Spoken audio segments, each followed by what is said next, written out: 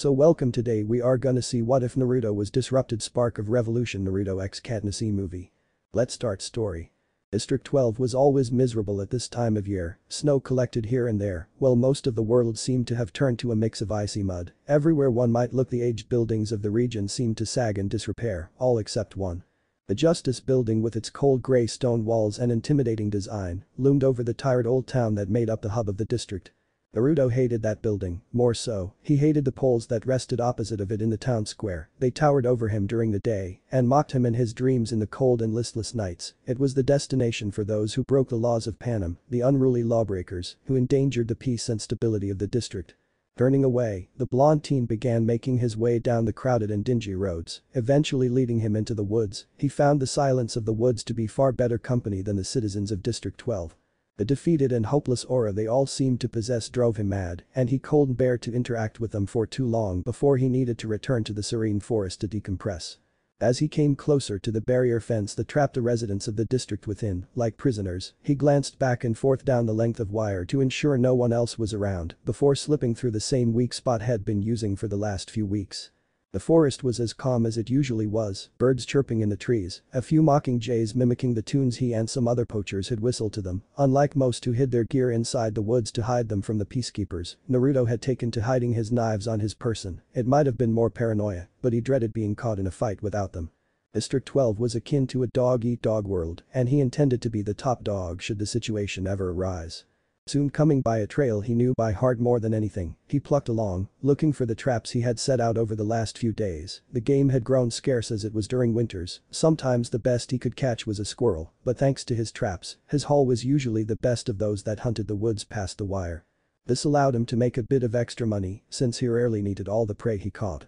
The days seemed to be another slim picking, a single rabbit and 3 undersized squirrels. He hoped his traps in a nearby stream would have seen more success. Huffing at the poor haul so far, he made his way down the incline toward a spot where he stopped for a moment. He saw another figure nearby in a small clearing. Deciding to see who had joined him on this cold January morning, Naruto crept along through the brush before stopping and watched as a familiar girl seemed to have been practicing at fighting the air. His lips quirked up slightly as he watched on. He recognized some of the movements she attempted. They were poor copies of something he had used to put a pair of bullies in their place a week before at the school back in town. He hadn't taken kindly to someone trying to shake him down, especially by kids from the wealthier merchant section of the district.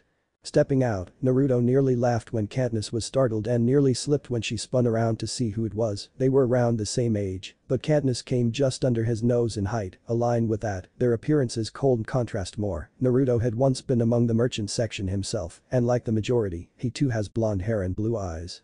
Though his shade of blonde was darker than most others, and his skin a bit more tan to the pale complexion of many from that part of the district. Katniss fit the appearance of most folks from the scene well, dark hair with matching olive skin and grey eyes. The two looked different indeed, but beyond their appearances, they had more in common than most would take the time to notice, including the two of them. "What do you want, Naruto?" Katniss asked once she regained herself. She clearly wasn't pleased with being seen doing what she had been, especially by him, being as he was the one she had been copying. "Well, a guy has to eat," Naruto said bluntly, causing her to roll her eyes. "Well then go off you go to your little traps, I haven't bothered them," the girl said as she pretended to look for something in her pack while hoping he would leave. "If that's how you want it to be fine, good luck on your training," Naruto said with sarcasm. He yelped while lifting his arm to shield his face from the rocks hurled at him by the girl. It stung as his forearm took the blow, but it was better than getting hit in the head, though the rocks won't likely even leave a bruise. However, it was definitely a sign that Katniss' patience was reaching an end. "Go on to your traps," Katniss said as she turned back to go back to her practice. Naruto watched for a moment as she began doing the same as she had before, but this time ignoring his presence. Deciding to grant her wish, Naruto shrugged and turned to move away. "You know if you really want to fight like that, try widening your feet, you need balance," Naruto said over his shoulder as he left.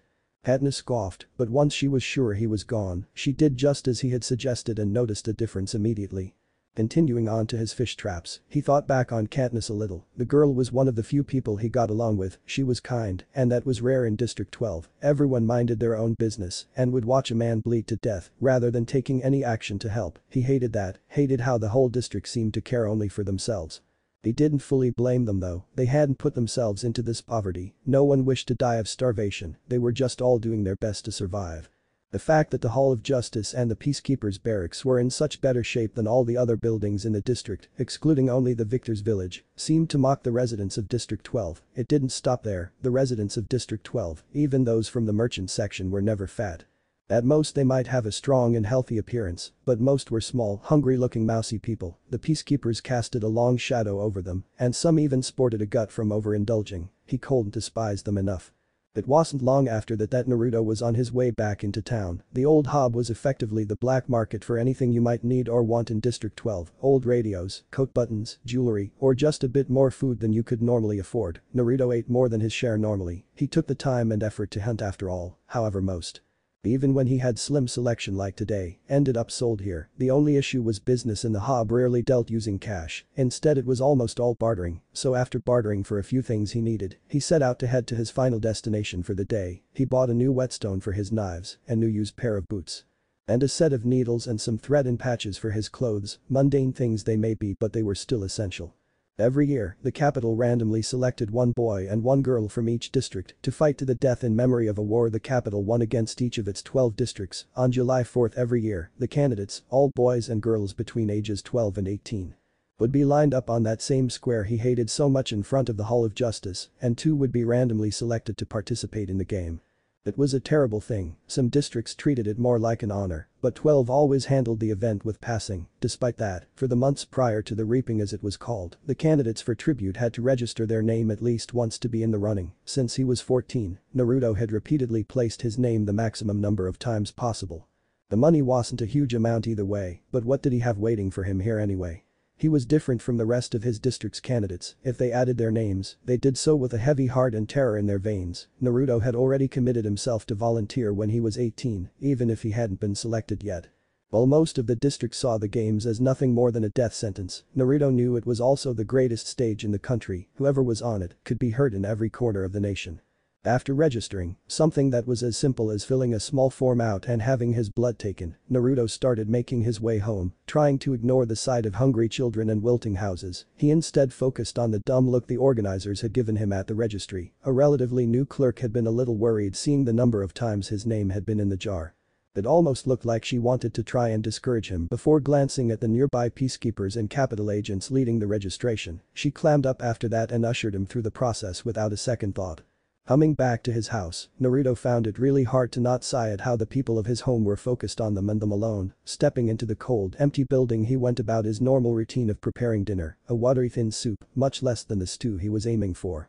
Bits of leftover squirrel from his meal the day before and some mushrooms and a wild carrot had been saving for a stew like this one.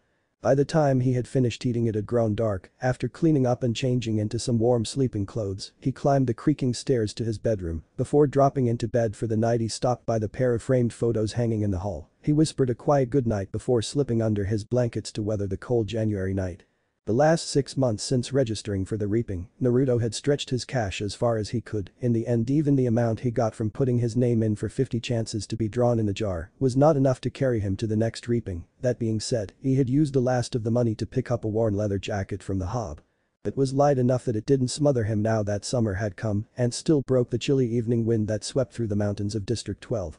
It was perfect for Naruto lately. He had been staying up late for the last 2 weeks after noticing an interesting series of events. A specific man, one Naruto knew of very well, had started to stay later and later at the bar down the street from the Hall of Justice before slowly stumbling his way back to the barracks to sleep. Evidently he had always been a bit of a heavy drinker, but over the years he had grown worse and worse. Nowadays not even his fellow peacekeepers helped him home from his nightly visits to the bar. Naruto was happy to step in for the job tonight. As the off-duty peacekeeper sergeant with a growing beer gut bumped into his third wall, Naruto pushed off the building had been leaning against and cut across the road with his best, yet still lacking, fake smile plastered on his face. Just as the man pitched forward to fall, Naruto caught him around the shoulders and helped him back upright. "Who the hell are you?" the man growled as he leaned heavily on Naruto. Naruto flinched at the smell of the alcohol wafting off the man's breath. With a struggle, he then readjusted their arms in order to support his footing. "Don't worry about it, you need some help to walk the rest of the way," Naruto said through clenched teeth, barely holding the false smile. The man hummed at that, but didn't fight him as Naruto practically dragged him down the alley and straight toward the gap in the barrier fence. He was pleased that no one seemed to be out the night before the reaping. It won't look good for him to be dragging a peacekeeper through the streets, especially not this one. People knew this man, they knew the sergeant was heavy-handed and a drunkard. They also knew he had blood on his hands, Naruto's blood. They continued to walk, miraculously coming to the gap without others noticing them. The struggle of getting the man through the fence was annoying but manageable as the fool actually helped him hold the wire. "Where the hell are you taking me, by the way?" The man slurred, more drunk than Naruto had ever seen a man still capable of some form of speech. "Just a shortcut," Naruto replied. "Shortcut my ass, who did you say you were again?" the sergeant said in confusion. Naruto's lack of answer as the two continued finally set the alarm bells off in the man's head. "I said, I wanna know your name, damn it," the peacekeeper growled as he fumbled while shoving Naruto away. Naruto grappled with him briefly, but the man managed to pull away fully and fell onto the muddy path. Grabbing at his baton to give himself an advantage, he couldn't get a hand up to stop the boot smashing into him from his still standing and sober attacker. "You little fuck." The sergeant cried out, "Yeah, I'll be dead tomorrow for this. He'll make sure of it." The man's words stopped as the bottom of Naruto's boot impacted his face, crushing his nose and pressing him into the dirt. "Oh yeah? You don't even know who the fuck I am, their peacekeeper," Naruto mocked as he ground his foot down into the man's face. He had stopped trying to free his baton by this point and clawed at the foot pressing down on his face. Naruto lifted his foot off the man's face and yanked him off the ground by his collar. The pristine white of the sergeant's uniform was ruined and his face was a mess of mud and blood. "You really don't know me, do you?" Naruto hissed in anger at the man. The man didn't answer, his head still lolling to the side as his vision no doubt swam from a mix of alcohol and the beating he was receiving. "You piece of shit." Naruto snapped while shaking the man roughly, "You really don't remember 4 years ago the foreman and his wife?" Regaining a bit of himself, the sergeant blinked away the tears in his eyes and got a good look at the person holding him up, spitting up blood as he opened his mouth. He glared at Naruto as his eyes sharpened just slightly. "Yeah, I remember, bastard who didn't know his place and his stupid bitch that got in the way," he sneered. Naruto trembled at that and his eyes darkened with rage. He would make this bastard pay for talking about them like that and pay for what he had done to them. Before he could though, the man slammed his face forward, catching Naruto's cheek with the jagged edge of his nose. The teen stumbled backward while the peacekeeper broke free of his grip and tried to maintain his balance. From this point on, things seemed to happen at a speed Naruto couldn't even register. He felt himself pull the knife from his belt and tackle the teetering man. They rolled for just a moment before Naruto had him pinned under his knees, lashing out over and over as fast as he could. The boy drove his knife into the man's side. The peacekeeper cried out and grunted from the pain with each blow as he tried to push Naruto off of him desperately. He was aging, drunk, and Naruto was filled with years of hatred for this man, for everything he had done, represented, stood for. He despised him with every bit of his being, and that drove his knife harder and faster into the man's chest. Soon cries for help and grunts of pain became soft whimpers and throaty gurgling sound. His hands patted lightly at Naruto's sides before falling limp on the mud. Breathing heavily from the brief but violent struggle, Naruto slid backwards off his victim and looked down at the man. He was dying quickly, but Naruto could see his eyes locked onto his killer's face. "Make sure you memorize me, I'm Naruto Namikaze and you killed my folks. You take that with you wherever you end up," Naruto said before awkwardly climbing to his feet and turning to leave. He stopped for a moment before turning back to the now dead man and spitting down on the corpse, heading back the way he came. He hoped to make a beeline for his home before thinking better of it and making for one of the larger streams he knew of. Once there, he did his best to wash the blood off himself. He felt attached, as if watching his body on autopilot scrub at his own hands and wiping off the blood on his jacket. He was a bit surprised he wasn't crying or really upset at what happened. He thought he was supposed to feel like a terrible person, but all he felt was like a small weight had been lifted off his back, that and exhaustion. Deeming it enough to slip by anyone who might see him on his way home, Naruto headed back to his house. Like earlier, he found no one on the roads and few lights switched on in the buildings he passed by. He idly wondered if stopping by the stream had been a waste of time before chalking it up to being better safe than sorry. Once at home, things seemed almost like any other night. He washed up, made some dinner, and set about getting ready for bed. He made especially sure he was clean of any blood and even tossed his shirt he had worn under his jacket into the wood stove used to heat his house, rather than trying to scrub the red out of the white. The night as he passed a pair of photos he stopped like he usually did. A small smile slipped onto his face as he looked at them, his mother and father smiling back at him. He hadn't cried at all when he had killed the sergeant in the woods, now though the tears slid down his face without resistance. "Rest well, both of you," he said quietly before wiping his eyes and sliding into bed. Naruto woke early the next morning. It was going to be a busy day. He needed to head out to the woods and dispose of the peacekeeper's corpse before someone found him. He knew a few places no one would find the body, but the trick was getting there before people went searching. Gathering up his usual hunting gear, he bounded out of the house, calling a goodbye out to the portraits on the wall as he went. He made quick time down the road to the fence. Already some folks were beginning to come out for the event of the day. The square was filled with crews, putting the finishing touches on the reaping ceremony's preparations. He saw the tables for check-in, the large scaffolds for the camera and lighting crews, and the massive screen for the typical film sent by the capital to remind them all of what it claimed the games were about. Slipping out of town and past the fence, Naruto was doubly sure no one was around today. Tracking down the muddy deer paths of the woods, he eventually found what he was searching for. The scene was far different than he recalled from last night. The expression on the dead man's face seemed bland, and his skin had turned pale. The previously blood-stained ground had already dried, and it looked like some beast had gouged his innards after Naruto had left. Naruto didn't look at the body for long before grabbing the man's wrists and dragging him through the brush toward a spot he knew to get rid of him. He hoped no one would come looking for the sergeant in this area. The trail showing where he dragged the corpse would be clear to anyone who frequented the woods, and he didn't like the idea of what might happen to him should someone begin investigating the sergeant's disappearance in a place many of the district citizens knew he often hunted in. "You fat bastard," Naruto grunted as he hoisted the body over the incline of rocks that blocked his path. It took a while, but finally he hauled the body of the man up to the ledge of a ravine, the deepest in the area, and one filled more than halfway up with water in the driest part of the year. Pulling some loose large rocks over and the spare rope he kept with his hunter's kit, Naruto tied the body to the stones before giving it a good shove over the side into the water below. He looked over to see nothing but the water return to its placid state, hiding the secrets held under its depths. A smirk spread onto his face at the sight. "Good riddance," he grumbled before turning and heading back. He didn't have a lot of time to check his traps before he would need to head back to town. He hoped to trade some at the hob before heading home to get ready for this year's reaping. He picked his way back through the woods before ducking into the brush at the sound of voices. He held his breath while thoughts of being found out ran through his mind, imagining the punishments he might suffer. Death was the kindest of them. The one he feared most of all would be to be in a box and living as a mute slave for the rest of his days. Thankfully, Naruto soon noticed the voices were a bit too young and familiar. Deciding to risk a glance, he saw Katniss E and Gale Hawthorne. That was a relief. Both were here roughly as often as he was and probably had been in the area of this clearing for a while, judging by how they were sitting and chatting about the day's coming event. He was about to slip away and avoid any sort of interaction with them when one of the peacekeeper hovercraft flew slowly over the treetops, headed toward town. Katniss and Gale bolted for the treeline, nearly stumbling over Naruto, who ignored their surprised looks at seeing him as he ran back on his own path into town. He had planned to check the rest of his traps and visit the hob, but had rather play it safe for the moment, bumping into his fellow hunters, and the low-flying hovercraft had felt like two close calls. Had rather not risk the third time being the charm for catching him.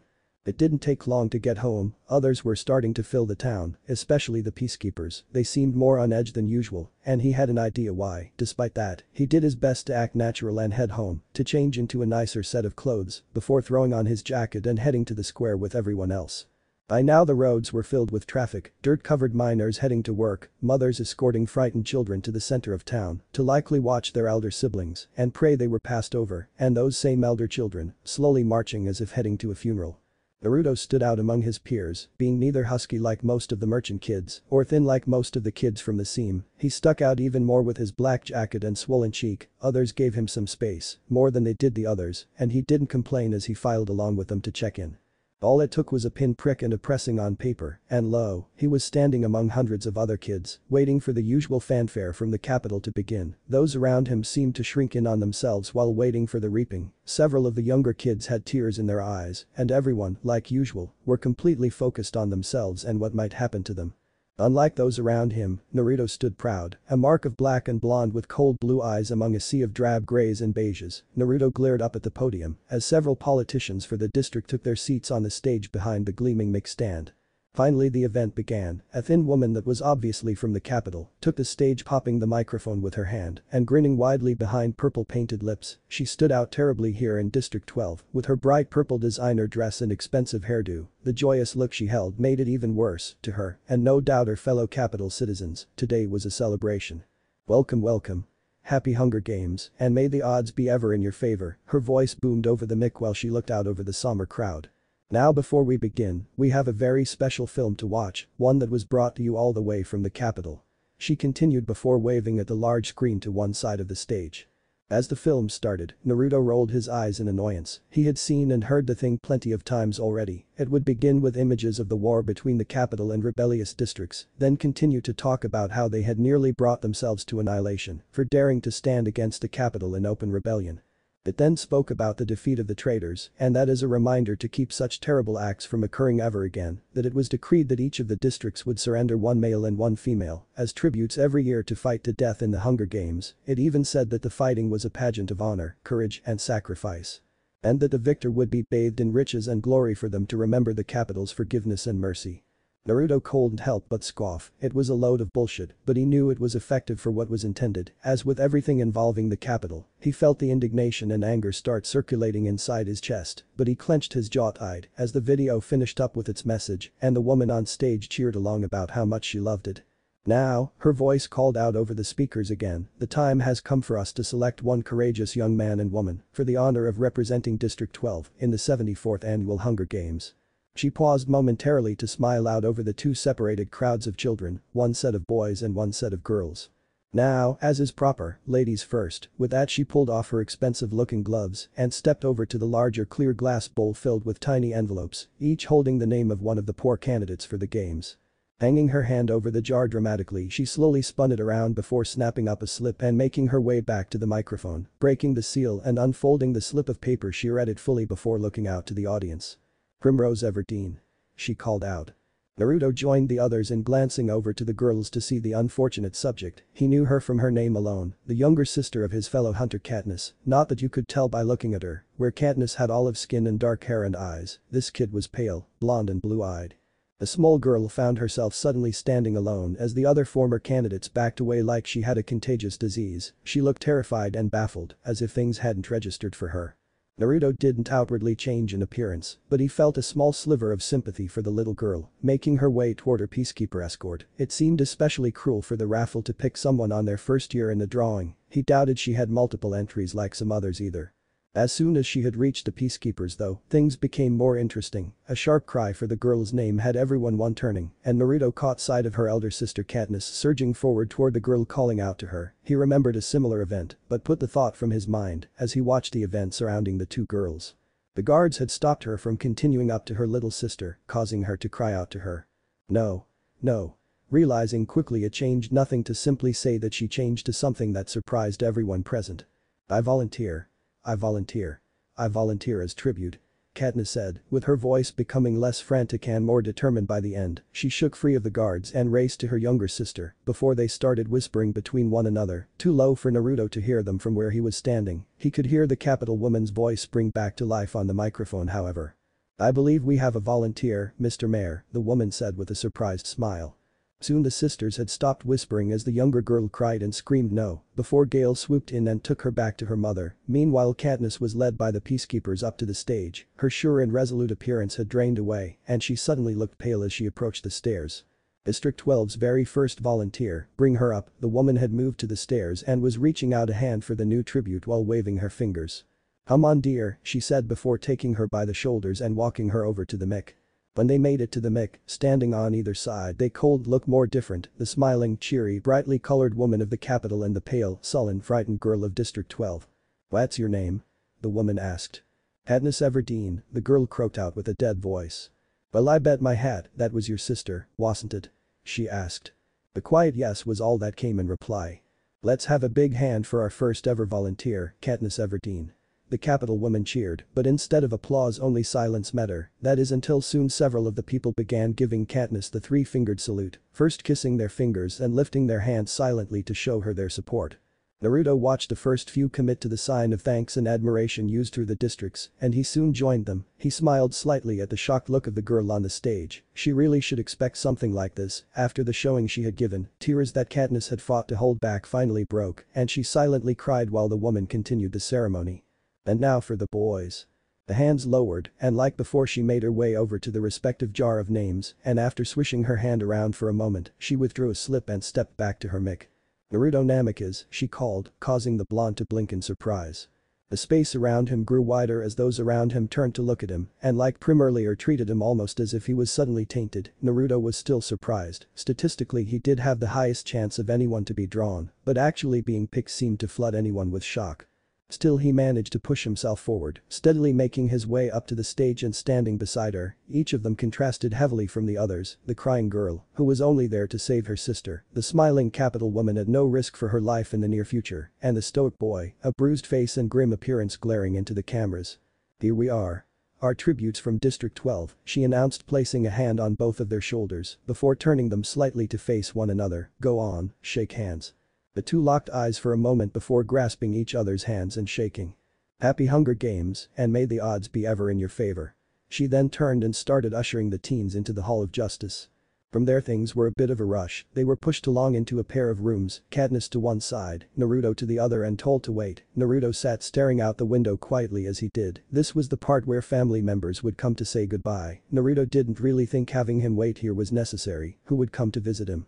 He had no one. The closest he could consider friends were the few traders at the Hob that gave him a free meal when he hadn't caught anything.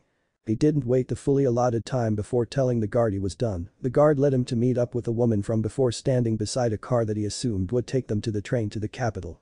She looked like she might try and make conversation, and not really looking forward to that, Naruto took a spot as far as he could from her and leaned against the wall of the Hall of Justice and kept his eyes off her. It did exactly as he hoped and discouraged any conversation from picking up. A little while later Katniss was let out, a little more like dragged out by peacekeepers, and they climbed into the car with their strange escort between them. Naruto fought back a sigh at that. He wished Katniss was in the middle, separating him from the capital woman by as much space as the small vehicle would allow. Not that it would likely matter much as she continued to run off at the mouth and would have been just as annoying on the far side of the seats. "You two are in for a treat," said the woman trying to make a conversation. All she got was a snort from Naruto and a look of mixed disbelief and hatred from Katniss, something that nearly had him snorting again. "Crystal chandeliers, platinum doorknobs, and it flies, will be at the capital in less than 2 days," she continued, ignoring the derisive snort and half glare she had gotten.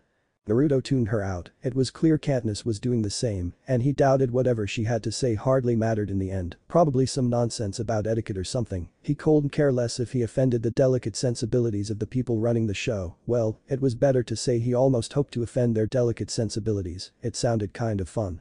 His life was probably going to be even shorter than it was intended to be, so why not? Once they had finally come to a stop, they led through the crowd at the station to a pristine silver train. The subjects of District 12 watched on in silence as they boarded, and Naruto tried to ignore the terrified look of his fellow tribute. After climbing on, the door slid open on its own, and the most opulent room he had ever seen lay before him. Just as she had said, everything seemed either made of crystal, platinum, silver, or gold. Half this room could feed a half-dozen families in the seam for a year easily. That was just the trays of food and treats. The actual metal and other items could feed everyone in the seam for weeks, maybe more. Naruto scowled at the sight. No doubt he'd see even more extravagant waste on this trip. It might all be worth it though. He was about to stand on the largest stage Panem had, and he lacked any sort of filter. Sitting side by side, the pair of tributes handled things slightly differently as they rode on to the capital. Katniss still seemed stunned silent by the entire ordeal, but Naruto could recognize similar emotions in her eyes to what he was feeling. He hated everything in this train car, unlike the blank face of Katniss. He had settled on a menacing glare and clenched jaw as he listened to their escort prattle on about this and that. 200 miles per hour and you can barely feel a thing. Their escort, a woman they had learned was named Effie, Trinket said with an odd bit of pride in her voice. "I think it's one of the wonderful things about this opportunity," she continued, "even though you're here and even though it's just for a little while, you get to enjoy all of this." Katniss simply stared at the woman as if she was insane. Naruto, for his part, realized which item in the train that pissed him off the most. That did seem to finally realize the awkward air between them as Katniss continued to deadpan at her, and Naruto's glare had moved from scanning the train car's luxuries to boring holes in her head. "I'm going to find Haymitch, Hess probably in the bar car," Effie said as she quickly stood and headed further back on the train. The two teens from District 12 sat in silence following that, something Naruto normally would have preferred. At the moment though, he felt the need to give Katniss a heads up. "He won't be much help," Naruto said. "What?" Katniss asked, turning to look at him. "He won't be much help, Hess, a drunken hell throw us to the wolves out of boredom, rely on yourself, you already do, same for me." Naruto then turned to look away from her, but he could feel Katniss staring at him. They both turned to look as the door at the head of the car opened and a disheveled man stumbled out. Naruto recognized him easily and didn't bother holding back the scoff at the sight of him. Stopping at the sound of the scoff, the blonde man heaved a heavy sigh and peered over the two teenagers in front of him through his messy bangs. "Congratulations," he snarked while bobbing his head and giving a false smile. But that he continued past them, picking up a glass and searching the room for booze. Stopping at the bottles under the window, he browsed them for a time before casually picking one up and pouring himself a hefty amount. He moved easily enough while drunk and handled the bottles well, showing he had plenty of practice as an alcoholic. The two tributes could only sit and watch as he poured his glass and continued to rummage around, opening up a container loudly and grumbling before looking around the room. "Where's the ice?" Haymitch asked the teens. They stared back at him. Naruto, clearly annoyed by the man, and Katniss, somewhere between confused and stunned.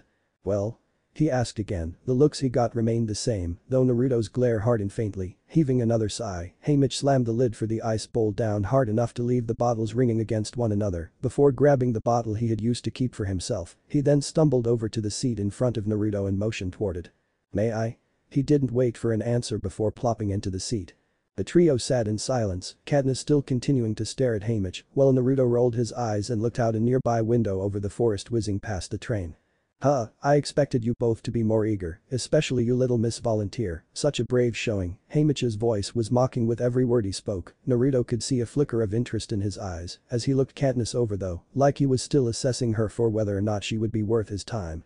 He hadn't even looked Naruto's way since sitting down, and that caused his anger to spike. "Listen, you have a plan or something? You are our mentor, remember? You're supposed to go." Naruto began growling out when Haymitch stuck a finger onto Naruto's lips and pushed him back slightly while sucking down the whole glass of liquor in his other hand. "Mentor?" he rasped as he cleared his throat from the alcohol he had just drank. "Yeah, you alcoholic asshole, our mentor, the one we're supposed to learn how to get sponsors and shit from," Naruto barked. I am. Oh well, you seem to be on the ball. If you want to tell me how to do this, I guess you got it all handled right," the man said with a smile. Katniss was growing angry by this point as well. This was who they were supposed to rely on. This was the one they were supposed to getting advice and lessons from, the one that was supposed to be keeping them from death in the games. Not even a piece of advice. She hissed more in fear than outright anger. "Oh, some advice, yeah, how about you embrace the probability of your imminent death and know, in your heart, that there's nothing I can do to save you," the former victor said with his usual sardonic smile. "Of course," Naruto snarled at the man's tone. "Why are you even here then?" Katniss shouted at him. "The refreshments," he cooed. "Worthless fucker," Naruto made to snatch away Haymitch's glass, only for the man to slam his bare foot into Naruto's chest and press him into his seat. "You made me spill my drink, and these are brand new pants," Haymitch complained, shooting a glare Naruto's way. "It'll spill more than that if you don't get your fucking foot off of me," the boy hissed, eyes narrowing dangerously. Katniss glanced between the two, a little worried. She didn't know Naruto well, but he had a reputation for his hot-headedness. The last thing they needed was for Haymitch to be out of it for their whole preparation time. "Naruto, relax, please." Turning his glare to Katniss, Naruto locked eyes on her and held it for a moment. In that brief second, she saw something in his eyes that set him apart from her. It was frightening, and few things truly terrified her the way his eyes did just then. Naruto softened his look after seeing the surprise in her eyes when he glared at her, letting out a breath her bit back his building rage, and settled with glaring at the man as he drug his foot off of his chest and slowly climbed to his feet. "You know what, I think I'll go finish this in my room," he said as he stumbled away only to pause. He turned around and took a couple steps before stopping again, chuckling slightly and stumbling off toward his cabin on the train while grabbing a pastry on his way. "I told you, useless," Naruto said as he stood up. "Where are you going?" she asked him. "I'm going to stuff myself on this crap and go to bed. There's nothing else to do until we get there," Naruto said simply as he quickly loaded up a plate of treats and snatched a bottle of liquor of his own before disappearing down the hall toward his own cabin. Later, Naruto sat staring up at the ceiling of his cabin as the television screen played the news that of course was completely enthralled about the upcoming Hunger Games. The talking heads were the same as the last few years: Claudius Templesmith, a popular newscaster, and Caesar Flickerman, arguably the most famous television host alive. "We have two very fit 16-year-olds from this district," Templesmith said in joy. Of course, they always provide pretty good opponents," Flickerman replied. Naruto turned his head to watch as the two men talked in front of a screen showing a previous year's games. "Do you remember this year?" Caesar asked. "Oh, of course," Claudius replied. "One of my favorite years and one of my favorite arenas." Caesar continued, "I mean the use of the rubble in the ruined city." Naruto glared at the talking hosts, his eyes darting past them to the screen showing the brutal murder of one teen by another, with nothing more than a brick. And this moment here, this moment is a moment that you never forget, the moment when a tribute becomes a victor, Caesar said, getting a furious nod and drawn out yes in agreement from his co-host. Naruto sat up and flung the remote at the screen, causing it to simply bounce off and shut off for the night. He flopped backward onto his too soft bed and let out an explosive sigh. Thoughts of the man at the bottom of a ravine just outside District 12 filled his head.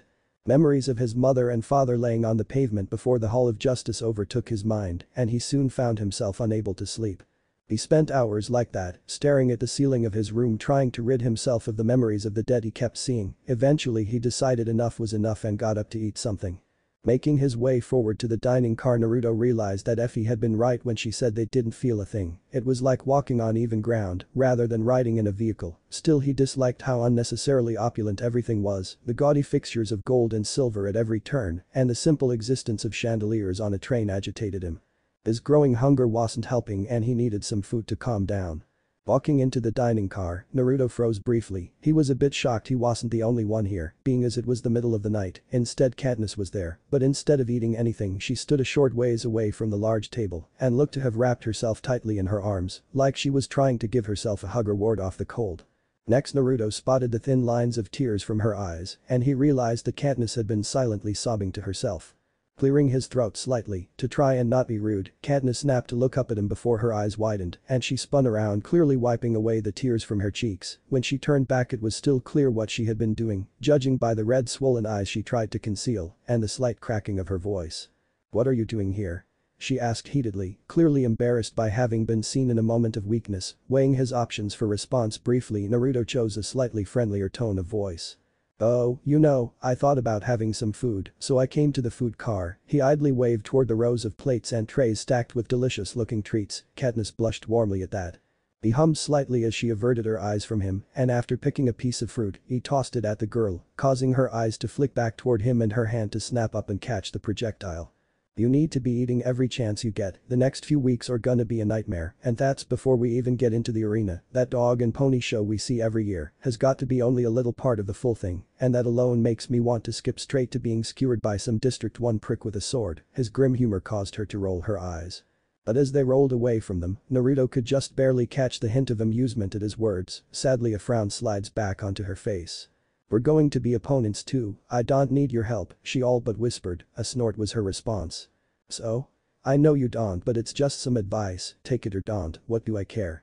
Naruto casually loaded up his plate full of various items. "You think some food and a few words will mean anything?" she asked. Her eyes had gone back to the heated look she held earlier. Naruto seemed to pause a moment before shrugging, though his face seemed more sad and serious than before. "Maybe. It meant enough in the past after all," he said simply before turning to leave. As he came to the door, it fully slid open and he narrowly avoided colliding with Effie, who stood directly in the doorway, having been obviously eavesdropping on their conversation. Annoyed by that little fact and the fact that she of course was the escort sent by the capital at all, Naruto glared her down, causing her to bump into the wall behind her as she backed up. With a grunt, he shoved his way past her and continued on, no doubt headed to his own cabin.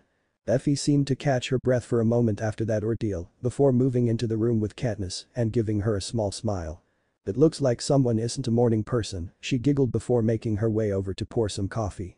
Katniss rolled her eyes at the woman before she too began to leave, only to stop when she passed by the trays of food, biting her lip for a moment in thought. She soon began loading up a tray of her own, filled with an assortment of different items.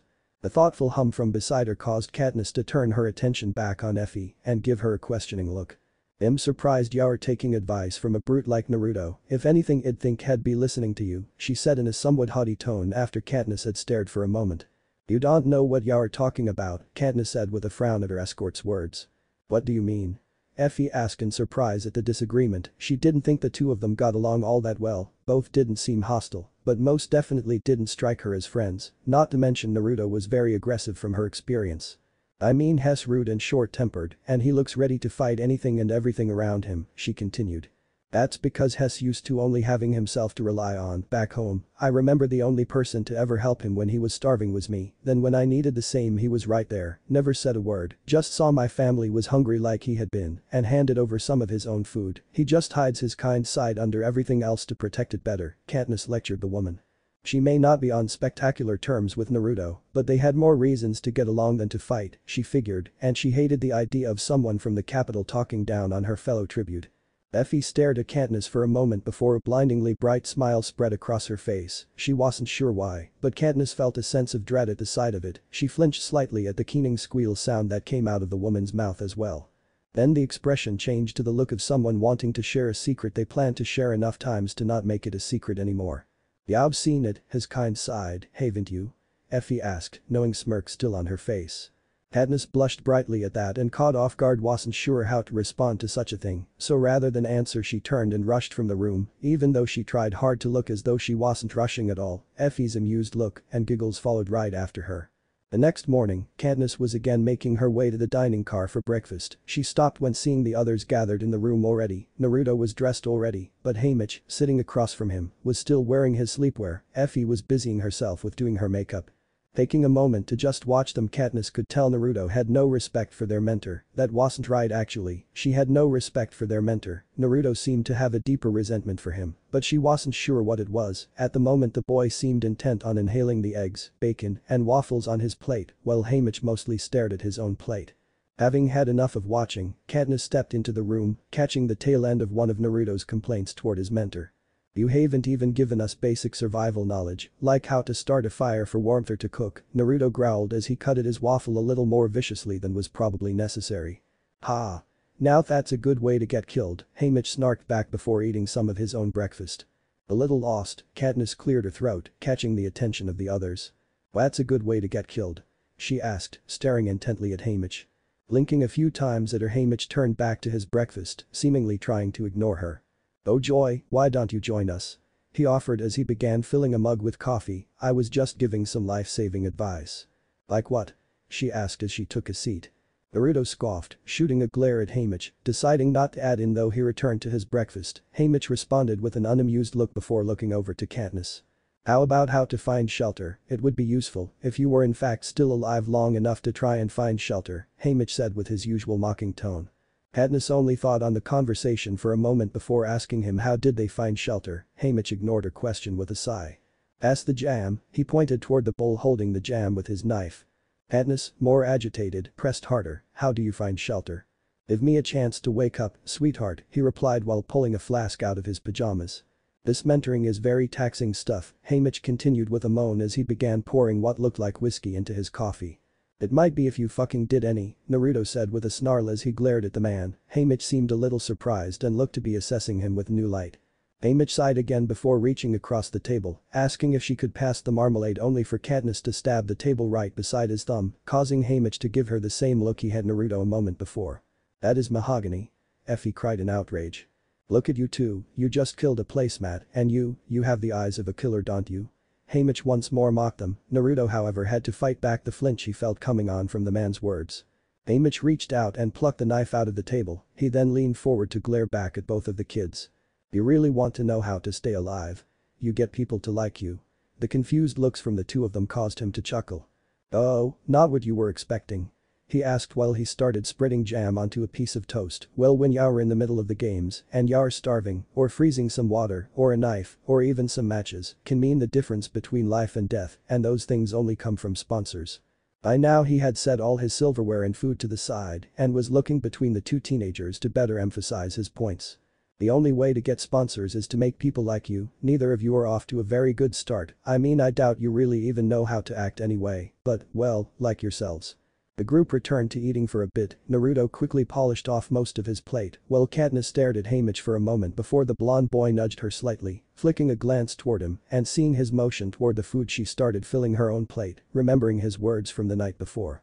Soon after, however, Naruto froze and seemed to stare out the window, catching the attention of the others. They turned to see what he was looking at and saw their first glances of the capital through the trees. "So there it is," Naruto said quietly. He stared at the city in contempt. "It's just like the train, of course." The view of the city disappeared as they passed into a tunnel, and Naruto and Katniss exchanged looks as they felt the train begin to slow. As they neared a full stop, they heard the roar of the crowd before they could see it. Naruto stood and stared out the window as they finally stopped fully, his lips pulled back, and the most vicious glare Katniss had seen on his face appeared. He looked as if he was imagining the deaths of each and every one of the people outside the train, before he huffed out a loud breath and turned away, heading back to his room. Haymitch had also been watching him, analyzing eyes taking in everything they saw behind a drunken mask, flicking his attention to Katniss as she watched Naruto too. He picked up the knife she had stabbed into the table and offered it to her. "You better keep this knife, has got those eyes again," Haymitch said. Katniss wasn't sure if he was joking or not. Caesar Flickerman and Seneca Crane were both on television, a recurring thing for Caesar. The interviews and talk shows that built up to the games were a near-continuous program. Every host and talking head weighed in on the event, but the one everyone wanted to really see was Caesar Flickerman. Tonight he was interviewing the one and only Seneca Crane, game master of the Hunger Games, the man who managed and orchestrated everything surrounding the games under the watchful eyes of Panem's president, from the arena to the training and on to even the items available to the tributes he had to sign off on it. "So now that you've seen them, what do you think about this year's crop of tributes? Are there any surprises that we can expect this year?" Caesar asked. Seneca gained a thoughtful expression. "It's really hard to tell just from a reaping, but I think this is a very interesting mix." "Yes. And whenever you have a volunteer from an outlying district that's something you can't ignore," Seneca replied. "True, word says many find the tributes from District 12 to be far more fearsome than in recent years," Caesar said. "Most definitely, you can expect great things from both I think, but we'll know more with the escort interviews. I look forward to seeing you talk with them all," Seneca replied. Naruto lay on a metal table as the various assistants stirred around him. The whole process was demeaning and annoying. They poked and prodded at him, plucked at his eyebrows, trimmed his hair, scrubbed his body, and altogether invaded every inch of privacy he would have liked to keep to himself. He heard Katniss a few spaces over trying to ask their stylists a question. He could make out the response, but whatever it was he doubted the girl liked to hear it. She was nearly as opposed to close contact with others as he was. After a while they wheeled the tables. Each tribute was laid onto into a small room before leaving them alone. After a time the door opened again and a woman entered. She was attractive, or at least Naruto figured she would have been if it wasn't for all the outlandish capital style she wore with her hair and makeup. Despite that, she struck him as more genuine than most of the strange and horrendously dressed capital dwellers that he interacted with. "Well, aren't you a grim one, always frowning and glaring at everything within range of your pretty little eyes," she said with a smile, one that had an odd calming effect on his frayed nerves. "Then again I suppose you don't have much to smile about right now, do you, darling? So there are some among you that understand a bit, that's a surprise. You all usually look ecstatic to see kids ripping each other's throats out," Naruto replied, sitting up. A rude one too. No, not all of us are like that. There are plenty who see what these games really are, not that it matters much." What is a silent shake of the head amidst a roaring crowd? She responded curtly, taking a seat on the chair beside him. "That's fair, I guess," Naruto replied, looking down for a moment. "Well, let's move on since you clearly aren't about to apologize," she chided lightly. "My name is Portia, and I'm here to make you look good and do my best to help your image and get you sponsors, as impossible as it might be." "How exactly could you give me help with that? Dress me up as a coal miner and paint black spots on my face. It'll look like every other poor bastard to ride those chariots out for the last 73 years, Naruto heaved out a sigh. He didn't see how dressing up in a costume was going to help him get sponsors and support for the games. He wasn't sure how much he was prepared to rely on it anyway. He wasn't willing to pass up his chance on the stage just to better his chances in the games. He would be heard. "Cinna and I had a different idea for that actually. Do you want to hear it or keep your pity party going? I'm a bit thirsty and can come back when you're done." Portia gave him a raised brow, waiting for his answer. "Pity party?" Naruto began growing angry at this woman's words. "You are a tribute and there is nothing you or I could do to change that, except maybe poke a hole in your neck with those scissors over there, so unless that's the help you want, let me do the only thing I can for you. Trust me, it will do more than you think," she said as she stood and stepped over to the closet and began pulling out clothes. "I still don't understand how dressing up is supposed to get me sponsors," Naruto groused. "Of course you don't, all the sponsors are from the capital, and you most definitely aren't. Here everything is about image. I've heard stories of families preferring to starve and keep buying high-end clothes than eat and dress casually. You have to make a splash, or rather a spark, and get everyone's eyes on you," she explained. Naruto was quiet as his stylist went about her work. This might actually help him more than he thought possible. If Portia was right and he truly got all the capital's attention, it was all for the better. A short while later Naruto and Katniss were reunited as Cinna, Katniss' stylist, explained how their outfits were going to work, while Portia hovered around them with finishing touches on both of them. "Okay, this is safe, I promise, it's not real fire, and the suits are built so you won't feel a thing. It looks real enough, but I guess that's the point," Naruto commented. "You ready?" Cinna asked more to Katniss than to Naruto. "Don't be afraid," he continued as he approached with a little torch that activated the suits. "I'm not afraid," Katniss said resolutely and Naruto smiled slightly at that. The audience sitting on either side of the tribute's parade path was giddy with excitement, the booths holding the sponsors and other wealthier viewers buzzed with activity as they chatted over expensive wines and foods. At the far end of the road, the tributes would take rest at an especially imposing building with a large balcony facing the promenade. Here the most important of Panem's leaders sat, they flanked the seat of the ruler of the nation himself, Katniss E, the aging man, one of the few old enough to recall not only the first Hunger Games, but also the war that preceded it. Beyond even that, his father, a general for the capital during the rebellion, was one of the masterminds behind the Hunger Games. Overlooking the stands and parade route for the tributes, a press box had a good sight of the entire event. Caesar Flickerman, once more on screen, alongside Claudius Templesmith were hosting the event. Caesar started the show by addressing his audience with an explanation of the night, not that anyone needed it, the Hunger Games were as much a part of Panem by this point as the people themselves. Over 100,000 people, craning to get a glimpse of this year's tributes. It's also worth noting that this is the first moment that sponsors will be catching a good look of the tributes. The importance of this moment cannot be overstated, Caesar commented while tapping the desk in front of him to make a statement. While Caesar and Claudius had the public eye, hidden away from the view of the people of Panem was Game Master and his dozens of technicians, orchestrating the whole of the event down to the tiniest of details. "Very nice, first chariot on my mark in 1514," Seneca Crane ordered. Back with the two talk show hosts, they smiled brightly and motioned toward the screen behind them as horns announced the first of the chariots coming out. "There they are. There they are. This year's tributes." Claudius cheered. In the stands the people stood up applauding the line of ornate horse-drawn chariots as they made their way down the parade route. "Yes, it's the most exciting part. Here we have the first two from District 1 of course, Marvel and Glimmer are both resplendent in pink and silver," Caesar pointed out. "You can just see the inspiration of a peacock I think," Claudius commented. "Of course, luxurious as their district after all," Caesar laughed. "Oh, and their District 2's Cato and Clove, look at those outfits, like a couple of powerful golden demigods. Strong as the stone their district is known for no doubt," Caesar said as he patted the wall beside him for emphasis. The pair continued on about the tributes, naming each one and calling out about what they found most intriguing about their outfits. "This all really gives you goosebumps, doesn't it?" Claudius asked in excitement. "And don't you love how the stylists, they so clearly, are able to reflect the character of the district they represent?" Caesar commented. Right, There's District 4," Claudius said before both chuckled at the colorful outfits they wore. "Fishing," Caesar laughed out. "I like it," Claudius agreed with a laugh. "That's very good, oh, and behind them we have two power plant workers, right?" Caesar said with a smile, and then, "What is that in the background?" Both men leaned forward to try and get a better angle on the distant chariot, the most distant one. The audience lost its senses at the sight of District 12's tributes, they roared and screamed their adoration for the pair of teens as their chariot brought up the rear.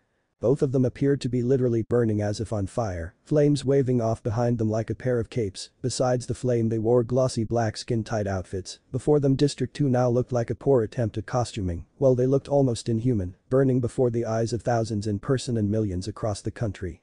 Katniss looked out to the crowd and couldn't fight the look of confusion on her face. She couldn't understand the joy and excitement she saw from them as she and Naruto rode past. However, they loved them, both of them, for just wearing interesting clothes. She caught sight of herself in the screens above the crowd and almost didn't recognize herself. It was completely surreal. Naruto conversely was disgusted. He scanned the faces and saw not one among the thousands he felt he could consider normal or even human, just the freaks of the capital. "Now see that? I love that, two young people stoic and strong, making an impression, like they're saying, I'm proud I come from District 12, we will not be overlooked, I love that." Caesar cheered. "People sure are going to be paying attention to them right now," Claudius added. "No doubt about it," Caesar said as both men laughed. Once more out of sight of the audiences, Game Master Seneca pulled at the strings controlling the entire show. "And, we're ready, President Snow, we're live."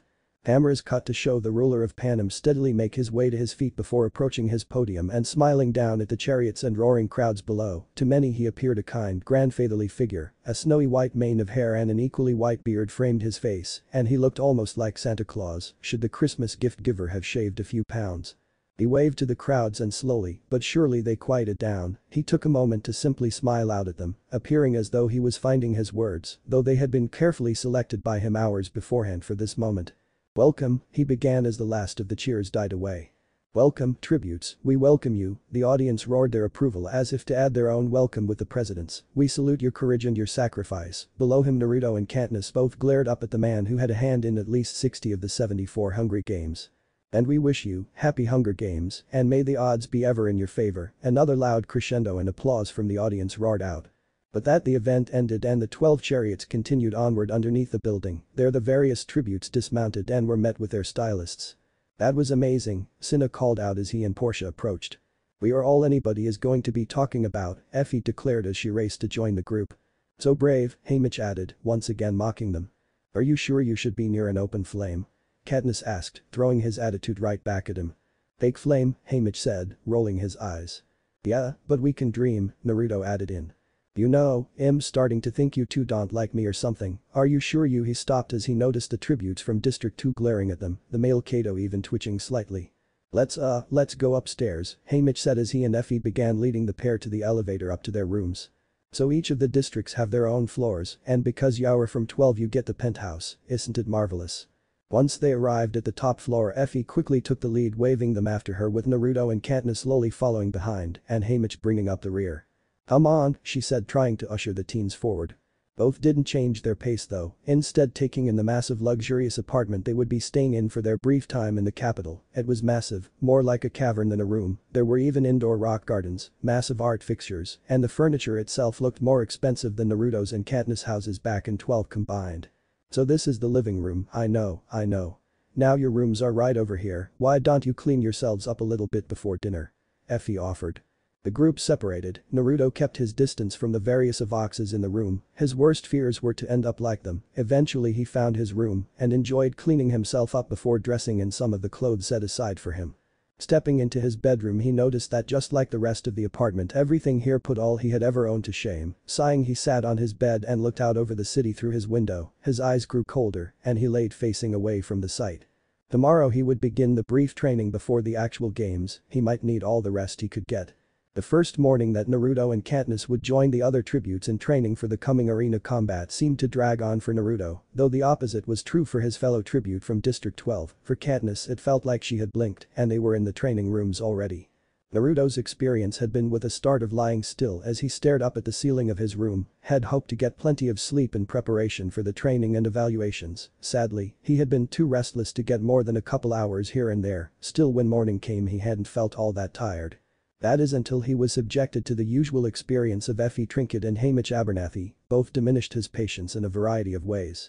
Perhaps it was the lack of sleep or the capital itself, but he felt his patience burning to shorter and shorter fuses as the morning wore on. Maybe it was the sight of the Avox reminding him of a woman from District 12 who had been sentenced to the same punishment a couple years prior. Whatever the cause, he figured his growing agitation was clear enough to see. Though no one changed the way they acted around him, so perhaps he was better at controlling his emotions than he had thought. The truth of course was that like himself and Katniss, everyone was far too caught up in their own thoughts to really pay that much attention to the actions and body language of each other that morning. When they finally dressed in the snug uniforms and made their way to the training room, Naruto made sure to try his best to take in the capital around him, no matter how much he despised it. The city was a sort of mix of a brutal and elegant style, he decided. There were some buildings that reminded him of the Hall of Justice back in District 12, simply more ornate, but most looked like something from a storybook his parents read to him as a kid. He figured that might have actually been the inspiration. One thing that he could have done without was the enamored-looking crowds that gathered to gawk and cheer at them as they traveled. The happiness and actual friendly looks they sent himself and Katniss just proved the thoughts Naruto had on how detached all of these fools really were with what was happening here. Cries about loving them, or they believed in them, struck him the strangest. Not only did these people sound stupid, not knowing the first thing about Naruto and Katniss, they were actively part of the program that would kill at least one of them, as well as 22 others who were similarly going to be going through the same death match in a few days. The hypocrisy of them loving him and them wanting to see him dead was aggravating, and he honestly couldn't understand it. His only choice as he felt his temper rising was to focus on something else.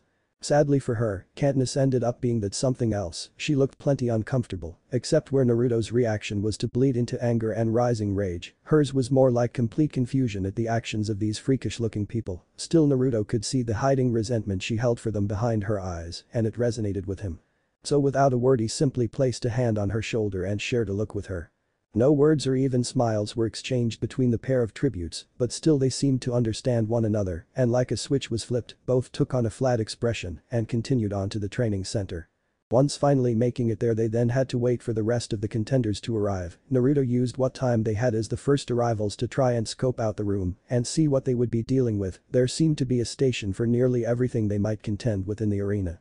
He could see a few areas that he planned to avoid till evaluation time though. The accuracy range with knives as well as the hand-to-hand abilities were not something he wished to show off, at least with other tributes out and about. There were plenty of non-combat sections as well, a trap area, one to teach them how to clean and prepare food they had caught. Another to show them what was poisonous and what wasn't. It was honestly a little overwhelming, and he doubted even with the nearly 2 weeks they would have here that he could really use all the different stations fully, which meant he and Katniss would need to pick and choose. He'd have to talk with her about what would be the best to try and increase their chances of survival. When the other tributes began to enter, he started to try and get a read on them as well. He wasn't surprised that the careers were all strong looking, especially those from District 2. The male tribute from there seemed to look at the rest of the line of tributes like food, and Naruto could tell just by looking at him that he would be among the most dangerous. If not the most dangerous opponent in the entirety of the games. The careers weren't the only dangerous competition, of course. Most of the middling tributes could be threats, though they didn't strike Naruto as particularly special. He hoped to get a better read on them. As they trained though, Salty most probably had the same idea that he would employ, hiding his best skills for the evaluation. When he got to the lower districts though, he realized that there were definite threats among them. The male tribute of District 11 was built like a truck. He had the look of someone more than capable of surviving in harsh territory as well. Beyond that though, Naruto had to recognize one of his greatest opponents would likely be his fellow tribute from District 12. He knew she could use a bow better than anyone he knew honestly. She also was tough as hell, but then again, you had to be to like she had in the scene back home. Finally, as the tributes were all assembled, a woman he had heard named Atala came forward to explain to them how the next couple of weeks would work. She seemed the no-nonsense type, and Naruto was happy she was the one seemingly in charge here, as he had enough of the usual flighty capital types to last a lifetime already. In 2 weeks, 23 of you will be dead, 1 of you will be alive, she began. Naruto watched as Katniss and Kato seemed to stare one another down briefly. He did his best to ignore it. Katniss might be his fellow District 12 tribute, but in the coming weeks, she could end up benign his opponent just like anyone else here, no matter how much the thought of that might bother him. But that depends on how well you pay attention over the next few days, particularly to what I'm about to say, Atala continued. Naruto had taken to scanning his fellow tributes once more. He felt a bit of pity for the female tribute from 11. She was the possibly youngest present and looked like she had been chosen on her first reaping. The only other one her age was a boy from District 4. Both seemed unlikely to go very far at first glance. First, no fighting with the other tributes. You'll have plenty of time for that in the arena. There are 4 compulsory exercises, the rest will be individual training. My advice is don't ignore the survival skills. Everybody wants to grab a sword, but most of you will die from natural causes. Naruto glanced behind the instructor and analyzed the collection of wealthy-looking men and women who sat on a raised platform watching them. Among them was the game master Seneca Crane, as well as many of the sponsors. Naruto knew they were already being raided. It was an oddly dehumanizing feeling, but then again the entirety of the games had the same sort of sense surrounding it. 10% from infection, 20% from dehydration. Exposure can kill as easily as a knife. With that she nodded her head, and the other instructors began leading the tributes through a handful of drills and showing them around the different sections of the training room. Naruto gravitated toward the survival skills like Atala had suggested. He focused on basic things like finding and building shelter, as well as some of the exercises intended to help memorize edible and poisonous plants. Nearby, Katniss seemed to focus on a few similar stations, like treating a wound or purifying water. The majority of the careers seemed to have the opposite intention of himself and Katniss though. They went straight to the combat-oriented stations. It became very clear, very quickly, just how skilled they were in combat as well. One was showing up an instructor with a set of bar clubs to simulate swords, another was showing his skill with a spear. The District 2 tribute that had seemed so interested in their district was practicing with an imaginary opponent with his sword. Not all of the tributes were doing so well in training however. The District 7 tribute had garnered some dangerous attention from the career pack already. After failing to cross on the monkey bar's obstacle and injuring his leg, the poor boy had already been slated among the weakest, and Naruto knew he won't last long, should he even pass the first day.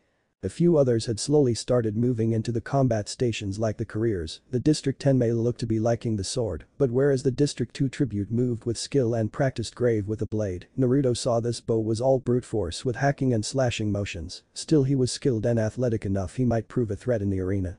Naruto's attention, as well as most others, had been pulled to a fight between the District 2 tribute, Kato, and the District 6 tribute, Jason, Kato, repeatedly demanding for Jason to return a supposedly stolen knife. Well, Jason simply said he didn't have it. The instructors and peacekeepers had to get involved to break them up before it got out of hand. However, while most eyes had remained on the pair of tributes shouting at one another, especially on Kato as he threatened to hunt Jason down first and foremost in the games, a handful of others managed to glance up and catch the true instigator of the entire thing. Rue, Naruto recalled was her name, the small girl from 11 that he had all but written off earlier, hung from the ceiling, as if it was the most natural thing in the world, while toying with Kato's precious knife. He needed to reevaluate his opinion of her clearly. Despite not only himself but her fellow District 11 tribute and his own comrade from 12, not even the sponsors seemed to notice Rue hidden among rafters, so when Naruto later saw the starting odds for each of them, Rue remained very much at the bottom. Eventually today was through and they returned to their apartment for food and rest. Effie and Haymitch joined them at the table, once again set with a lavish meal. They didn't waste much time and launched into talking shop with their mentor about what course of action to take.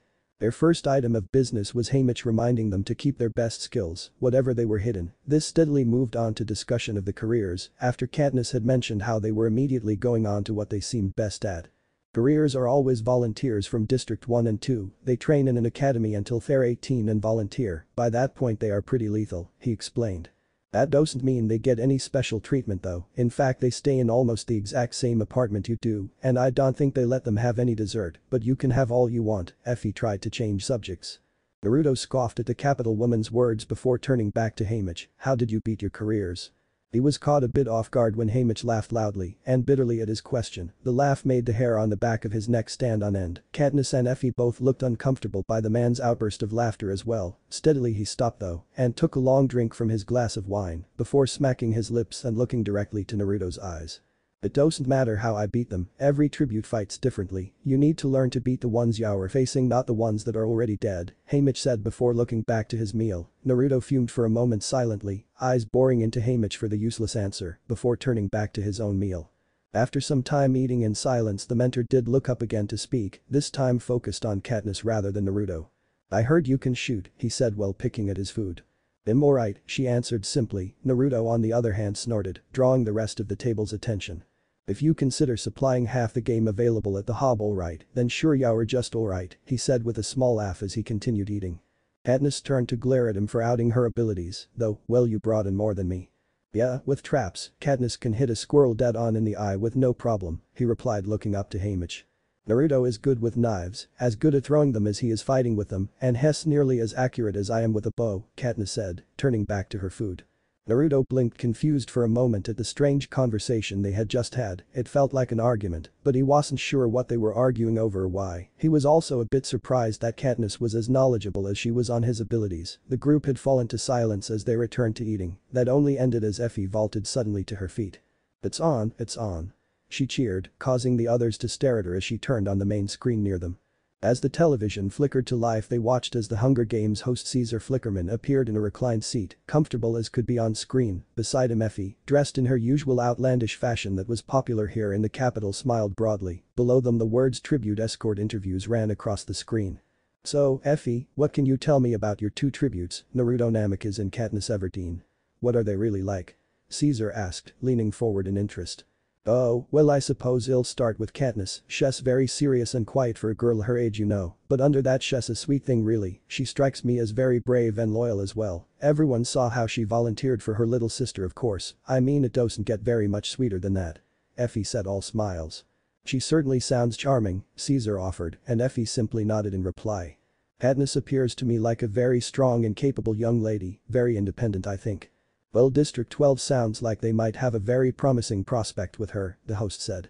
Most definitely. Now Naruto on the other hand. Effie paused as she seemed to be thinking on her words. However, by now Naruto and Katniss had learned she typically did that to add a dramatic moment to whatever she felt like saying, rather than actually simply speaking her mind. Naruto is difficult. Caesar asked her, glancing at the camera at the possible drama unveiling itself. Effie seemed to finally decide on her words then. When he first came onto the train back in District 12, I will admit I didn't get a very good first impression of him. For such a handsome young man he seemed so cold, angry and irritable. He did appear very strong and a natural born warrior, if I were to be so bold, she explained. Images of Naruto trudging his way up to the stage for his reaping appeared behind them, causing both to glance back at the videos briefly. For the first time Naruto actually noticed how angry he appeared from the outside. "If that was your first impression, what changed?" Caesar asked. "Well, that night on the train ride to the capital I had grown a bit peckish and decided a midnight snack would be nice. I got out of bed and made my way to the dining car and just happened to notice both Naruto and Katniss inside talking. Well, I already had the impression he was some sort of brute of course, so I couldn't help myself, I had to listen in. I thought maybe he might be threatening the poor girl or something," Effie answered dramatically. Naruto turned to glare at the Effie that was present in the room with him, causing her to lean away from him but keep her attention on the screen. She didn't want to miss a bit of her performance, other than leaning slightly away from him, though she ignored him entirely. "So then what happened?" Caesar asked, growing more intrigued by the story of the tributes of District 12 now. "As it turns out, Caesar, I couldn't have been more wrong. Here I was listening for him making promises to take her out early in the games, but instead he was encouraging her," she said with her broad smile back on her powdered and painted face. "Really?" Caesar asked in surprise, playing his part as host well. "Yes, he was telling her to be strong and reminding her to eat to keep her strength up and to stay focused on the games and surviving. When he left he nearly ran into me," Effie giggled out at the end, causing a small laugh from the man on screen with her.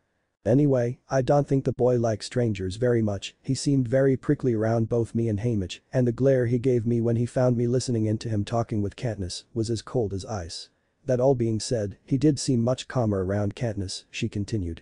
"Oh my, that seems like the kind of boy many of our viewers could get behind," Caesar said as he again looked toward the camera and the audience behind the camera shouted their agreement. "Oh, that's not even all to this story, Caesar," Effie called out, regaining the audience and host's attention. "After Naruto left, more like stalked back to his room with some food of his own, I was left alone with Katniss in the dining car. Of course I decided to strike up a conversation. What escort doesn't want to learn all they can about their tributes? As I was saying though, I spoke with Katniss and she told me something that really caught my attention." Effie angled her head like she was being tempted with a dirty secret. "Well, don't keep us in suspense, Effie, we all want to know what she said, right?" Caesar asked the audience, getting shouts of agreement once more.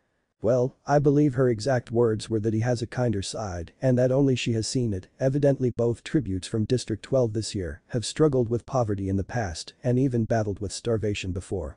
From what I learned, Katniss once shared a bit of food with Naruto when he was on the verge of death and in return, he has shared his own food with Katniss and her family ever since whenever they were needy," Effie said. The crowd let out a collective sound of awe at the thought. Naruto on the other hand, intensified his glare on the colorful woman sitting near to him.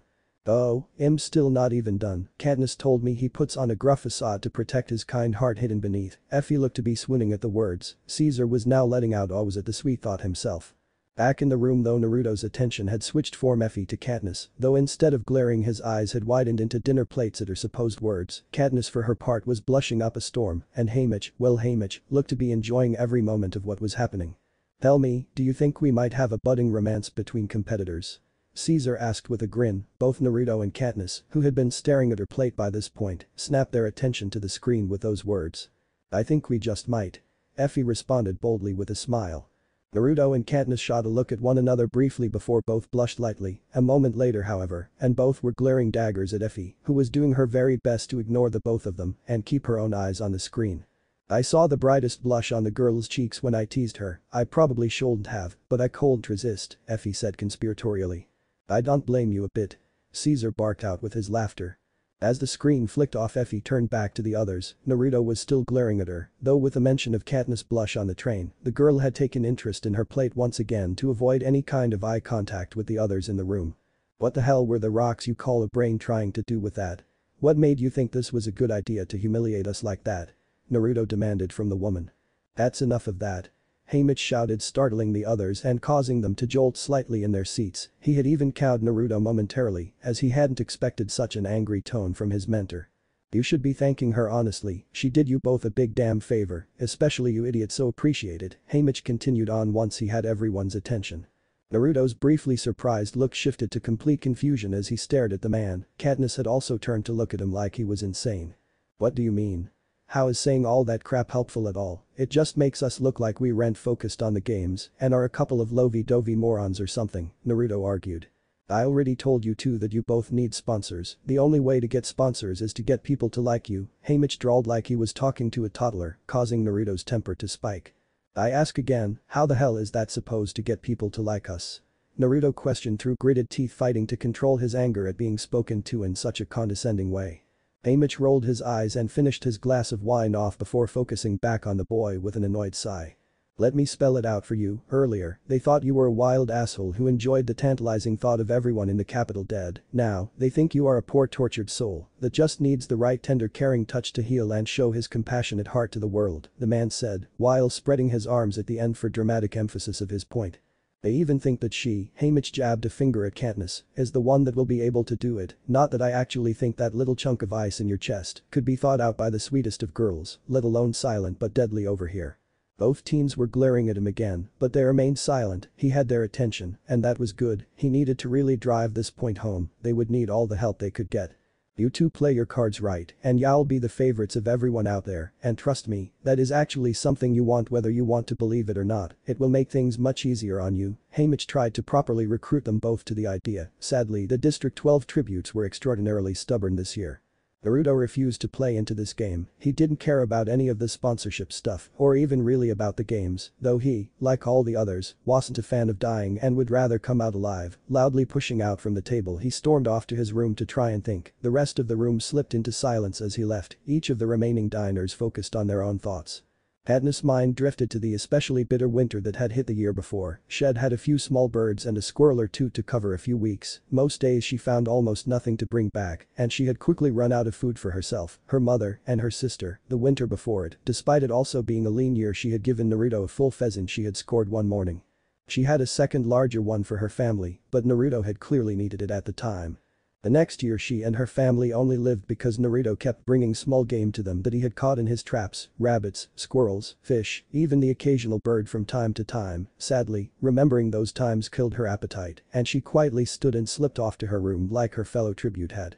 Haymitch could only sigh as he watched Katniss leave. He felt a severe headache coming on now, and part of it centered around a blonde-haired man and red-haired woman he had known for years, and their painfully aggravating offspring. Turning to the last member of the room besides himself and the Avok servants, Haymitch caught the upset expression on her face before she hid it well.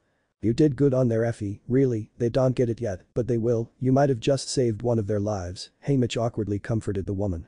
She blinked at him in surprise for his words before smiling at him. It wasn't the broad, almost painful-looking one she used for public appearances and functions. It was a slight thing that showed her actual thanks for his words. The next day in the training room, Katniss watched as once again the careers dominated the combat stations. Kato spun around and hacked away at several training dummies with his sword, beheading on, taking the arms of a couple more, and finally ending with a vicious stab to the chest of his final target. Just like Haymitch had said, the careers were lethal. Katniss doubted they would hesitate in killing another tribute. She doubted even more that they would have any sort of difficulty doing it either. They seemed almost happy to be here, grinning and laughing with each other, even while knowing they would be trying to kill one another in a few days' time. The two careers from District 1, Marvel and Glimmer, seemed especially skilled with ranged weapons. Marvel's skill with throwing a spear was especially frightening, as he proved to be extremely accurate with it. Glimmer on the other hand was skilled with a bow, though Katniss felt she was actually better than the girl from District 1. She didn't plan on revealing that though. The girl from District 2, Clove, was also highly skilled, though her abilities centered around knives and throwing them. Every throw she took seemed like a kill shot, but Katniss couldn't help but wonder who was better, her or Naruto. Katniss expected if it came down to it, Naruto definitely had the strength over the petite girl. But without seeing Naruto actually participate in the combat drills prior to the evaluation, like herself, it remained a mystery just how they stacked up. Having spent enough time working on her snare making in the trap station, Katniss had moved on to the knife station, though this one was for hand-to-hand combat rather than the accuracy drill that Clove was participating in. She spent some time examining the different knives. There were easily over 24 different sizes and styles. Deciding on one, she stepped away from the table and began running through the stances and moves she had once copied from her fellow tribute, his words about her stance echoing even now in her head. As she worked though, she quickly noticed she had gotten a small amount of attention. Most worryingly, the careers had stopped for a moment to stare and watch her as she moved. They grinned like hungry dogs as they watched, and she called hello, but worry that she had somehow marked herself as easy prey for them. Her attention had been completely split between her audience of would-be killers and her own attempts at handling the knife that she didn't notice the presence behind her until a hand gripped her blade arm, jolting and trying to twist to face this person. She was shocked to see Naruto staring at her with what looked most like a blank expression. "It's alright, I'm just trying to show you the best method, don't focus on them right now," Naruto said as he began guiding her back into the motion she had gone over, though at a slower, more controlled pace. She quickly realized what she was doing wrong earlier as they slowly sped up. She could feel him pressed against her back lightly, his hands guiding her own. Katniss had to fight down the blush on her face at the closeness of their fellow tribute. "It's good to hide your best skills for the evaluation, but you also can't let them see you do something badly, they'll pick you out and hunt you down before you even get a chance. They're called the career pack for a reason, they're wolves," Naruto said as he slipped away from her. Katniss remained silent, continuing the exercise till she had it down. It was far more fluid, and she gathered, far more deadly than prior to Naruto's intervention to help her. It might have been embarrassing, but at least it had actually helped her. The careers were no longer watching her, having taken to salivating over the poor kid from District 4 now. Haymitch nursed his flask of whiskey. Truth be told, he always kept a stash of the stuff brewed from District 12 somewhere on him. He could enjoy the expensive wines and liquors that were popular in the capital, but his favorite had always been and always would be the biting mountain whiskey from his home district. Looking around, the last living victor of District 12 took in the sights of the plaza he was in. A massive screen on one side showed the odds of each of the tributes. Naruto and Katniss were both in the upper middle portions of the chart, but Haymitch was pretty sure they'd jump up higher with the evaluations and the interviews that were to come. Glancing over, he watched the capital citizens enjoying themselves, kids making a game of playing the part of tributes, killing one another, to the delight of their parents. Honestly, he, like most citizens of the districts, understood where Naruto's dislike of these people came from. The thought of the boy had Haymitch taking another deep gulp from his flask. He had really fucked up on that one. Naruto wasn't family or nothing, but Minato and Kushina had been friends of his. They never said as much, but he was certain that they would have wanted him looking out for their boy, and had the situations been reversed, they would have made sure any kids he had would be taken care of.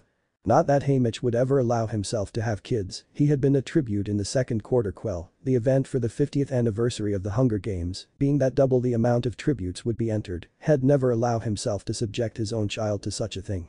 Still, now, the kid he should have been looking after for his dead friends was now tribute like he had been, seemed far more ready for it than he had been himself. Both of the kids this year did, that probably made it worse. He liked these kids and didn't want to see them killing, especially killing each other, more than that he didn't want to see them dying. Looking down at his still half-full flask, Haymitch tightened the cap. Maybe he couldn't protect them fully, but had at least give them what he could. Finally deciding to embrace his mentor position, he couldn't do much to help them, but anything was better than the nothing he had felt had done so far, he supposed. "Tomorrow, they'll bring you in one by one and evaluate you," Haymitch explained to Naruto and Katniss. It was the final day of the training period, and they had just sat down for dinner. Both looked only slightly nervous, but underneath their outer exterior, Haymitch could see the hints that the pressure was getting to them a little. He remained impressed by both of them though. They were tough kids, good kids, out of aloof District 12's tributes. The two of them probably had the best chances for the moment. Naruto and Katniss were giving him their full attention, especially after he waved off the Avox woman who looked to fill his glass with liquor. Naruto nearly even smiled at the sight. This is important because higher ratings will mean more and better sponsors. This is the time to show them everything. He leaned forward to make his point before pointing at Katniss. "There'll be a bow, make sure you use it, Naruto," he began, turning to the boy. "You make sure to show off your skills with a knife, both close hand to hand and with throwing. Both of you know how to scrap, so show that too," he said before downing a glass of water. "They'll start with District 1, so the two of you will be going very last." He sighed for a moment before chewing his lip and thought, "I don't know how else to put this, just make damn sure they remember you." But that the teens headed off to bed to try and catch some sleep before their evaluations in the morning. For both, they were only able to get a handful of hours broken up by long periods of staring at their ceilings in thought.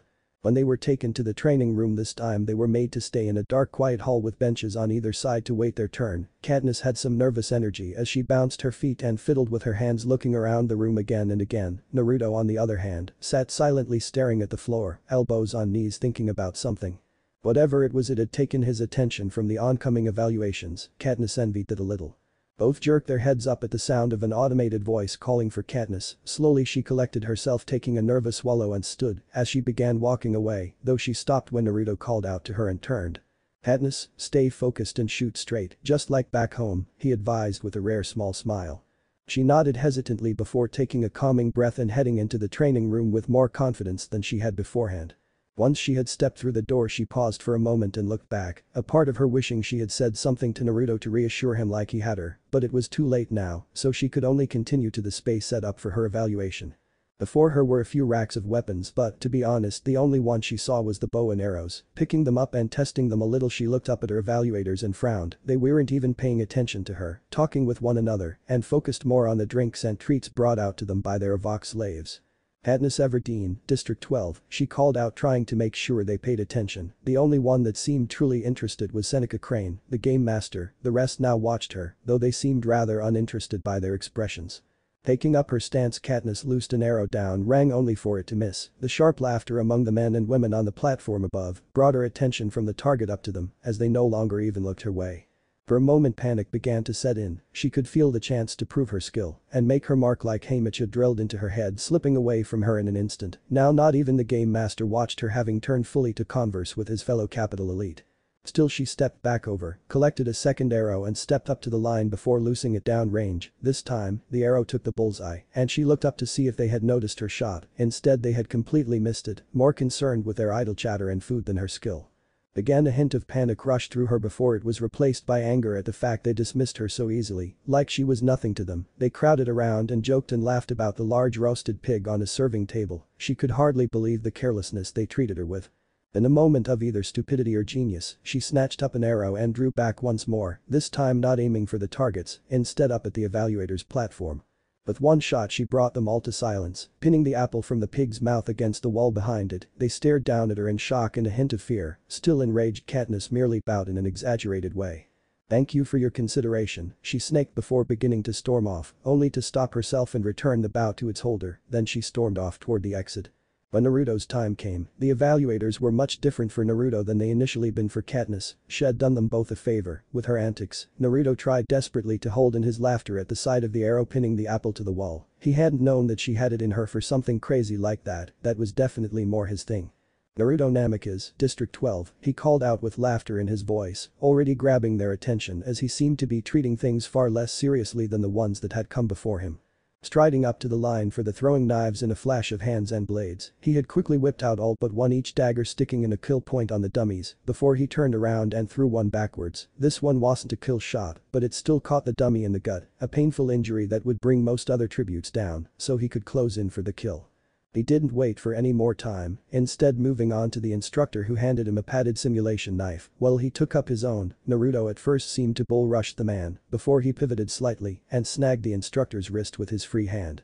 He wasn't about to give up the chance to beat on a citizen of the capital, and slammed his elbow viciously into the man's face, before raking the simulation blade up the inside of his legs across his throat, and with a twist forced him to his knees, with his arm lifted up, letting him jab the training knife under his arm. He released the man and kicked him away with a boot to the man's back, sending him sliding against a polished floor, before Naruto simply tossed the padded weapon away and stalked out of the room.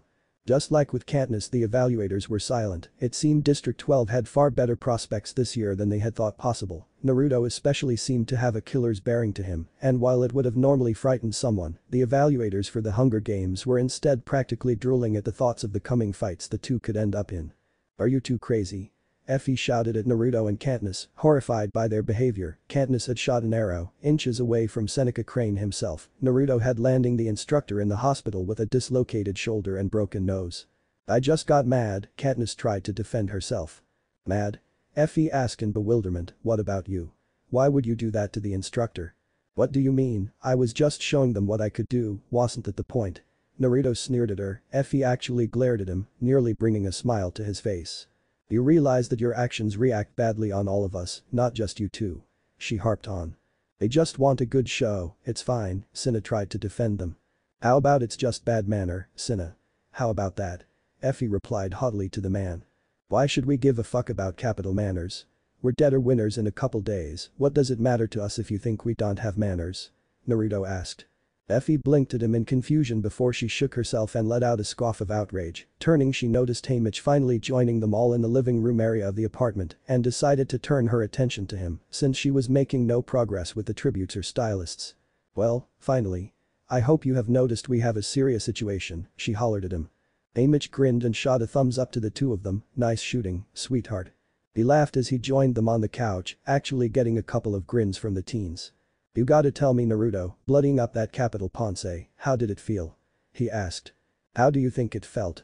Naruto answered back, getting a laugh from Haymitch in reply. I imagine it felt pretty damn good, kid, Haymitch said with a slight twinkle in his eye, as if imagining it himself. I don't think that we're going to find this funny if the game makers decide to take this out, Effie began to rant only to be cut off by Haymitch. On who? On her? On him? I think they already have, loosen your corset, have a drink, he said. Haymitch turned his attention back on the two kids, how did they react when you shot the apple?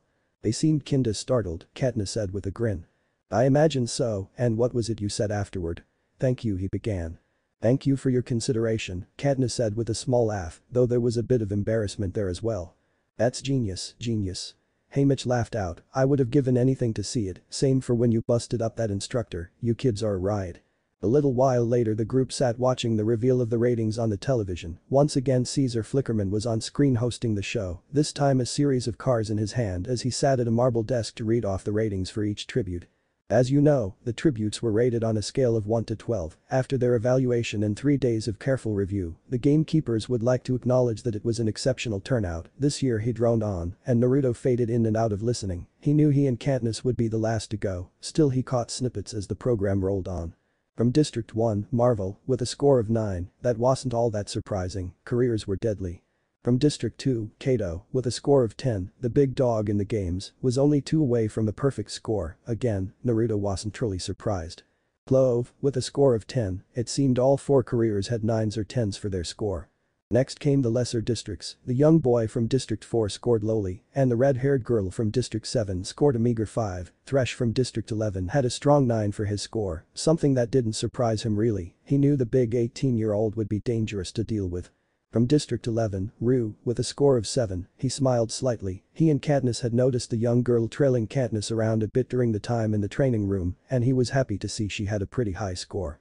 Now our final district, from District 12, Naruto Namikaze, a score of 11, the room gasped at his numbers, and Naruto was also wide-eyed, he had scored higher than all of the careers and was shocked. Naruto, excellent, Portia said with a smile sent his way, and despite himself he couldn't help but return it. Bravo, Cinna said with a grin, even Katniss patted him gently on the arm with a small smile. And finally, from District 12, Katniss Everdeen, with a score of 11, Caesar said, whatever else he looked to say was drowned out as the group cheered and Naruto shot Katniss a smile, she didn't seem to believe it.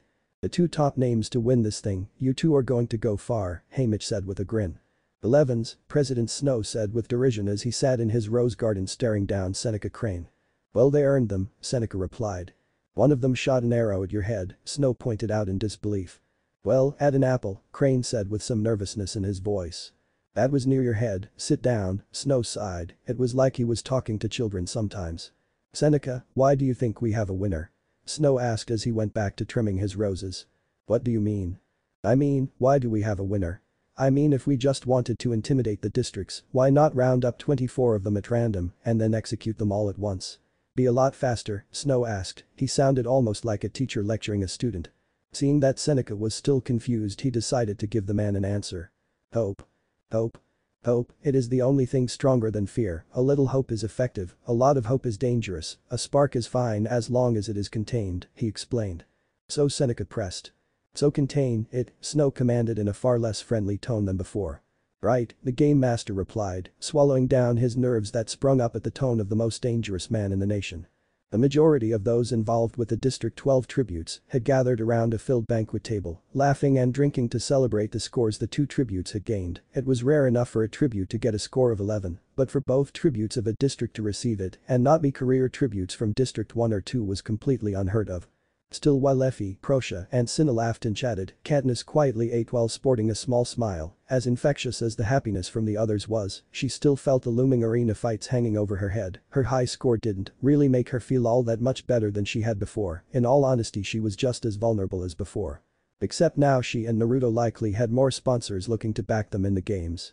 The teen was pulled from her thoughts as Haymitch entered the room, he had cleaned up somewhat and stopped drinking so much, his small grin wasn't even mocking like it usually was, still, as Katniss looked at him, she couldn't help but feel there was something in his eyes, maybe a trace of sadness, she wasn't sure what for. Maybe it was because he knew she and Naruto would be fighting in the arena soon, that likely both of them would be dead in a matter of days. Katniss had no way of knowing how close she was with that. Haymitch was feeling a bit of guilt at the moment, but it wasn't specifically to do with the Hunger Games. Sure, the thought of one of the teens, at least if not both of them, being killed soon bothered him, but he had mentored enough dead tributes to be hardened against such things. No. His guilt came more from the conversation he had just had with Naruto, the reminder of his personal failings. Somehow they just compounded the feelings behind his professional failings as a mentor. Oh. Haymitch, you should join us, we're having some of your favorite for dinner, Effie called out when she noticed the man. Alright, he replied, brushing his bangs out of his eyes. Where's Naruto? Katniss asked as the mentor sat down. In his room, Haymitch replied. What he didn't say was that Naruto had converted the bedroom into his own personal training area. Evidently the training given to all the tributes wasn't quite up to his normal routine in District 12, not that he trained truly back home, but he was used to climbing and hiking through mountains and over ravines for several hours a day. Not to mention he was known for getting into fights on a regular basis. Now, listen, tomorrow's the last full day before you are taken to the arena. They let us work with our own tributes right before the games, so you and I will be going down to the training room at 9 in the morning, Haymitch explained. What about Naruto? Katniss asked.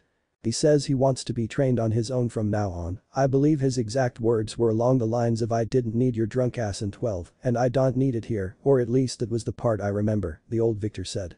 Katniss was quiet for a time. She could catch the flicker of hurt in the man's eyes as he repeated Naruto's words. She had suspected there was a bit of history between the two before. Not good history either. Naruto was tense typically, but being around Haymitch seemed to make it worse, almost as much as the capital citizens or the Avok servants. That being said, she didn't like the idea of Naruto being passed over for training. It wasn't fair to the boy, and opponents or not, he was still. No, she supposed they weren't friends, were they? They were more than just competitors though. She won't let Haymitch just throw him aside like he was already dead. You can't abandon him, Katniss said. The heat in Haymitch's glare took her off guard when she said that. I haven't abandoned him, sweetheart, Haymitch hissed at her. He doesn't want me training with him. This kind of thing does happen at this point usually. There's only one winner, right? Gone was the somewhat warm smile he had earlier and back was the sardonic grin he usually wore. Katniss could understand Naruto's distaste of Haymitch, at least to an extent. He really was an asshole. He just had a way of getting under your skin. The room grew tense as Katniss turned back to the table. Haymitch stared at her for a time before going back to eating. The rest of the gathered support team members didn't handle the atmosphere well, either timidly glancing back and forth and avoiding Katniss' gaze when she looked up from the food in front of her. Who wants some chocolate-covered strawberries? Effie asked, trying to reignite a happier conversation. Oh, my, yes, Portia replied brightly. Please, Cinna chimed in. Both stylists were happy to move away from the discussion of the games, neither was truly supportive of making children kill each other. Naruto grunted as he pushed through another set of push-ups. Since he was young, workouts or simply moving around helped him to focus his thoughts and clear his head. He knew he was passing up decent advice from Haymitch, but in truth, it wasn't a secret that by this point most mentors selected one of their district's tributes to focus on with the hope of victory. He wasn't one to be cocky necessarily, but he felt Katniss could use the additional help from Haymitch more than himself. Added on to that was the fact he didn't really want all that much to do with Haymitch for his own personal reasons, and the choice to go his own way from here on was easier than he expected. That actually was a bit of a lie. He had rarely been frightened in his life since the death of his parents, but now as the day of the games drew near, he felt the rising stress from what he would be facing coming on. He kept reassuring himself he had plenty of advantages over his competition, that Katniss herself was likely his biggest threat, but still. He felt the worry in the back of his mind. To actually contend with the thoughts of his death was a sobering thought. Naruto sped up his push-ups to force the thoughts from his mind. He didn't want to think about what was actually coming up. His focus needed to be on what he truly desired from this trip, the one positive from the whole of dealing with the airheaded capital populace and being forced into a blood sport with other kids. He'd be speaking to an entire country from the biggest stage in Panem. He'd be televised live with no censorship and could speak his mind, and they could do nothing to stop him at all. It was nothing compared to the oppression the capital pushed onto the districts, but he would give anything for the chance to shame these people in their ivory tower, even if it meant he would end up dying in the days to come. Not that he didn't hope to win and live, of course, but he was willing to die, if just for a chance to spit in the capital's face. It was the night before their final day in the capital. Naruto, Katniss, and the rest of the tributes had been forced into what Naruto considered ridiculous clothes once again for interviews with the Hunger Games host Caesar Flickerman, outside in the stadium surrounding the stage. Hundreds, perhaps thousands of the capital's people gathered to watch the last big event before the start of the true games. Various Capital elites, including several of the Hunger Games tribute sponsors, filled the front rows of the crowd as the show began. Screens filled the waiting room Naruto and Katniss shared, and despite their situation and looming time in the arena, they couldn't help but be impressed with the size of the crowd. The interviews rarely had such large audiences. The tribute parade was one thing in a massive open-air avenue, but the stadium was packed to the brim with people, some in the back having to stand for lack of seating. As the music blared, the game host sprung from his chair and welcomed the audience as they roared their approval. "Welcome, welcome, welcome to the 74th Annual Hunger Games." Caesar bellowed, causing a new wave of raucous cheering from the crowd. "Now, in about 5 minutes they're all going to be out here, all of the tributes that you've heard about from the reapings and from their escorts. Are you excited?" The host called out, dragging out his final question to further amp up the crowd. "Let me hear it." The crowd roared even louder. By now, the novelty of so many screaming people in one place had worn off for Naruto. The changing camera angles showing the smiling and cheering crowd's faces stirred bitterness in him once again, and he couldn't help the small scowl that took over his face. He hated how much they enjoyed all of this. The laughter of Caesar Flickerman rang from the screen, as if mocking him specifically. As the show got truly started, Caesar began to calm the crowd down slightly so he could begin the first set of interviews. "Ladies and gentlemen, it's truly time to meet with our contestants. As usual we'll be starting with District 1, but just to change it up a little, why don't we give these fine young men an opportunity to go first. So starting us off from District 1, let's have a big round of applause for our first tribute Marvel." Caesar called out, getting cheers from the audience once again as the career tribute made his way onto the stage. Marvel was confident, bordering on cocky, cheering along with the crowd and standing tall and proud. His interview was short and to the point, and Naruto could tell the boy was sure of himself and his victory. After Marvel was his fellow District 1 tribute Glimmer. She seemed just as confident as her colleague, but seemed less inclined to brag about it. Not that she didn't act plenty cocky with her answers to Caesar's questions, she just seemed content to answer what she was asked, while Marvel had seemingly considered himself the star of the show. "Are you prepared?" Caesar asked her. "Yes, completely," she responded with a shining smile. From there the host moved on to District 2. While District 1 had careers, Naruto knew those from District 2 were the truly deadly competitors, especially the male tribute Kato. "It's an honor to be representing my district," the athletic blonde said, staring out over the crowd with a serious gaze. "You're a fighter," Caesar commented, getting a nod. "I'm prepared, I'm vicious, I'm ready to go." The way he answered, almost giddy with excitement, had Naruto on edge. The older boy had clear bloodlust in him. It had shown from time to time in their days in the training room, but as they grew closer to the games, Naruto could see the true level of it slipping through Kato's attempt at a stoic facade. District 2 had raised their career to be exactly what they wanted, an animal behind a handsome face. Clove, the girl of that same district, was much the same. However, Naruto could already see the sadism in her. Kato wanted only to kill. She would take pleasure in inflicting pain, a tiny thing, but he had no doubt he'd rather face Kato than her in the arena. Sadly, he'd more than likely end up facing them both if they kept to their home district's usual tactics from the years prior. One by one the tributes were paraded onto the stage in what looked to the capital residents like elegant and fashionable clothes, before pretending to chat with Caesar about how they would win. Most Naruto could read easily enough, barely keeping their mounting fear in check to try and win themselves more backers. Others seemed focused and determined. None of the other tributes had handled things like the careers though. They knew they had the people's attention, they always did after all. That would be true if it wasn't for the mounting attention on Naruto and Katniss this year, whether by planning on Effie's part or just luck. The mix of her interview and their high scores from the evaluation had brought the spotlight to District 12. The question remained if the teenagers could use tonight to really swing that in their favor. "You can climb trees, you're pretty quick, and are you a hunter?" "A gatherer?" Caesar asked the youngest girl, Rue. Naruto pitied the girl from the neighboring district. Finally, it was his turn. Last district, second to last tribute. As the usher pushed him forward, Naruto took one calming breath before he squared his shoulders and pressed forward down the small curving hallway to enter the stage. He could hear Caesar in the distance and readied himself for the crowd. "From District 12, you have come to know a little bit about him already, the bad boy of District 12. Let's hear a warm welcome for Naruto Namikaze," Caesar called while waving his hand back toward the entrance Naruto was using. Even after mentally preparing himself, Naruto was a little caught off guard by the mixture of the crowd, lights, and deafening sound. Still he pushed forward, settling for narrowing his eyes when Caesar placed a hand on his shoulder and looked out at the crowd with a stone-like face. After a gentle nudge from the host, Naruto followed Caesar to the seat sitting across from one another. Naruto took a moment to collect himself before locking eyes with the host. "That was quite the entrance you and your fellow tribute made the other day in the parade," Caesar started with. Naruto was quiet though as he nodded. "I guess," he finally said. You guess. Well, you don't seem to feel very strongly one way or another it seems, Caesar said, getting a spattering of laughter from the crowd. Naruto fought back the sneer at that, before clearing his throat and relaxing a little. He was where he had wanted to be, he needed to focus on why he wanted to be up here so badly. Actually, that couldn't be further from the truth, Caesar. You want to know how I really feel about all of this? Naruto asked. He could see the small flicker of worry in the man's eyes, not enough for the cameras to catch, but Naruto was right next to him. I think we all would, wouldn't we folks? Caesar quickly regained control and pushed on. Alright then, straight to the point. Naruto felt that doing it quick and just saying what he wanted was probably best anyway. I despise you, am angry to a point that is hard to describe because I look around here and I see nothing but the spoiled and the rich who are planning on dumping children into an arena to fight to the death, not just for the first time either, for the 74th time. I don't even know anyone from back home that is that old, am no saint, but I can still look down on you people. Naruto said, looking directly out at the crowd. He expected boos and maybe for things to even be thrown at him. Instead, after only a moment of silence, they seemed to cheer for him even louder than before. Wow, what a monologue.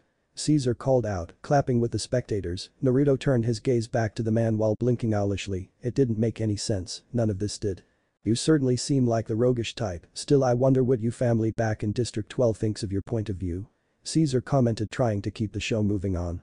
For a second Naruto continued to be confused before Caesar's words registered in his mind. He had to fight off the cruel smirk that tried to plaster itself onto his face. Caesar really was the perfect host, setting him up like that so easily, he almost wanted to thank him. My family? What family? Naruto began, bringing Caesar and the audience to silence. You know, I would love to know what they thought of me right now too, but I don't have any idea. My father was beaten to death by a peacekeeper after demanding safer conditions in the mines when a collapse killed some of his friends. My mom was killed for trying to stop the beating. Naruto scanned over the quietly murmuring audience. A little happy that something seemed to get through their thick prissy skulls. That's truly tragic. I'm sorry for your loss, Caesar said, sounding genuine as far as Naruto could tell. I doubt that, he still remarked with a scoff. The people back home understand, most of the other districts do too. People like me and Katniss understand each other, but people like you have no idea. All you do is sit here in your ivory tower and mock the suffering of the rest of our country. There was a short beat of silence before Naruto relaxed into his chair again. They had quieted down, sure, but the crowd didn't seem guilty and ashamed like he had realized he was hoping for. They barely looked bothered at all beyond pitying glances sent up his way. It made his blood boil. The hypocrisy these people drowned in drove him crazy. You mentioned your fellow tribute Katniss Everdeen, Caesar began suggestively, causing Naruto's eyebrow to lift in a silent question. The host motioned at the screens behind them that began showing clips and still images of himself and Katniss in the training room.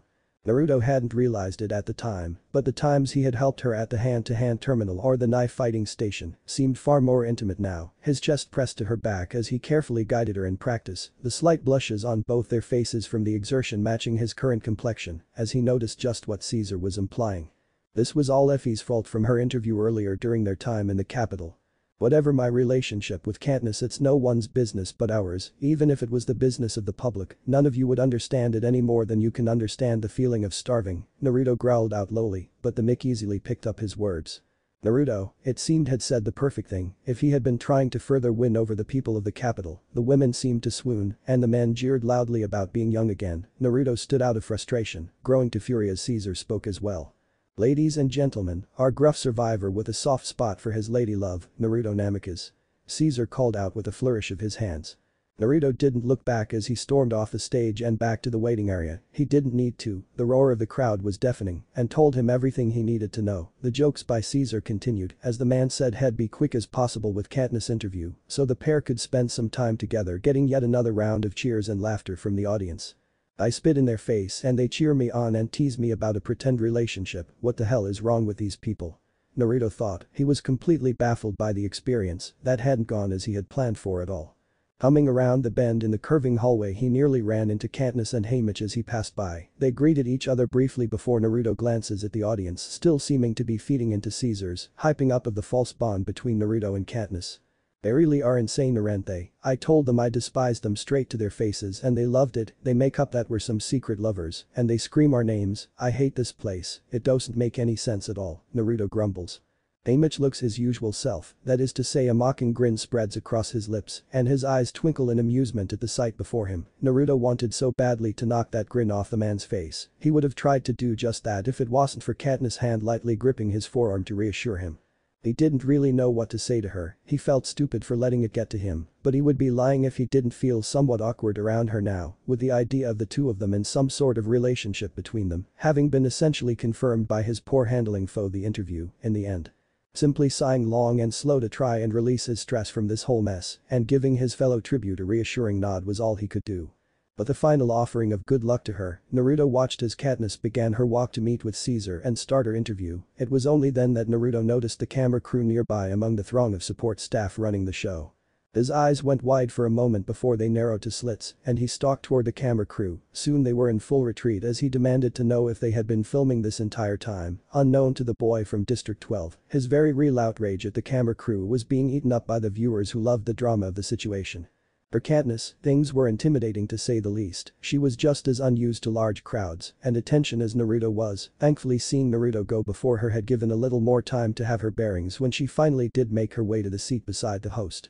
So that was quite the touching moment there backstage. Caesar began causing her to blink at him before noticing the replay of the recording of herself, Naruto, and Haymitch just moments ago.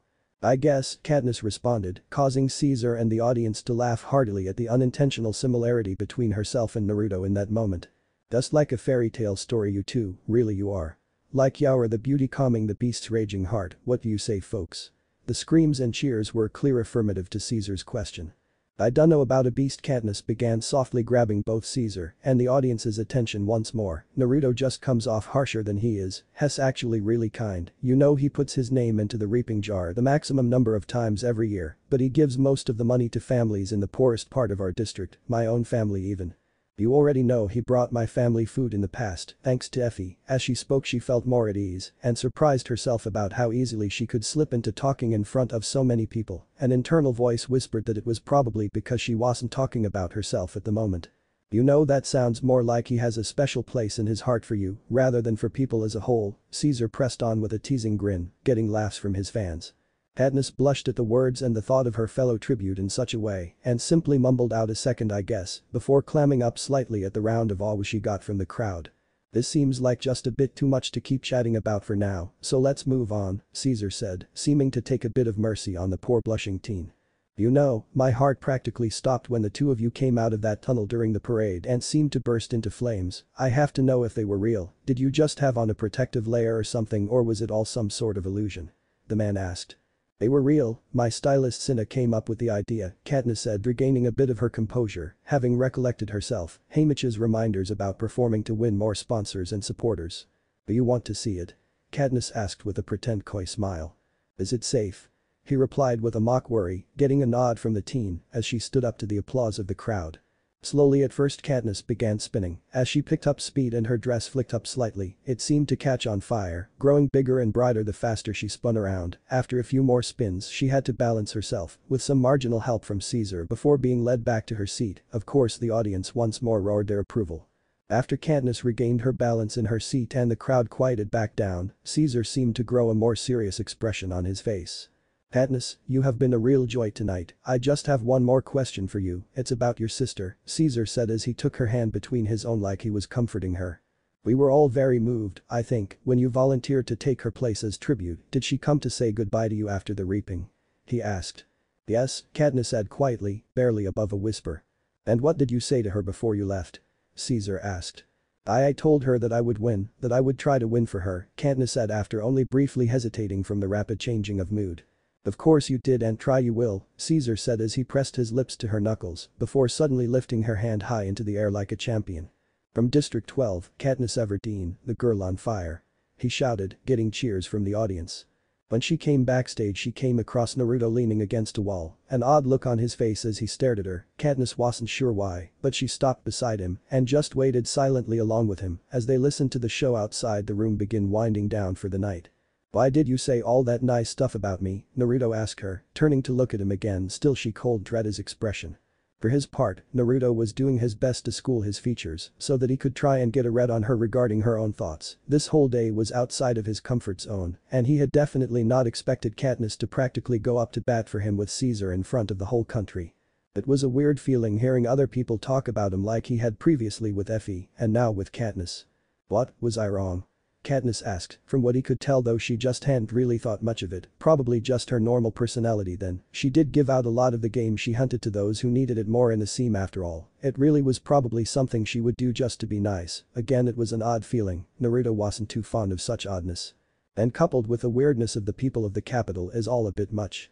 Well, hey Mitch said, hell, see you in the evening, I guess they loved us, we're expected to have a lot more sponsors than most District 12 tributes could have imagined in the past, Naruto said, he didn't seem truly happy though.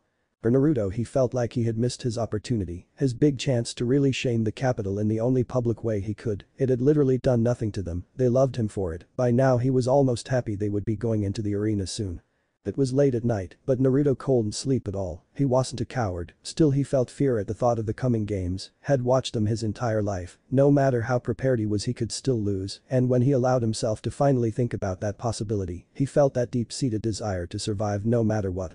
Even if he had to kill others to do so, it felt selfish, but he wasn't one to give up and let someone walk on him, even if it was a fight to the death.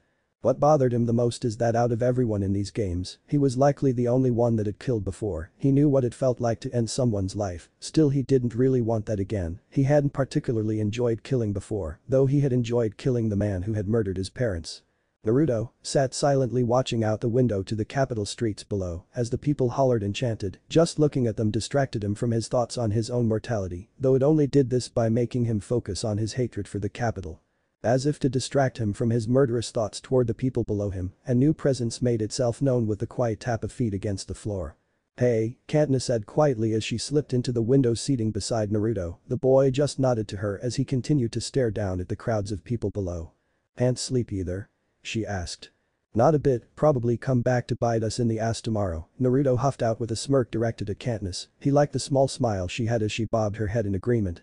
"Look at them down there," Katniss said watching the crowds, her smile slipped away and Naruto felt similarly to her as he glanced back down again. "Yeah, they act like animals, but look down their noses at us, it'll be different one day though," Naruto said quietly, when Katniss heard him, however, she could almost believe it. The pair sat in silence for a few more minutes before Naruto finally stood but stopped before he left. "Starting tomorrow we may not be enemies off the bat, but eventually we might have to fight one another, just know that I want it to be the two of us as the final two, or at least for one of us to be the one going home, try to get some rest, the first day is the bloodiest," he then walked off without waiting for a reply. Katniss watched him leave, pulling her knees up to her chest, thinking about the fighting she would see tomorrow, shooting a final glance at her fellow tributes back as he disappeared up the stairs, she couldn't help but feel upset that they would end up pitted against one another at some point. "May the odds be ever in your favor," she said sarcastically as she stood up to do just as Naruto had recommended and try to get some rest. The next day Naruto sat strapped into his seat on the hovercraft, waiting for the various staff members milling about to complete their checks and last-minute injections, those same injections embedded trackers under his and the other tribute skin. Naruto almost missed hearing the cheering of those in the capital, the flight was entirely too quiet, not a word spoken beyond the simple commands from the game makers and peacekeepers that herded them around. Even after landing everything was quiet, echoing footsteps down a hallway empty except for himself and the lines of peacekeepers that Naruto felt were a bit overkill by this point. Then, just like the hallway and the flight, he found himself in a silent room with nothing but the change of clothes for the arena, durable pants and boots, comfortable shirt and a flexible waterproof jacket, it wasn't a lot, but it was honestly a bit more than he had expected. He didn't waste any time waiting to change, it was something to try and focus his mind on, it didn't work well, his thoughts still drifting to the bloodshed that was coming in a mere few minutes. For a time he could do nothing but sit and wait, arguably the most agonizing few minutes of his life, truth be told, when the automated voice called out 30 seconds he jolted at the sound, having gotten used to nothing beyond his own breathing, slowly he stood and stepped over to the tube that would take him into the arena. At 20 seconds he couldn't help the urge to simply not step in, to simply not ride the narrow little elevator up that tube into the arena, he couldn't tell if it was the thought of him being seen as a coward for it or the fact he knew they would force him in one way or another that led him to stepping in when the voice hit the 10-second mark. As he was lifted up, for a brief second he was blinded by the bright daylight. The moment his eyes cleared he began scanning the clearing he found himself in. At the center of the circle of tributes was the cornucopia as Haymitch and Portia had called it. Inside and around it were all manner of supplies and weapons. Less useful items were scattered in smaller and smaller amounts. The further away from the metal shelter you went, Naruto didn't really bother with looking at the spears, swords, and other weapons near the center. Instead, not far from his position was a small bag of supplies, along with 3 knives of different length and size. Scanning the competition he caught Katniss' eyes briefly before she glanced back at a bow and arrows near the very center of the clearing. "Don't be stupid," he thought while shaking his head at her. He didn't want to fight Katniss in all honesty, at least not on the first day. As the counter passed the 8-second mark Naruto took a breath and settled himself into a ready position. He had to focus, he knew his objective, the bag just before him, he just had to get there quick and make sure he was ready to fight for it. The 2 nearest tributes to him would hopefully prove only marginal competition. To one side was the District 4 boy, the 12-year-old kid. On the other was the District 6 female, she seemed to be eyeing the same bag that Naruto himself had. For some reason he didn't want to have to kill anyone on the first day, but if she really tried to stop him from taking that, he wouldn't hold back. As the counter hit 3-second Naruto huffed out a final sigh at the thought of the coming fight. "Them or me," he murmured to himself. The golden numbers continued their countdown from above the cornucopia. 3. Naruto braced himself for what he knew would happen, readied himself to take the lives of others so that he could survive. He had the advantage, he just reminded himself of that again and again, he had the advantage. 2. If he could avoid it he wouldn't pick a fight with anyone today. If he could help it, he wouldn't have to kill anyone, but if they got in his way they'd die, no matter who or why, they'd die so that he didn't have to. 1. At the sound of the horn Naruto bolted forward, he outpaced the girl from District 6 beside him with ease. He was easily 10 full strides ahead of her. When he made it to the single strap pack, it was mostly dark gray with a few bright red patches of fabric. Along the single strap designed to cross diagonally across the chest were 3 holsters with 3 knives of varying size. The first was a large hunting knife roughly a foot long with blade and handle, the second was a utility knife with a serrated saw-like blade, the last was a thin, narrow blade no longer than his hand from wrist to the tip of his longest finger. Moving to sling the pack onto his back, he had to yank it from the girl's hands as she tried to snatch it from him, managing to wrap a hand around the strap the girl hauled at the bag with all her weight, trying to free it from Naruto's grip pulling him off balance. The chaos spreading across the clearing holding the cornucopia began to grow in intensity as the small encounters between tributes quickly exploded into brutal fights to the Naruto, though his focus narrowed entirely to this one pack and the girl trying to stop him from taking it. Regaining his balance Naruto jerked his arm back, violently pulling the smaller girl into him and causing her to stumble. He didn't stop there though, she still held onto the pack after all, so fluidly releasing the snap of the largest of the knives, Naruto slid it from the holster and in a single motion, drove it hilt deep into the girl's neck. He didn't wait to see if she was truly dead before yanking the blade and pack free and bolting for the tree line, he had what he came for. Behind him things further devolved into bloodshed. Katniss similarly to Naruto had identified a pack of supplies closer to the edge of the clearing and gone after it. Unfortunately, much like with Naruto, another tribute had gone for the same gear, unlike with Naruto though.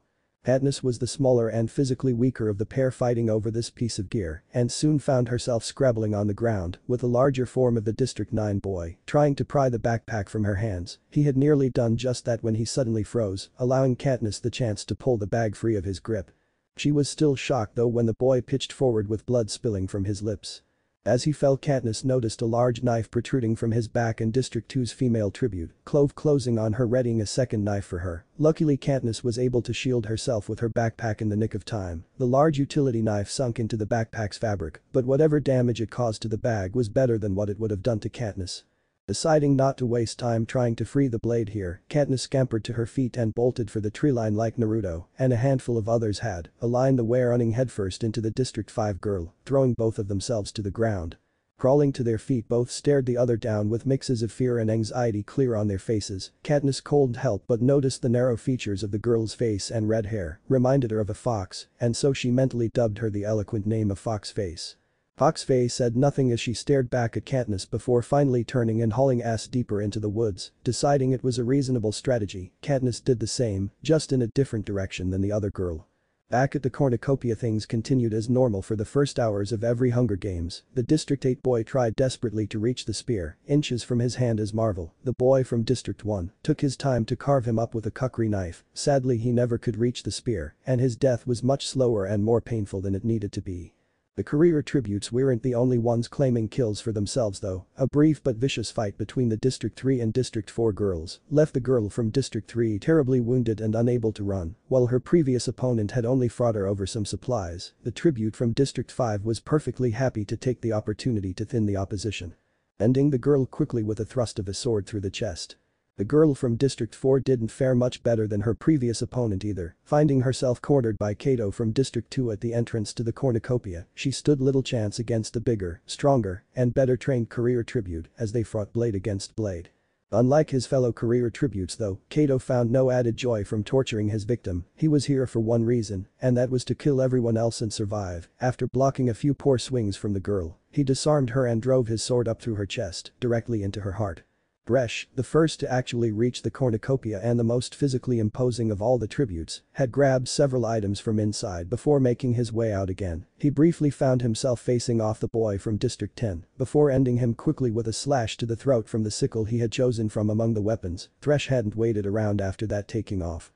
Not into the woods, but the tall grasses and reeds of the wetlands along the far side of the lake. The final victim of the bloodbath had been the unlucky boy from District 4, the youngest male tribute at only 12. He had done his best to beat most of the competition to the cornucopia and hide, before attempting to slip out with a selection of supplies that would allow him to avoid the others for most of the games. Sadly, he wasn't near as stealthy as he hoped or needed to be, and found himself trapped in the supply cache by all four of the career tributes, Kato at their head. The boy opened his mouth, likely to beg for mercy or something similar, but Kato didn't want to hear it and slashed the younger tribute across the neck and chest with a single strike, leaving him to crumple to the grass below and bleed out. As Naruto picked his way along the rocks of a ridgeline, he heard the cannons begin sounding off, marking the end of bloodbath, and counted them mentally to note the number of deaths in the first few minutes of their Hunger Games. 6, 7, 8, he counted, less than I expected. That'll just draw things out though, he thought aloud before setting back to what he was doing. He needed to keep his mind focused, otherwise his thoughts drifted to the girl from District 6 who looked so frightened in her last moments. He had thought killing now would be easier after what had happened with the peacekeeper back in District 12. It hadn't in the slightest, so he was forced to rely on his tried and true method of distraction. When dealing with emotional turmoil, he made himself focus on his task at hand for just that reason. Currently he needed to find shelter, preferably with easy access to water and food and plenty of concealment. As time wore on, he started fretting about not finding any shelter before dark, already the sun, or whatever was lighting the area being, as the gamekeepers probably had constructed this entire place artificially. The odds seemed to actually be in his favor as he found exactly what he needed, a narrow cave spot with a small pond to one side of the rock outcropping that concealed the entrance. Coming around a corner, Naruto could even sleep a small distance up off the ground as there was a rough shelf-like outcropping that he could sleep on without being seen even by someone who found the cave. Sadly, just finding the spot was only the start. Settling in, Naruto didn't allow himself time to do more than catch his breath before he started taking inventory of his equipment. As he had noted before, he had 3 good knives to work with. The first, largest one was coated in blood up to the hilt now though, and it was already beginning to dry. He'd try and wash it off in that pond later. For now, though, he needed to focus on inventory. Alright, 3 knives, 1 hunting knife for cleaning game, a camping knife for utility. It's more like a saw really, a little knife for gutting fish, he whispered to himself as he unsheathed each blade and inspected them. The smallest had been a bit of a surprise, as it had a gut hook on the backside. Tie-up for would come in handy when he needed food. Let's see what else we got, he wondered aloud as he opened the bag and smiled slightly. 2 ration bars to replace a couple meals, I'll save those for now, an empty canteen, waterproof matches, a small roll of bandages, and a folded up waterproof tent liner. Really, he had a good haul. This would do great to start with. Putting everything away, he was about to sling the pack onto his shoulder before noticing the bright neon red patches on the bag, grimacing at the thought of them giving him away too easily. Among the darker colors of the trees, he started feeling around the patches to see if cutting them out would make the bag fall apart. After a couple moments, he smiled to himself faintly once again. Yeah, I think the odds might actually be in my favor, he whispered as he drew the small knife and began carefully cutting only the colored patches out, rather than waste them, and slipped them into his pockets and only then slung the pack on. From there, Naruto went about prepping his newfound home, filling his canteen with fresh water. He then turned to making a handful of different traps all around his new camp. Most were basic snares that he hoped to catch some kind of animal in, nothing that would be too difficult to free yourself from with a blade. The second set though wasn't meant for hunting, it was for defense only. Using sharpened stakes, Naruto had prepped several deadly and pretty well hidden traps he hoped at least kept other tributes hesitant to draw near his cave.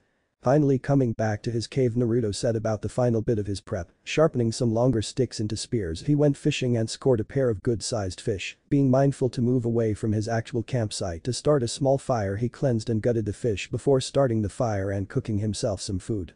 Stomping the small fire out, he slunk back to eat half of one of the fishes before tucking the leftovers into the empty secondary pocket on his backpack. He would have preferred to have something to wrap his food in, but beggars can't be choosers, as the saying went. Now all that was left was to settle in for the night. Naruto didn't remember dozing off, he just recalled laying down for a while before suddenly he was jolting awake. It took a little bit to regain his bearings, but any fog caused by sleep cleared out the second scream reached him. He shot to his feet and crept to the mouth of the cave to try and pinpoint just where it came from. The third pained cry helped him to figure out where they were. They were close, way too close for him to be happy with it. Their screaming would draw others to him like moths to a flame. He needed to put them down. Slinking along in the dark, Naruto soon found his way to the perimeter he had created with the traps. The screaming had thankfully stopped, but he could still make out a whimpering sound not far from where he was. He crept quietly on from there. He was sure that others would be on him at any moment, just using whoever it was in his traps as bait to lure others out and catch them unprepared. It's what he would do after all. What better way to thin the competition out a bit than by picking others off while they were distracted by either trying to help someone else or when they thought they could get an easy kill. So he waited for a while. When he finally reached the spot, it felt wrong, but he assured himself it was the smart play. He listened as the girl rasped and whimpered from the pain of his trap. She had attempted to break free at some point, but had stumbled and made it worse in the end, pinned up against a tree with 3 long wooden stakes embedded into her waistline. Still, Naruto continued to wait, after what he was sure was an hour, though he couldn't take it anymore and slowly began approaching. By now even the whimpering had stopped and only short rasping gasps for breath even showed she was alive, that and her eyes had been locked onto Naruto since the moment he stepped out from the brush. When he finally stopped beside her, he couldn't help but frown at the state of the girl. It was only a matter of time before she died, but he had no doubt she was in extreme pain. Any sound she made now to try and speak to him came out as nothing but unintelligible croaks and gasps. There was nothing he could do for her, at least that's what he tried to convince himself. Still, he felt the need to try and help her out of his trap, to try and fix her injury. The sensible part of his mind reminded him it won't matter anyway. She would die whether he tried to save her or not. He was supposed to kill her anyway. He had to kill her to win and survive. That didn't make him feel all that much better. "I'm sorry," he said quietly. Reaching around her head, he placed his knife's point against a soft spot at the back of her head, where her skull met her neck, hesitating only a moment longer to clench his eyes closed and avoid the pleading look in her glassy eyes. He jammed the blade upward, causing the girl's body to jolt and twitch violently for half a second before it became completely still. "I'm sorry," he repeated. He began cleaning his blade and then going through what little the girl had in the way of supplies, less than what he himself had it seemed, prying her loose from the trap. Naruto reset the mechanism before dragging the corpse off the easier path and a little further into the woods. It wasn't much, but he used the girl's jacket to cover her face at the least and left her in a somewhat respectful position. It was the best he could do and better than what most of the contestants in the games could hope for. After returning to his little safe house, Naruto started bedding down for the night. Unlike before when he had the stress and crash from his adrenaline rush, Naruto struggled for some rest. He tossed and turned as he tried to sleep. Every time his eyes closed, he saw the faces of the girls he had killed before him. Unlike the peacekeeper, they had done nothing but stand in his way. It didn't matter how much he told himself he had no choice, they were still there. Every time he closed his eyes, watching, his grief ebbed away after a few hours, though giving way to indignation over the idea of them haunting him, even if it was just the memory of killing them that did. If anything, it solidified his resolve toward his goals even more, made him want to win and live even more, live, because killing them had to be worth something. He had to be worth something. But those thoughts replacing the haunting figures of his victims, Naruto finally succumbed to sleep. It won't be near as restful as he would have liked, but it was sleep all the same. In another corner of the forest, Katniss had scaled a tree to use for her own shelter, up off the forest floor in a place where other tributes were far less likely to look. Using her rope she nabbed to tie herself to the thick branches, she began to nod off in sleep. Until she noticed the light not far from herself of another tribute starting a fire. She almost felt pity for whoever was stupid enough to light a fire. Well, being hunted biddy careers, almost. In the end, it just made fewer people she was likely to fight to make it out of this arena alive. It didn't take all that long for the predictable result to occur, maybe an hour or an hour and a half at most. A sharp scream followed by begging and more screams was all she heard before laughter echoed up to her. That sickened her. The careers were enjoying themselves. It probably should have been expected. They were made for this sort of thing. It was the peak of their lives, the greatest achievement they would ever have. Everyone else was pretty much prey to them, well, except maybe her and Naruto. Soon she found herself holding in her breath as the career pack passed directly underneath her hiding spot, laughing and joking, mocking the pleading of their latest victim, and enjoying their time together. They acted more like they were on a camping trip together. The way that the District 1 girl that had the bow she wanted so badly hung off of the District 2 boy reminded her of seeing couples that snuck off to the edges of the district back home for some time alone. Once they passed by, she let out a breath of relief. She needed to move further away from the arena center first thing in the morning. They would probably start some kind of patrol or hunting pattern to find other tributes before too long. Settling back down for some rest, she was interrupted once again by cannon shots, showing that midnight had come at last and the first day had ended. Unlike the rest of the days, rather than blasting after the death of each tribute killed, on the first day the cannons only sounded off at the end of the day, with a full tally of the initial bloodbath and the first handful of contestants. She decided to count along with the blasts. She wasn't sure why she really cared beyond knowing how many others were left to fight with. One after another they sounded. 1. A single beat of silence. 2. Another. 3. On and on until she counted to 9. Already 9 of the contestants were dead within the first 12 hours of the games. She could really decide if she wished it were more or less. Logically they'd all have to die, so she should hope for more. It felt wrong to wish for that to be the case though. After a long pause from the cannons, signifying they were finished marking the dead, the national anthem of Panem played loudly, and the sky seemed to light up with the holographic faces of the deceased one after another.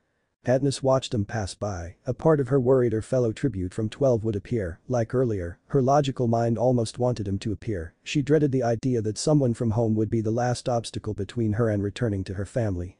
When Naruto's face didn't show up, she sighed in relief. No matter how much the idea of fighting him bothered her, she was still happy he was alive in the end. Forcing the thoughts of the boy in her mind down, she tried to get some sleep before the sun would rise, and she needed to be on the move once again. Hunger Games hosting booth. Capital. Throughout the whole day, Claudius Templesmith and Caesar Flickerman watched the games along with the rest of the country, weighing in with commentary, comparing moments to prior year's games, and giving their opinions on the decisions being made by the tributes in real time. As the clock struck noon and the tributes raced off of their pedestals in various directions, they applauded loudly along with the people of the capital. As the first fight came onto the screen, they watched Naruto and the girl from District 6 struggle for the bag with knives. Though that might be a poor choice on her part, Naruto was rated at an 11 for a reason, Caesar said with a sense of trepidation in his voice. Oh. There, as if to prove your point, Claudius called out in excitement as Naruto drove his blade into the girl's throat. That's our very first fallen tribute for the year. No doubt it won't be the last one today. It is called the bloodbath, Caesar added. The hosts continued giving commentary as the teens struggled against one another, fighting to the death. They applauded Katniss as she caught a knife thrown by the District 1 tribute, Clove, by using her bag as a shield. Another great display from one of our District 12 tributes. That might have been some luck, but I think the real credit can go to her quick reflexes, Caesar said. You're probably right. Either way, with that knife added to her supplies, she is better off than she was with just that bag of supplies, Claudius responded. No doubt about it, Caesar said with a sure nod. Oh, tell me if I'm wrong, Caesar, but it seems both our highest ranked tributes have a similar strategy for the day. It does look that way. For all of you at home who haven't watched as closely as you should be, Caesar gave a mock scornful look toward the camera crew as he said that, getting a chuckle from Claudius, both our District 12 tributes this year have truly broken the mold with their threat ratings. Both Naruto Namikaze and Katniss Everdeen are the first from District 12 to receive ratings of 11, only one from the highest threat rating on the scale. It's actually unheard of for both tributes from the same district to receive such a rating. Now, as Claudius mentioned, it seems both of our District 12 tributes are choosing not to engage in the bloodbath and are instead only grabbing a handful of supplies before retreating into the first two. I can only assume, hide, Caesar continued. That's right, though I wonder if it will pay off for them in the end. As with most years, the career tributes from District 1 and 2 will likely establish control over the cornucopia and hoard the supplies for themselves. It will be interesting to see if that comes back to bite them in the future or not, Claudius put in. Agreed. Let's see here. Oh, now it seems the initial struggle is beginning to wind down. 6 tributes already slain. Did you see that one by Thresh from District 11? I'm not even sure that he meant to kill his opponent, Caesar said as the different camera feeds on the screen behind him cycled through, showing the carnage of the initial fighting. Oh dear, look there, Caesar. Aha, the young boy from District 4. Sadly, I don't think he has been as sneaky as he thinks, and there they are. Kato of District 1 has spotted him clearly, and with that the bloodbath truly comes to an end with a total of 7 fallen tributes, a surprisingly lower number than what I was expecting, I must say, Claudius. Caesar said as he continued scanning through the camera feeds on the screen. Undoubtedly Caesar, with so many higher threat level tributes I expected more aggression, then again part of those higher levels might be from cautious natures or other reasons, though the exact reasons behind a tribute's ratings are of course kept confidential with the game makers and senior sponsors, Claudius responded.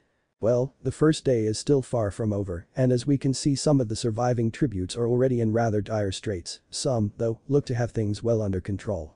Very true, once again the tributes from 12 proving why they have gotten such high ratings on their threat levels, Katniss clearly moving through those trees like she has done it her whole life, and Naruto seeming to already be setting up a base camp of sorts with some very deadly looking traps. I wonder if they will be of more use getting him food or thinning his opponents out as the games progress, Caesar replied. So the commentary continued with short breaks from time to time as the commentators rested when need be, for hours little seemed to happen, with most of the excitement having slowed down following the bloodbath. When the girl from District 9 walked into one of Naruto's traps, they chatted for quite some time about the effectiveness of his traps, they also talked about their theories for why he waited nearby as the girl suffered, impaled by a wooden spike. I'm telling you Claudius, he is waiting for other to hear her and investigate, he is using her like a worm on a hook to lure in more prey. I think Naruto could have been our first ever 12 rating in reality, and he just didn't show his full abilities to the judges, Caesar argued. Maybe, or he could just be being cautious, more than likely he realizes the most likely to investigate the sound would be the career pack alliance that formed early on, as high of a rating as he has, armed with only a couple of knives against all 4 better armed career tributes, would be practically suicide. So he is waiting for them to come and go if they do hear the tribute in front of him before he acts, Claudius replied. That is fair, I suppose we will just have to ask him if he should win the games, what was going through his mind at this time, Caesar said. True, oh there he goes, now he is moving. They watched as Naruto Mercy killed the girl and arranged her body respectfully before withdrawing with what few additional items she had on her. Now that is something you rarely see in the games, a skilled tribute with respect for their fallen opponents. His escort really was right about him, he is a sweetheart inside that rough exterior, Claudia said with an almost sad tone. Truly, that being said, I am curious as to how he and Katniss will handle one another, should they encounter each other in the games, Caesar wondered aloud. As they continued to watch they witnessed the murder of the District 10 girl, even during the brutality from the career tributes on display, they didn't stop with their idle comments, remarking as if watching a normal sport and not a young girl being butchered. I think that's going to be the last one for our first day, Claudia said. Yep, and as if on cue Claudius there are the cannons for today, 9 total tributes fell within our first 12 hours of the games, like we mentioned early it was not as many as expected, but I have no doubt we'll be seeing more action in no time at all, Caesar said as the program cut to a series of advertisements for the capital and propaganda for the districts. The rest of the night would be thankfully quiet for the tributes, fitful rest for several hours until the sun rose for them and the games picked up speed once again. At dawn on the second day, Naruto was already awake, had hardly slept at all following his dealing with the girl in his trap. It didn't help that while likely better than what most of his fellow tributes were dealing with, Naruto's cave was anything but comfortable, at the least though it was dry. After checking his traps and the perimeter around his hideout, Naruto chose to head out and forage for some kind of supplies. He had food stored up now, at least enough to make it for a while if he was holed up inside his cave, still it was always better to have more supplies rather than less. Making his way through the woods, the teen couldn't help but take in his scenery. The arena really was a beautiful piece of land. The fact that the capital had the technology and resources to create a huge area of completely controlled nature, but chose to use it to make arenas for teenagers to kill one another, would have felt shocking if he hadn't lived the entirety of his life under their thumb. Foraging wasn't as difficult as he had expected, that is, it wasn't as difficult for someone who knew the edible and poisonous foods apart. This false forest was filled with as many berries, mushrooms, squirrels and birds as the real thing. It might have even been more verdant than the woods back home in District 12, there was even signs of larger game from rabbits all the way up to deer. He contemplated tracking the deer, but decided against it, even should he manage to track it down, which wasn't something he was especially skilled at compared to say making traps. What good would having so much food do for just himself over the course of the games, even hunkered down into his hidey hole. He doubted he could eat even half the beast before it went bad without some way to lengthen how long it would be edible, not that he expected the game makers would let him remain hidden away and not give them some epic showdown with another tribute from time to time, some sort of sporadic earthquake to collapse his cave and take away his food to force him into fights for more. Or maybe some sort of storm to flood him out, either way he knew they had complete control here, and as little as he cared about giving them the show they wanted so bad, to go against the gamekeepers was the same as slitting his own throat, though it would likely be less painful to simply kill himself. Having been foraging for a good 2 or 3 hours, Naruto decided to make his winding journey back to his cave, no straight paths that could be easily followed, and doing his best not to leave behind a trail to be tracked back either. It was while going out of his way to cover up his own tracks that he found those of someone else, a smaller footprint, either a girl or one of the youngest among the contestants, traced with blood. Whoever it was had been badly hurt, they likely won't live much longer if they were in fact alive now at all. Internally his mind warred with itself on what to do. It could be a chance to collect some more supplies if whoever it was had managed to get things from the bloodbath the day before. It also likely meant they wouldn't put up much of a fight if they were still alive, though he honestly hoped they weren't. The issue was, he could be reading these signs completely wrong, the blood might not even be theirs, perhaps it'd have been from some trophy or supplies pulled off the corpse of their last opponent. It also went without saying the longer he was away from his cave, the higher chance his small camp could be raided without him there to defend it, even with the traps, no place was impregnable. Clenching his eyes tightly closed for a moment to try and focus down on an answer when opened them again, he was honestly a bit surprised with what he decided. He was a reckless person by nature, but even for him this felt like an unnecessary gamble, yet by that simple thought he knew his mind was made up. In the long run, the reckless decision would be to not at least investigate. It would be annoying to miss out on possibly life-saving tools or supplies due to being too afraid to even check.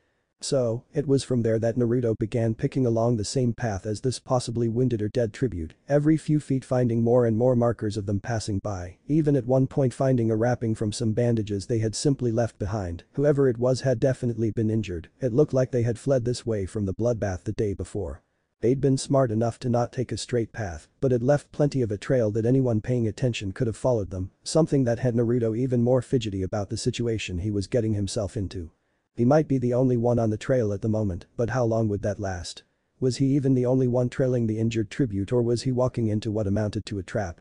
Doubts and questions filled his head as he continued on, every step feeling like he was about to walk into a pitfall and be trapped by the career pack, looking back over his shoulders, again and again feeling imaginary eyes trailing his movements, or at least imaginary eyes in the forest. He knew that hidden cameras all around him followed his every movement. The viewers seeing him hunting another person down, that thought made him stop for a moment as he faced the reality that he wasn't merely killing another person or fighting to survive, but actively hunting an injured person down to kill them and take their things. The mental image of himself doing that seemed so unreal, but looking at his situation, that was exactly what he planned. From the very beginning after finding their blood, he intended to kill whoever it was to make it easier on himself, even though he had enough to live off of, possibly for the rest of the games. After doing his best to come to terms with that realization, and not truly succeeding, he pressed onward. The blood was far less easy to find now, most of it being stopped by the bandages, no doubt. Still, whoever it was, they had lost too much blood by now. They were stumbling through the woods, the path was just as clear as it was when it was outlined in red. It didn't take much longer for Naruto to finally find the tribute he'd been hunting. She was worse off than he expected her to be, but she wasn't dead yet. The girl stared back at him, much like the one from the night before, too weak to resist whatever he decided. It was weird that the thought that killing her in this fashion, like releasing her from her pain, was something that made him happier. Not to have to kill someone, but that it would be more of a mercy than anything. Taking a knee beside the girl, he looked her over a bit more carefully and could tell she probably got cut the day before during the scramble ride at the start. She had hardly anything in the way of supplies, except for a few more bandages and even a couple of water purifying tablets. To have been practically killed for so little gain seemed especially sad to him. "Can you speak?" Naruto asked as gently as he could. "Yes," she croaked, though her voice came out hoarse and harsh, like two dry stones raking across one another. The boy nodded at her before fishing out his canteen and undoing the lid, gently lifting her head to drink a little of his water. He didn't have a lot, had need to filter more from the pond later, but he couldn't stop himself from giving her some kind of comfort. "Did this happen at the cornucopia?" he asked as he put away the canteen. His response was just a weak nod of the head. "Who got you?" he asked again, just trying to keep her company and ease her passing, he supposed, or maybe it was more for himself. "The boy from 2, he cut me with a sword but had to fight someone else while I ran away," she replied after clearing her throat, then gave him a raised eyebrow. "Why are you helping me?" she asked. "I'm not," he replied with a sigh, making her tense up. "I can't, I mean, you've lost too much blood, even if you hadn't were opponents, you know," he continued somberly. "Oh," she replied simply as she sagged, less in relief and more in resignation. "For what it's worth, I'm sorry, probably doesn't mean much, but it's all I have to offer." That and Naruto said as he shifted to fully sit next to the girl, his knife catching the light to glint and show her just what he meant. She said nothing, and the pair simply sat for a time in the silence, him staring off at the treetops and her fighting to remain awake, rasping for breath. "Do you have anything for the pain?" she finally asked, having grown so tired of the stings and ache of her wound and the exhaustion it brought with it. Funny how the rest of her body all felt so numb, except for the part she wished did right now. "I'm sorry, I don't, just whenever you're ready I can, well I can make it as painless as possible," he replied, looking down to meet the girl's eyes. At his response all she could do was let out a choked sob and nod her head. "Just do it," she said quietly, clenching her eyes closed. Naruto took a second to look down at the girl, and as he pushed his way up to his knees again he let out a long sigh. "Okay," he said as he placed the knife in position beside the back of her neck. He mentally scoffed at his words, the last thing this girl hears in the world, an awkward okay, as he mercy kills her. Pushing the thoughts aside, he shoved forward, roughly embedding the blade to the hilt in the back of her skull. Her eyes flew open, and a strangled sound escaped her lips before her eyes rolled back and she went limp in his hands, wrenching the knife free as carefully as he could. Naruto covered the girl with her jacket as he had for the one previously and nearly flinched at the sound of a cannon booming in the distance. Collecting up the supplies he doubled back and around through the woods back to his hideout. He needed to wash some blood off him and purify more water, but what he wanted to do was curl up and rest for a while. He was full of energy still, but emotionally killing a defenseless girl was one of the most taxing things he'd ever done, and now had done it 3 times. Katniss sprinted as quickly as she could as the wall of flame behind her engulfed the forest at an unnatural rate. She had no doubt the gamekeepers were hurting her. As terrifying as the thought of running headfirst into the career pack was, it was definitely more agreeable than being burned alive. She had been trying to distance herself from the center of the arena by as much land as possible, and clearly the powers at be hadn't approved of her decision. Now though as she ran they seemed to want her headed to a specific location, as any time she tried to veer off in other directions, a random tree would seem to fall in front of her. Or a deep ravine would suddenly appear where she didn't recall one being on her walk through the area earlier that morning. Added onto the actual balls of fire that occasionally shot out of the pillars of flame chasing after her, and her situation was dire, extremely so. It grew only worse when she dodged around a falling tree, only to nearly catch another ball of roaring flames to the face. Instead, leaning away just in time, the ball of fire impacted against a wall of stone she had been running along, splashing her with whatever fuel was used to keep the fire burning. The hole had been burned into her pant leg, halfway up her thigh, and the red and bloody meat of the leg itself had been seared painfully, some of the cloth of her pants burning into the fresh wound. Katniss couldn't even attempt to suppress her cries of pain from the wound as she screamed at the agony. The sizzling of her burn only making it that much worse as panic began to threaten to take hold of her. Her first instinct was to grab onto the injury, but she managed to stop herself with her hand hovering just above the wound, hissing through clenched teeth and sucking in breath like she had just come up for air from underwater. She managed to force her way onto her feet just barely. The girl had to stop for a moment then, trying to force up the willpower to keep running with the pain coursing through her body, making her want to do nothing but curl up and rest or tend to her injury. The game makers would give her no such respite though, hurling yet another ball of flames directly for her. Katniss forced herself into a half-leap, half-drop from her place against the rock, sending herself rolling down the small hill she had been, forcing her back into motion, managing to overcome, at least for now, the pain she felt. Katniss was on her feet and rumbling, or a sort of hobbled, stumbling through the brush in front of her. The thick foliage and haze of smoke made the woods into a maze now, but she couldn't stop running. The crackling roar of flames continued on behind her, no doubt closing in more and more. Onward she stumbled until finally she found a cold pool of water at the base of several rock outcroppings. The fire was a good distance behind her, and now that the smoke had begun to lift, likely was burning out thanks to the game makers. They couldn't have a simple fire grow out of control and ruin the show after all. Taking just a moment to try and rest and soothe her leg in the cool water, Katniss nearly cried as she heard the sudden sound of voices nearby. She was already moving again by the time the career pack rounded the bend and spotted her starting to hoop and holler as they chased race to catch up with her. Somewhere, no doubt the gamekeepers were prepping her cannon shot and portrait for the night's showing in the sky. The idea she could somehow fight off all 4 of them while they were already armed was laughable, a truth being that she didn't stand a chance if she wasn't exhausted and injured. In her current state, it would hardly be a challenge for the careers.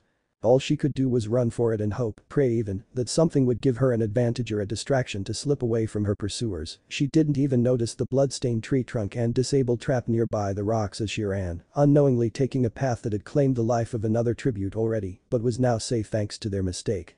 The moment he had seen her fall into the pool beside his cave, he had begun moving forward to help her. He wasn't sure why, they would have to fight each other in the end, but he wanted to help her. That was enough, he supposed. He could tell by the way she moved. She must have been hurt by that sudden firestorm just beyond the nearby river. He already was pulling out some clean water and bandages in case she needed them when he froze just after she did. The voices of the career pack weren't quite clear enough for him to pick out what they were saying, but he knew them the moment he could hear the sound bounce off the rock walls of his cave. Watching Katniss rushing to try and escape, he began rushing to get a small pack around. Shoving a couple ration bars, the bandages and water along with his knives into place before stopping just in the shadows of the cave's entryway. The shouting and hollering of the careers grew closer and closer until it was right on top of him, then, they began to drift further and further as they gave chase to his fellow tribute from District 12. That was when he took off, following after the four hunters tracking down Katniss, himself tracking them down. He wasn't certain what he would accomplish against four better armed and trained career tributes, but something felt like it had to be better than nothing. Sitting in his cave and letting them hunt down and butcher Katniss just wasn't something he could allow himself to live with. The thoughts on why exactly would thankfully not come at the moment, but when they did, they'd crowd his head, taking up all his attention. Naruto was surprised he caught up to them as easily as he did, even more so that they hadn't noticed him. Then again, they were so concentrated on Katniss that he supposed that he shouldn't have been that shocked. The issue now was, what exactly was he going to do? He suddenly realized how useless charging in to try and take down all four would be. They'd kill him, then they'd find and kill Katniss. It would be a useless gesture, and they'd both be dead for nothing to show for it. After thinking a moment, he managed to come up with a better plan, using the term better very loosely as it was essentially the same plan except for one main difference. He had no intention to actually fight them. He'd come in, see if he could at least hurt one of the careers and run, as fast as he could, directly past them in a different direction from Katniss. God, this is such a stupid idea. He screamed at himself in his head as he picked up speed, drawing the largest of his knives at the same time that he burst from the brush behind the career tributes, making them spin around and face him with shock clear on their faces. It's the other one. He faintly registered the District 1 boy shouting as they all readied their weapons to fight him, only for Naruto to suddenly shift course, making a vicious swing with his blade at the closest of his enemies, the unlucky recipient of a large slice down her arm being the girl from District 1. Wasting no time the moment Glimmer began screaming bloody murder, Naruto was turned and making a beeline for the tree line, once again catching them off guard with his decision. "Howard!" one of the boys screamed after him. "You two stay after the girl, Clove, and I will get him," Kato, the de facto leader, ordered before he and his fellow District 2 tribute took off after Naruto.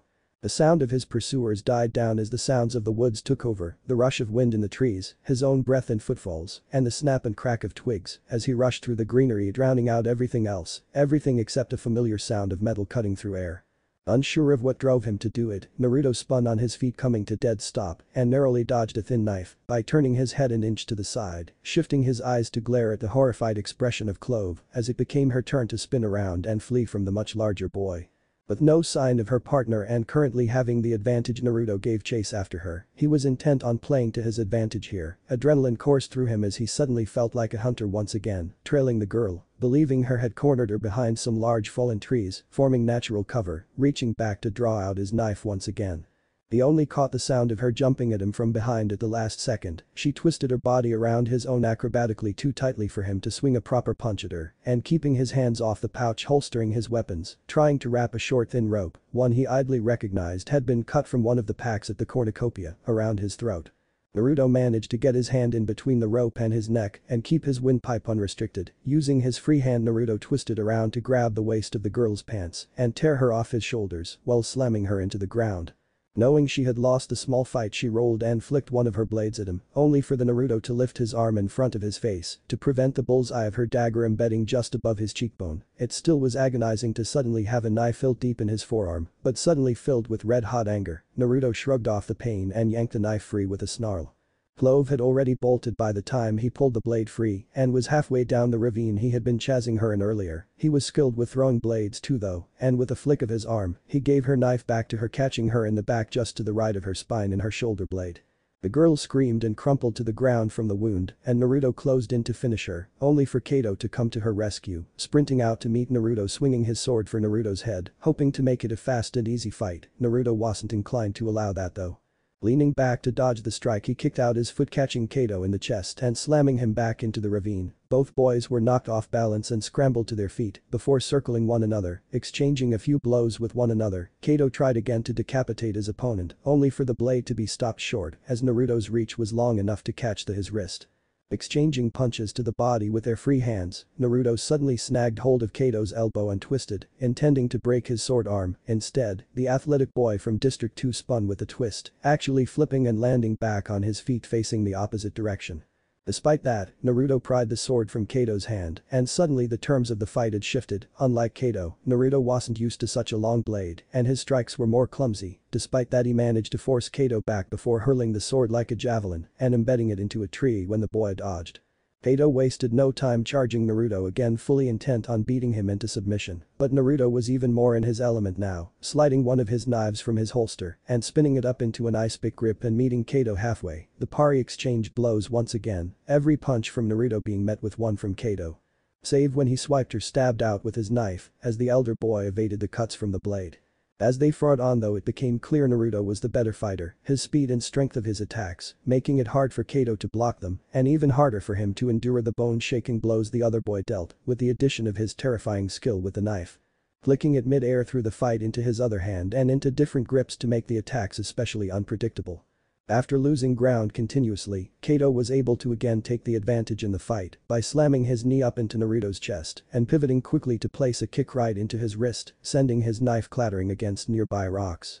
Naruto stumbled back and his enemy capitalized on the moment to slam another kick into his stomach and send him skidding backward into the wall of the ravine. He gave Naruto no chance to catch his breath as he followed up with a violent kick to the chest that left Naruto wheezing in pain as he briefly saw stars and what breath he had was forcefully expelled from his body.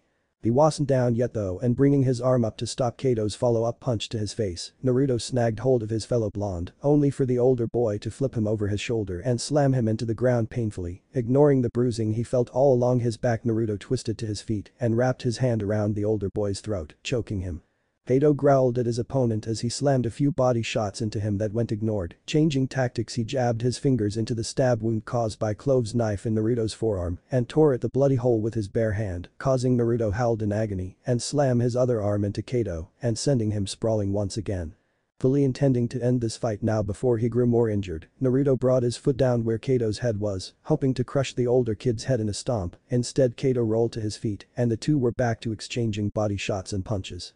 Again, Naruto yanked one of his knives free from the holster on his pack and added it to the fray, causing Kato to try and put some distance between them, just as Naruto had wanted.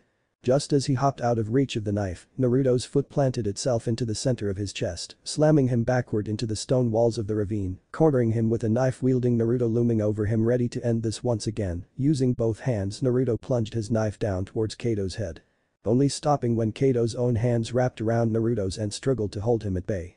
Unable to fully stop the stabbing motion, Kato was able to shift the weight of the attack to the side of his head, striking the blade against the rock wall. Pressing on, Naruto pushed his blade toward Kato's head once again, making both boys struggle down the length of the rock wall, sending sparks flying as the blade carved a line down its face, chipping both blade and rock alike.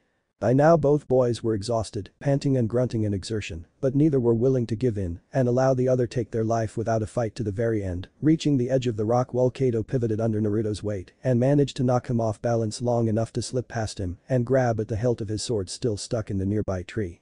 With a grunt of exertion once again, the boy freed his blade and turned to face Naruto, fully armed once again.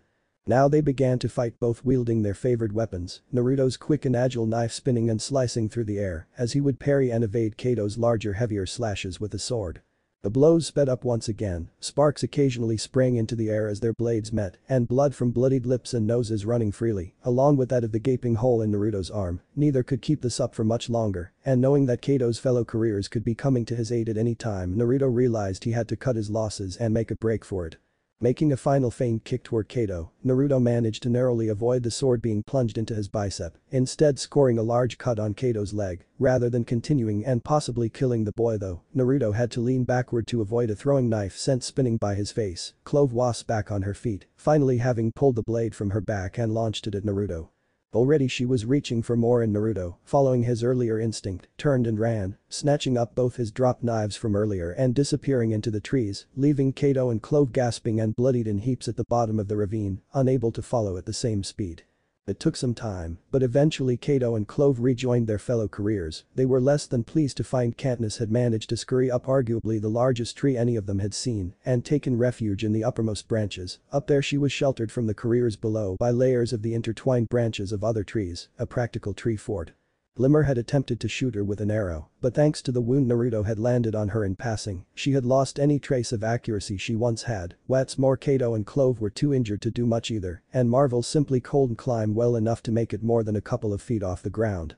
Deciding to settle in for a pseudo-siege, the four bedded down for the night and set up a camp. They had far more supplies than Katniss did and intended to simply wait her out.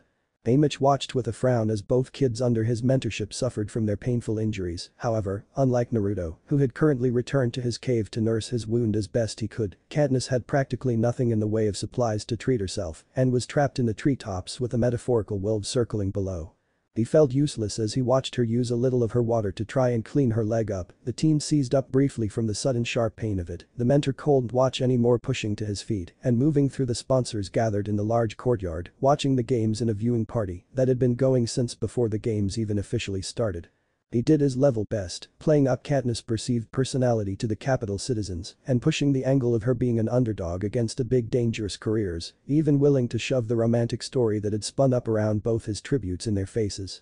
He didn't want to give a hand to the two lovers after Naruto had risked life and limb and even been hurt trying to give Katniss a fighting chance. In the end, it hadn't been all that hard. Naruto and Katniss had done most of the work for him. They were the sweethearts of the capital this year, not truly underdogs, but far from being careers, they also took the spotlight of being the most dangerous competitors, filling both the role as the favorites to win and struggling against stacked odds with a larger career pack. They were a sure win for getting sponsor support.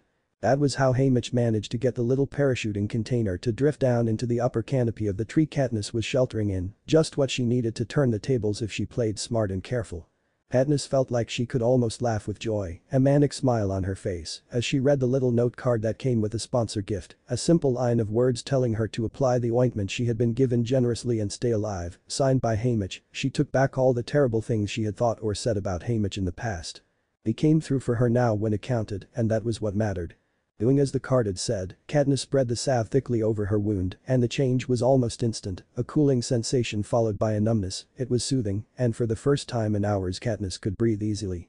Within a couple of hours, the careers had fallen asleep, overconfidence leading to them to not even put up a watch rotation. Katniss for her part was too exhausted to capitalize on that at the moment, instead she was forced to get some rest as well. After all, in the morning she would have to find a way to either defeat all four careers or escape from them, no easy task even as injured as they were. Hunger Games hosting booth. Capital.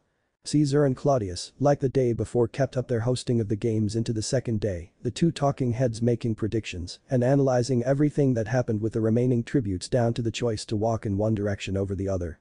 Like the day before, and honestly the event overall, Naruto and Katniss remained the focal point for much of their conversation, every action poured over and debated on, from the moment they woke up on. I see Katniss is continuing on away from the center of the arena and the other tributes as best as she can, Claudius pointed out in the early morning hours. Yes, that could be a smart strategy, however she needs to be careful because venturing too far from the others could lead to involvement of the game makers to keep her from the edge of the arena. We all know it's never good when a game maker has to become involved in guiding a tribute back in, it's usually very brutal to remind them of why they are here, Caesar said with a slight frown. Indeed, Claudius nodded along with Caesar's words. Almost in exact contrast to Katniss, our other District 12 tribute is instead remaining relatively close to the center. His little fortress Hess made out of that cave seems to have been perfect for him, Caesar said as screens changed to show Naruto starting the day. There is some risk there as well, I think. I could agree more, between someone stumbling onto his hideout, having to leave for supplies right in the hunting grounds of the District 1 and 2 Alliance, and not having anyone to guard his back in what amounts to hostile territory. Naruto really is playing a dangerous game, Caesar agreed. As the two continued to talk on the change with Naruto finding another tribute's path caught their eye, and they changed a majority of screens to catch him from multiple angles. Interesting, it looks to me like he is weighing the possibilities of following after another competitor or passing by back to his hideaway, Caesar contemplated out loud. We know that the District 8 female, Angelica, is the one to have passed by there, things already were not looking good for her, her injuries from yesterday might not be what does her in though, Claudius added. Oh, and there he goes, Hess tracking her down now. The men watched on along with the audience as Naruto followed the path of blood and disturbed nature leading to the wounded girl. And Hess found her, Caesar said with a serious tone.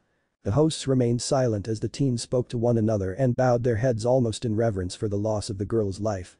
Look at that, once again Hess being as respectful as he can for a fallen opponent. This kid really is a softie down under that hard shell, Caesar pointed out, making the capital viewers and even many in the outlying districts grow in adoration for the boy.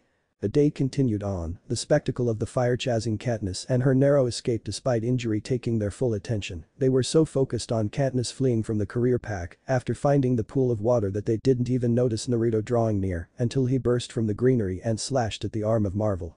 Look at that. Hess no knight in shining armor, but when Katniss needs him Naruto seems up to the task. Now it appears Hess leading a pair of her pursuers away. No doubt this will end in bloodshed of some type, Caesar said.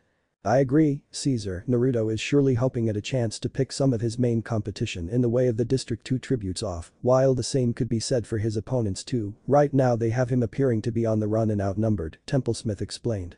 Now fair fighting, she may have the drop on him, but it seems to me that, yes Hess broken free like I expected, but that knife wound to the arm could spell trouble later on, even if he can shrug it off for now, Caesar continued.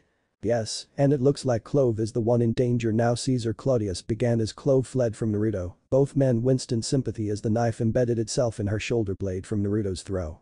In danger indeed. Naruto is closing in for the kill, but look there. It seems Kato is having none of that. Caesar said. Such skill. Claudius crowed at the sight of Naruto and Kato's battle.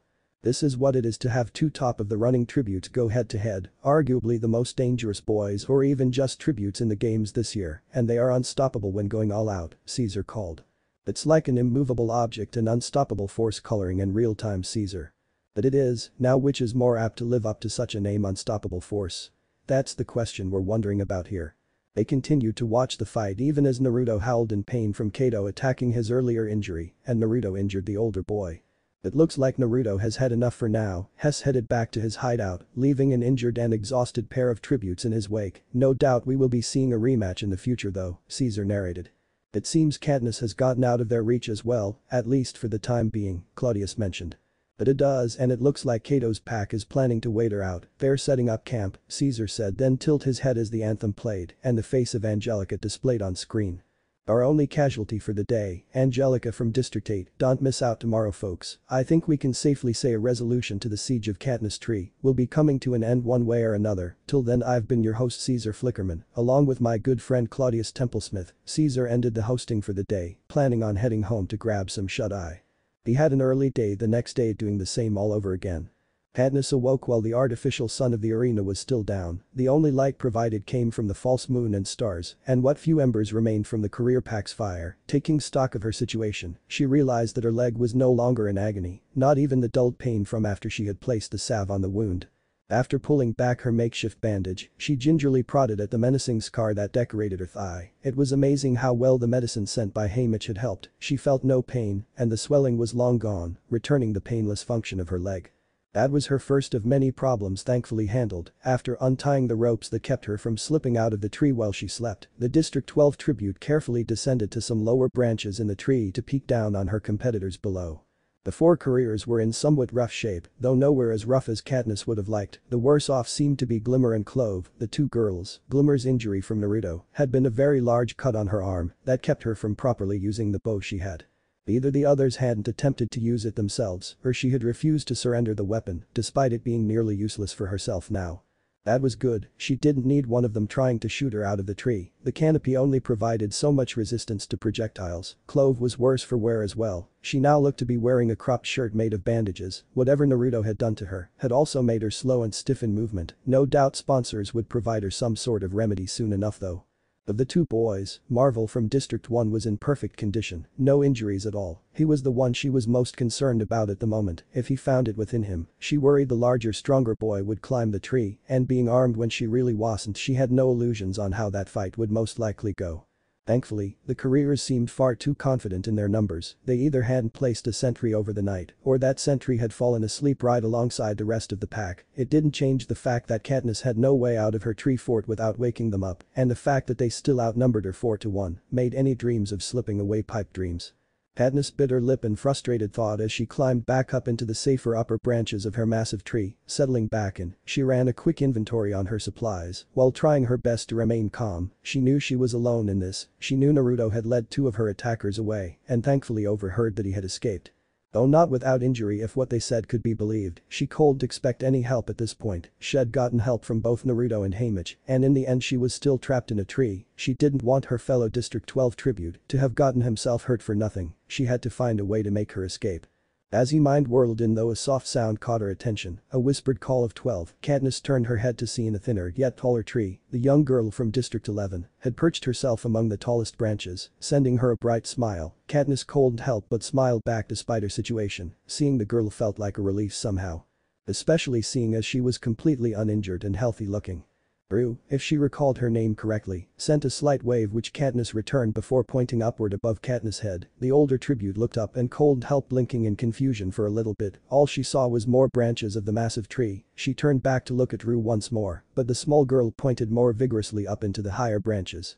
Katniss turned to look again, this time more carefully focusing. She heard it before she saw it, a slight buzzing, a hum of activity from insects. She had to adjust her position on the branches to get a look at what Rue was pointing out. When she finally saw it she was confused once again. It seemed like the girl was warning her about the hive of tracker jackers further up in the tree. She could appreciate that, a single tracker jacker was no real big deal. If you were allergic, it would be a death sentence, but even the venom from a single one of their stings was enough to cause mild hallucinations. A hive could kill anyone, no matter their resistance to the venom. Glancing back to Rue, the girl from District 11 was now motioning something else with her fingers, a scissor motion, like she was saying to cut the hive down. Katniss at first thought the girl was insane, but then realized the idea she was trying to pass on, cut the nest down and drop it on the careers sleeping below, a brilliant idea. "Thank you," Katniss whispered as loudly as she dared. Rue simply smiled back and waved as she slipped backward into the shadows of the tree. It didn't take long for Katniss to lose sight of her in the darkness. The girl sighed faintly before her face shifted to a determined look and she began securing all her supplies properly. Once she dropped the hive, she would need to move fast and avoid the tracker jackers herself as well as the careers. "Okay, alright, here goes nothing," Katniss mumbled to herself as she climbed further up the limbs of the tree. As she neared the hive, the humming from the nest grew louder and louder, not just from being closer to it. As she approached, the swarm began to grow anxious, a few even venturing out to buzz around her. One even stung her on the neck as she settled the serrated edge of her knife against the base of the hive, swatting the bug. She ignored the sting of pain shooting through her neck to saw at the hive. Her actions stirred the tracker jackers up into even more of a frenzy as they realized some sort of predator was coming for their home. A small handful more landed on her and began stinging her, causing Katniss to grunt and whimper in pain. Finally though, the nest broke free and plummeted down toward the sleeping careers below. The moment it smacked into the ground and burst open, the cloud of enraged tracker jackers raced to the first movement near them. Unfortunately for Glimmer, she had been right beside the impact side of the hive and was nearly covered in a coat of the creatures as she began to scream in pain, flailing uselessly to try and remove them. The others weren't spared from the swarm either, however they scattered before they could be truly be swarmed as their comrade was. The group fled, leaving behind Glimmer as she stumbled and fell, quickly swelling from the sheer amount of toxin in her body. The blonde girl choked out sobs as she struggled to even breathe. Most of the swarm had left her by now, handled as she was, and pursued the fleeing careers. As Katniss made her way out of the tree, she carefully collected all she could from the group. Most notably, she finally had the bow and arrows that she had wanted. It felt good to have her weapon of choice in her hands, like she was safer and stronger than before just by possessing it.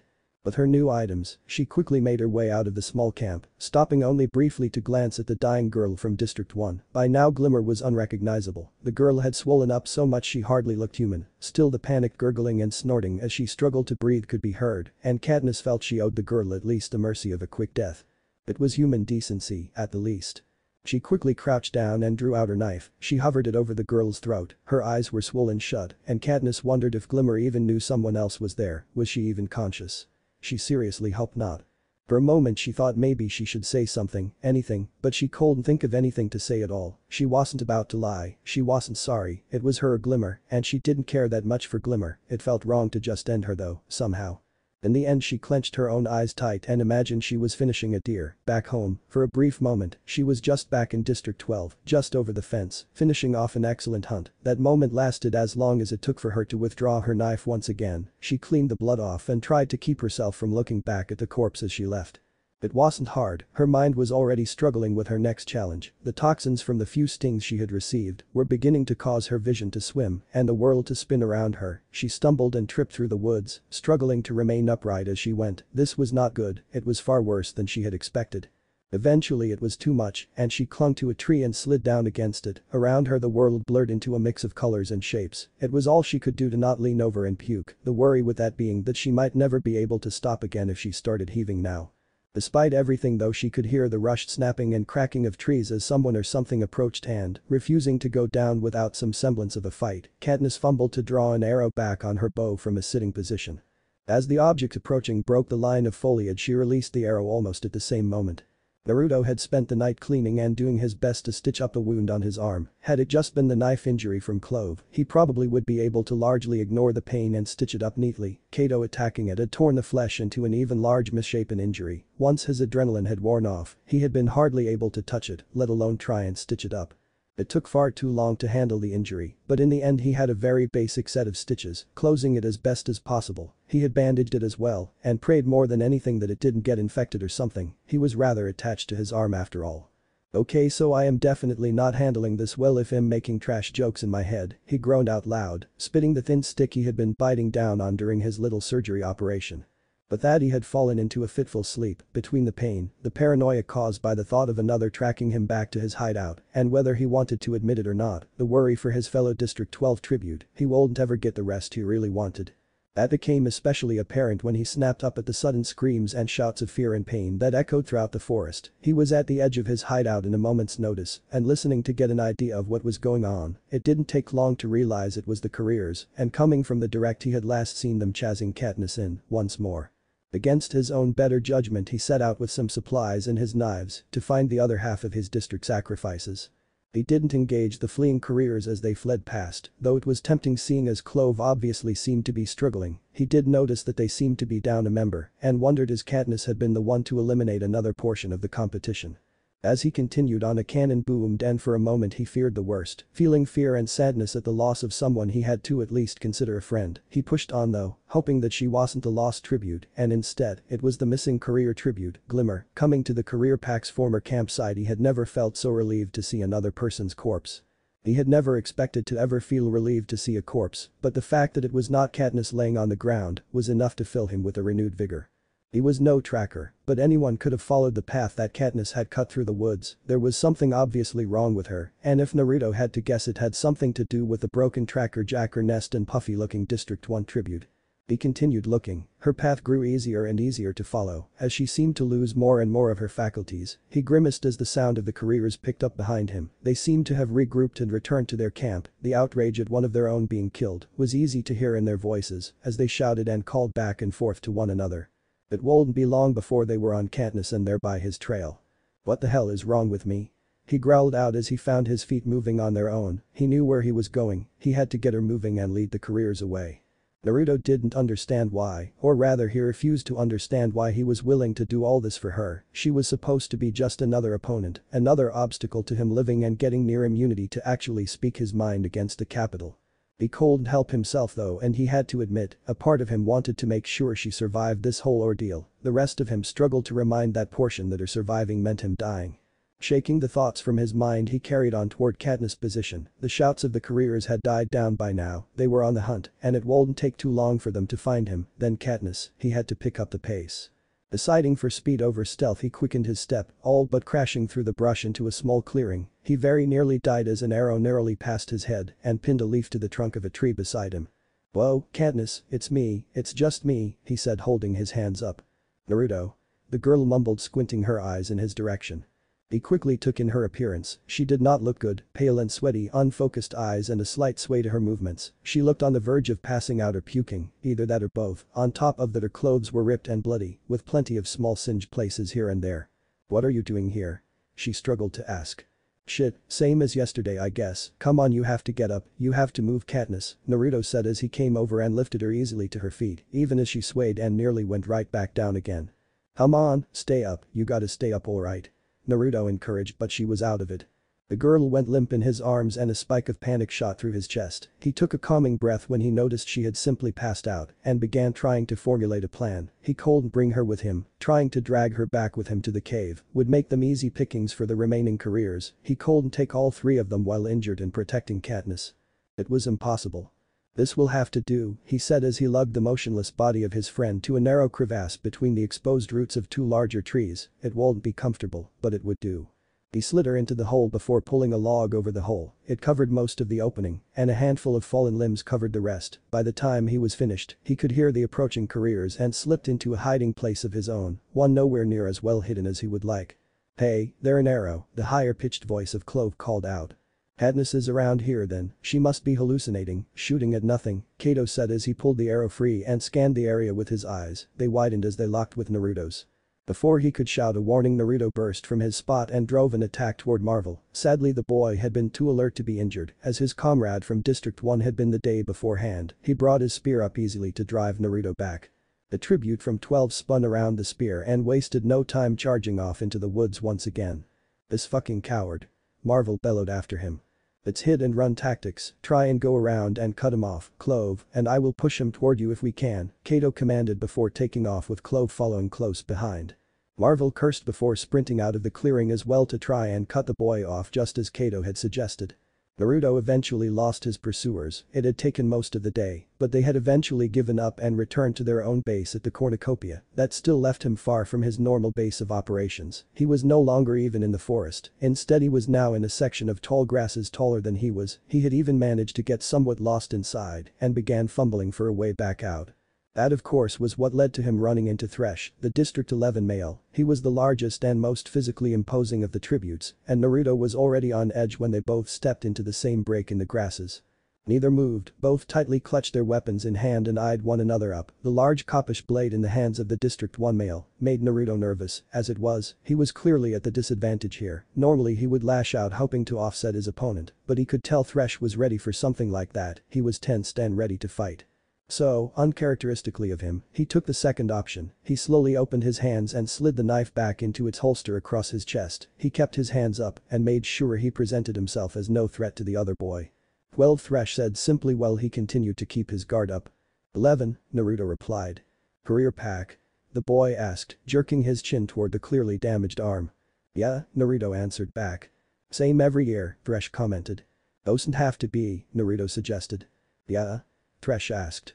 "Could flip the tables on them, 12 and 11 versus 1 and 2, Naruto said.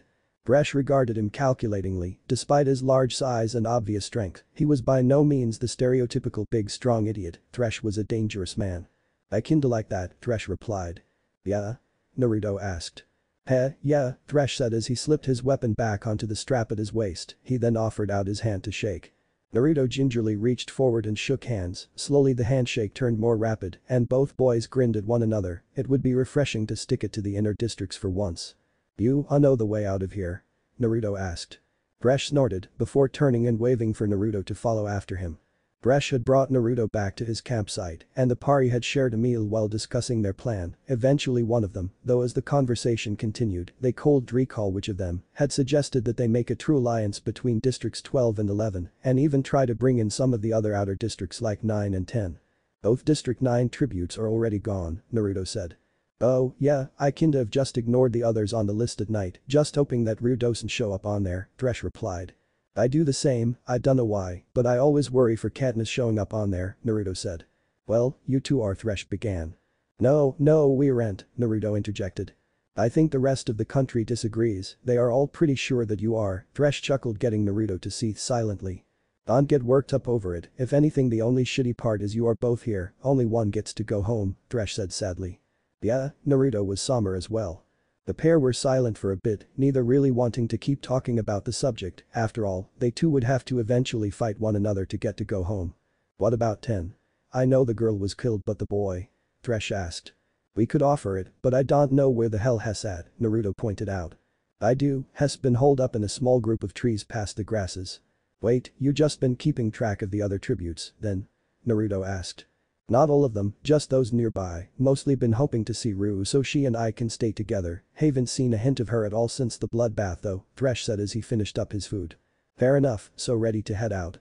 Naruto asked as he polished off the last of his own food and stood.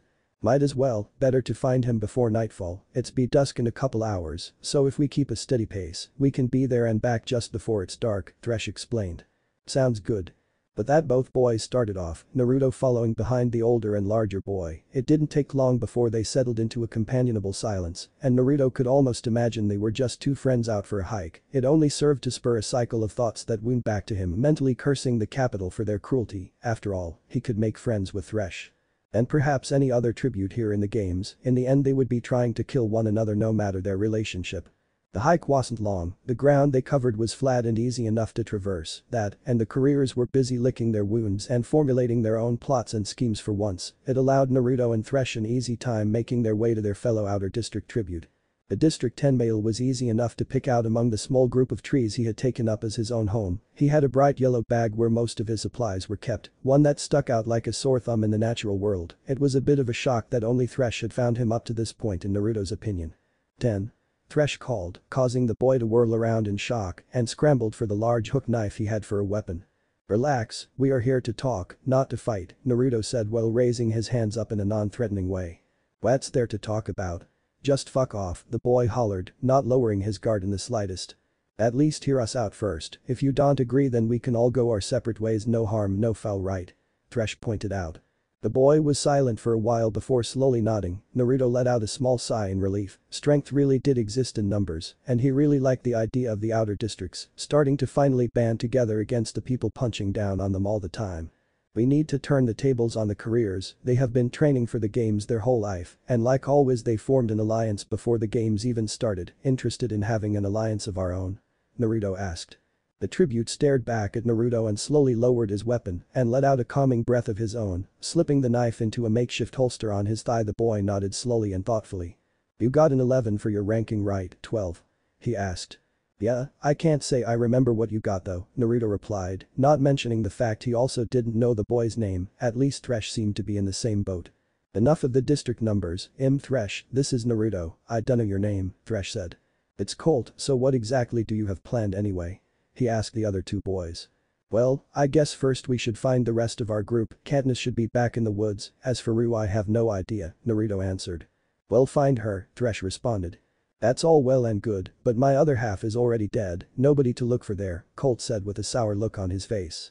Naruto had to wonder if every pair of tributes didn't have some sort of connection to one another. He could tell the boy was broken up about his fellow District 10 tributes passing, and he wondered what he would feel when Katniss died. Angry? Sad? Maybe just relieved that he didn't have to kill her. Thresh caught the agitated expression growing on Naruto's face out of the corner of his eye. With Colt already seeming to be a sour person in general, he felt it was best to get them underway and working on something, rather than letting them wallow in the thought of what would come or had come. First thing is first, you know roughly where Katniss is, so well go collect her. My old camp is about halfway to the edge of the forest, and we can make it back there before it gets too dark. We'll camp there for the night and take turns sleeping in shifts in case the careers start hunting again, Thresh explained, getting nods from the other boys. Sounds like the best plan we can have at the moment, Colt agreed, and the three of them got underway with Colt in the middle of the group.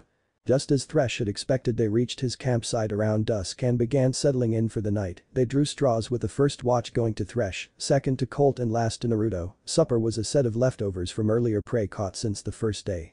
Naruto and Thresh actually had enough to share, and Colt ate better than he had since he finished off the last of his ration packs on the morning of the second day. Colt and Naruto were quick to bed down after they finished eating. That didn't mean it was easy to sleep. Trust was not something that was really a virtue in the Hunger Games. The need for rest overtook their distrust slowly though, and both boys eventually fell asleep. When Naruto next awoke, it was to the sound of a shout, and he was on his feet in a flash with his hand on a knife as he prepared to defend the campsite, only for his eyes to narrow, as it was clear Colt had been aiming to kill Naruto in his sleep, only for Thresh to catch him in the act. You son of a bitch. The District 10 tribute spat at Thresh as he rushed Naruto. The fight was brief and easy. It was 2-on-1, and Naruto and Thresh were both ranked higher on the danger index than Colt for a reason. Naruto easily caught the boy's hands and, unable to break free and turn to face Thresh, Colt could only scream as Thresh reached around from behind him and slit his throat. As the body dropped, convulsing a few times before Colt died, Naruto and Thresh exchanged a look. Naruto was grateful to the older boy, truly. He wondered if he would have done the same briefly, but shook off the thought as he offered his hand out to the larger boy. Thanks, Naruto said as they shook, both focused more on the corpse now laying at the center of the campsite. Yeah, just don't stab me in the back like he planned and we're even, Thresh huffed out. No problem.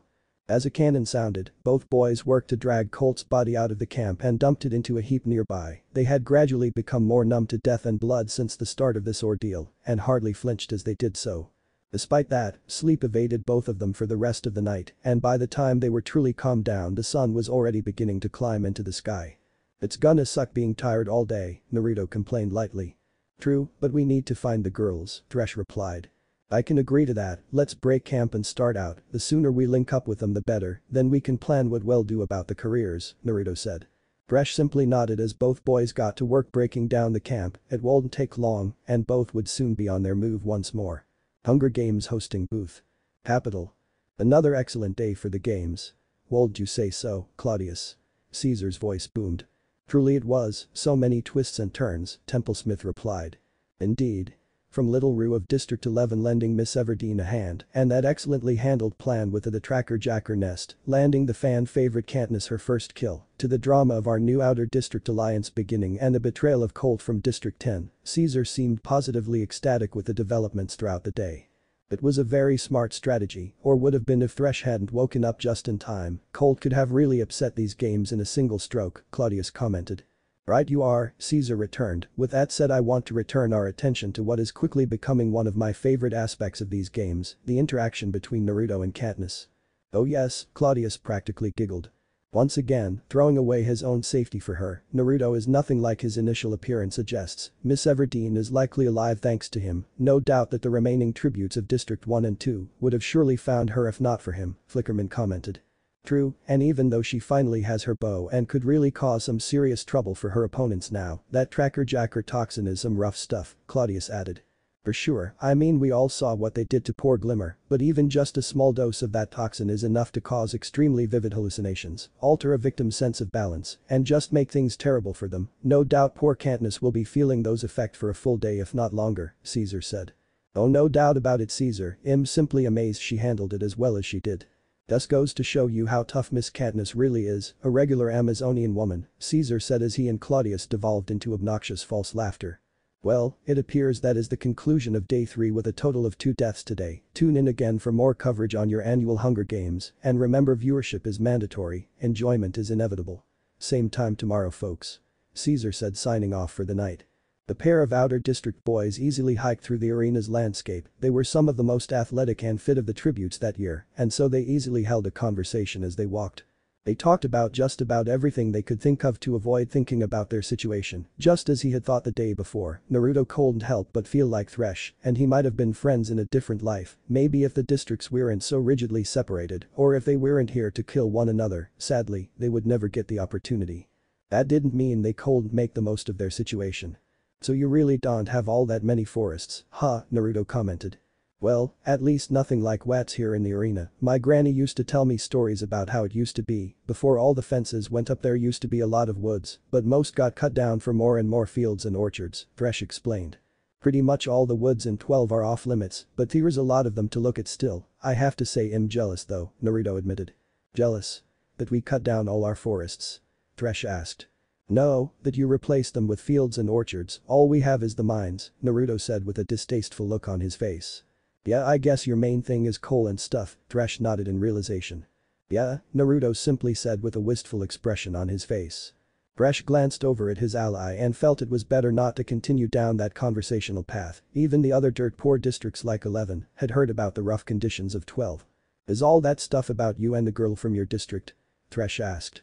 "You mean about us being star-crossed lovers or whatever crap Effie and Caesar were spouting about?" Naruto huffed, getting a laugh from the older boy. "Nah, I know the answer on that part just from your reaction," Thresh said as he continued to chuckle. Naruto frowned up at the boy, causing Thresh to simply crack up into laughter again. The District 12 tribute rolled his eyes, as he knew it was pointless to try and argue the point. Everyone seemed so sure he and Katniss were some sort of secret lovers. "Man, whatever," Naruto groaned. "No, but really, that stuff about you helping each other when you were starving, that was real or just to get more support?" Thresh asked. Naruto was quiet for a little bit before slowly nodding. "Yeah, that was true." Thresh nodded his head and let out a long sigh. He looked far more tired, and suddenly Naruto felt very similar to his fellow combatant. The exhaustion and stress were no longer at the forefront of his mind, but just under the surface it was still there, all-encompassing. "You mentioned a granny, you got a family back in 11. Naruto asked, trying to change the subject to happier memories. Yeah, I do, what about you? Thresh asked before he recalled. Oh, shit, sorry, you said they died, Thresh apologized. Yeah, I don't have anyone back home, the closest thing I have to a friend is Katniss and well Shess here, Naruto admitted. Thresh was silent for a moment, frowning as he watched Naruto out of the corner of his eye. He doubted it would be appreciated, but he did pity the younger boy. Time for a change of subject matter. So since you get so pissy about it when people say you and Katniss are a thing, are you know? Thresh asked. You know? What do you mean by that? Naruto asked. Oh, you know, Thresh said with a smirk. No, I don't know or I won't ask, Naruto growled. UKNOW, Thresh teased. Man, I'm about to say to hell with this alliance crap, Naruto grumbled, getting Thresh to laugh loudly. God, you really are a loner, I'm trying to ask if you're gay, Thresh said. Why no? What the hell? Where did you get that idea? Naruto demanded.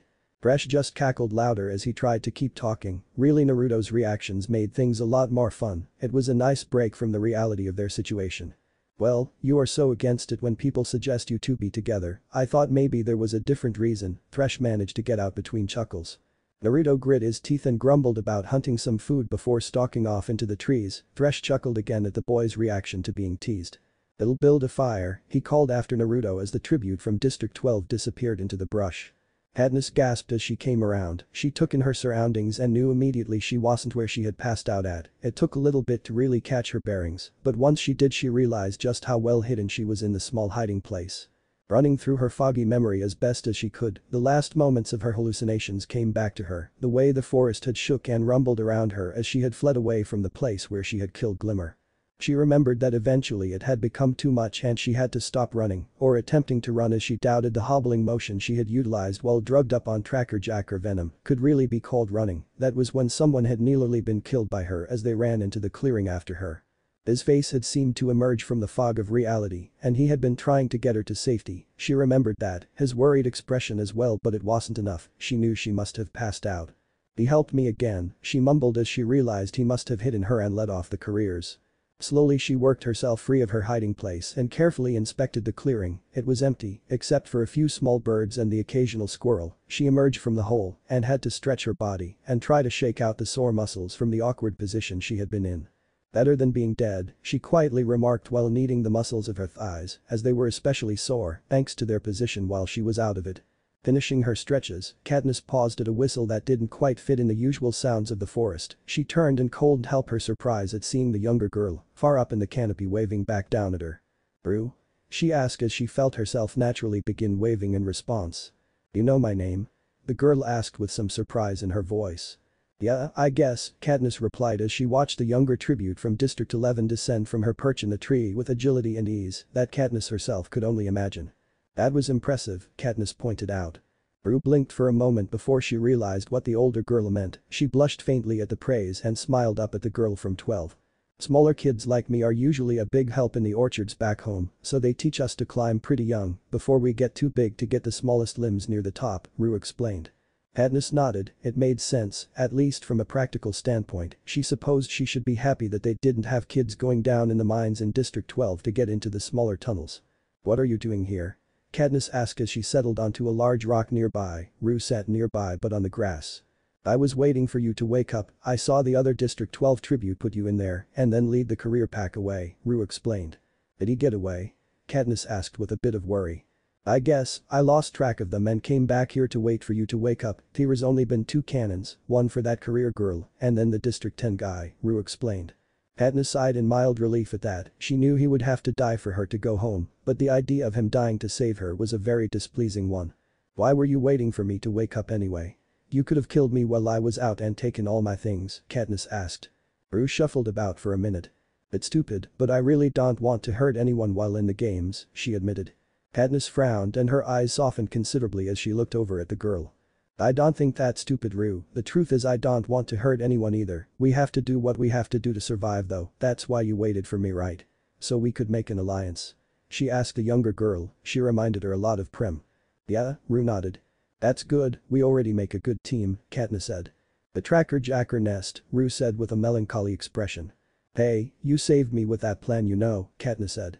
"I just wanted to make them run away so that you could escape. I saw her body, it was so bad," Rue bit her lip to keep tears from welling at the memory. No tears, you didn't even drop the nest on them. I did, you just pointed it out to me, you need to listen to me though, alright. Katniss said, getting the girl's attention. The District 11 girl nodded and paid attention, though she was still upset by the situation. You cannot get out of here without hurting someone, you have to be ready to hurt others to protect yourself, okay? Katniss tried. It's been done before. Rue argued. The girl was right, there had been a small number of victors who had never directly taken a life, the thing was they had relied primarily on luck to survive, luck wasn't something Katniss had any faith in. Rue, that was then, this is now, different competitors, different arena, you can't just hope to win, you have to be ready to fight for it, Katniss tried to impress upon the girl. She could tell Rue was still conflicted at the concept, that was fine, she was a 12-year-old child, it wasn't right that she was here facing off against people who were practically adults. It was probably best to shift gears and take their minds off of the game, they didn't need to be hung up on what they had to do here in the arena to survive, they just needed to survive. From what Katniss understood, there would be more than enough time to think about what it's and everything if one of them managed to win and survive in the end. You know, I bet you are pretty hungry, let's see if we can't find a good place to camp and make something to eat, Katniss suggested. Alright, I know a place that's hard to get to without using the trees to get there, all the others will have trouble reaching it, Rue said. Sounds perfect, Katniss agreed. The pair headed off, first along the ground, then carefully picking their path along the branches of the thick forest. This is where I left her, Naruto said as he knelt down in front of the hollow he had hidden Katniss in.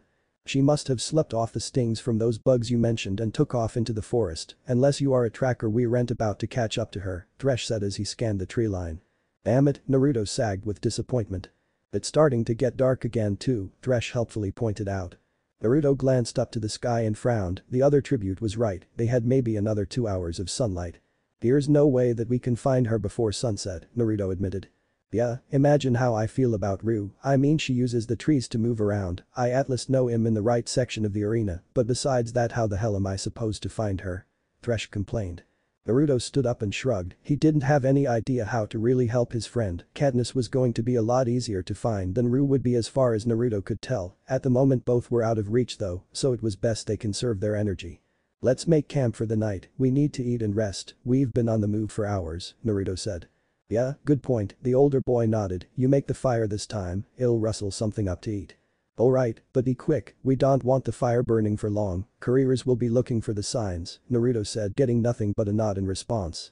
It didn't take long before the two had a decent meal, decent for the arena anyway, they both laid back and stared up at the sky. Once the fire had been put out and buried, they moved a short distance away from where they had made the fire just to be safe and bedded down for the night, neither was quite ready to sleep yet, even after they had agreed on the night watch rotation.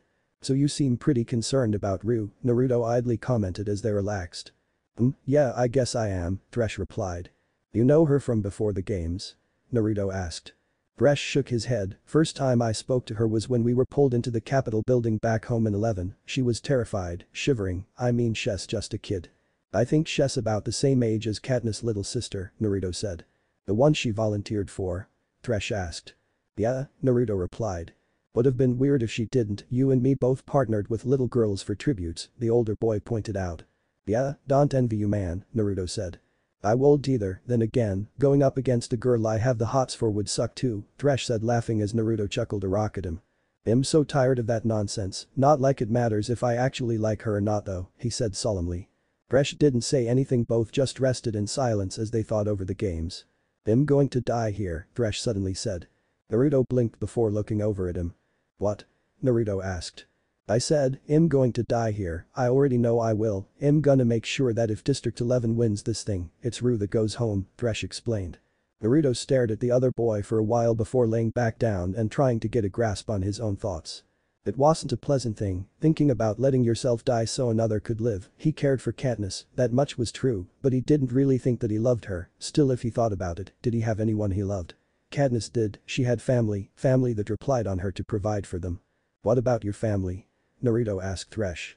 The boy was silent for a time before shrugging, I want to think they would understand, they might be upset, but we outer districts pretty much expect to go into the games prepared to die anyway.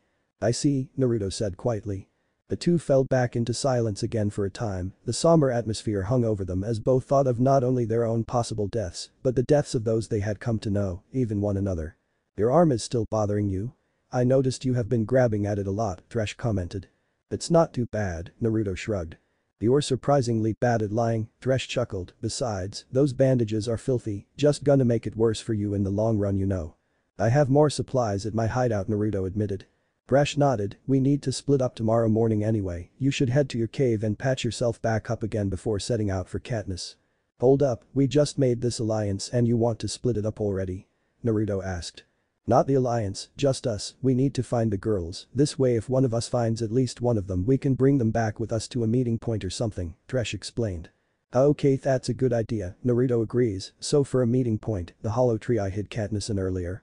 That works, we'll meet up there in a couple days after splitting up, Thresh said. Alright, promise that if we find each other's partner we don't hurt them or harm them in any way, Naruto said seriously. Promise? We could just break that easily, Thresh replied. Maybe, but I'll believe in you, you saved my life so I'll trust in you for now, he answered back. Thresh just stared at the other boy for a while before nodding slowly. They shook again, just as they had before. The capital. That concludes another day of the games, it seemed to be a bit more of a peaceful one this time around, Claudius announced. Perhaps, but just because we didn't see any of our tributes pass on today does not mean that nothing happened today, Caesar pointed out. Right, you're Caesar, Claudius agreed. For instance, we had our young District 11 tribute room make a very bold move in approaching Katniss, Caesar stated. True, but it paid off, Claudius commented. But it did, it seems that both our male and female tributes from District 11 and 12 are like-minded individuals, Caesar said. Speaking of our new blossoming alliance on the field, did you catch the conversation between Naruto and Thresh tonight, Caesar? Claudius asked. Oh, I won't miss it for the world, Claudius, hearing Thresh's vow was moving. No doubt people are loving the heroic duo of Naruto and Thresh, Caesar said. These boys are something else, Claudius added. The girls from their districts are just as impressive, really this is the most enthralled in a Hunger Games I have been since I was a boy, Caesar commented. The pair continued commenting and speaking for a few hours more before they themselves retired for a very short chance to recharge, before returning to view the start of the next day. The next morning, Thresh and Naruto bid their farewells to one another and headed off. Naruto planned on taking the advice that Thresh had given him the night before and headed in the direction of his hideout in the hopes no one had discovered his stash inside. The older tribute had been right, Naruto's arm was beginning to severely bother him, it was difficult to make a fist or tightly grip anything as it was, and he could tell it was swelling noticeably by now. Thresh had also been right about the bandages, they were starting to even smell a bit, and he couldn't say he was pleased with the intense itchy feeling emanating from beneath the gauze. He forced himself not to pick at the bandages yet, fearing he might make things worse before he had access to new wraps. It was surprising how hard it was to stop himself.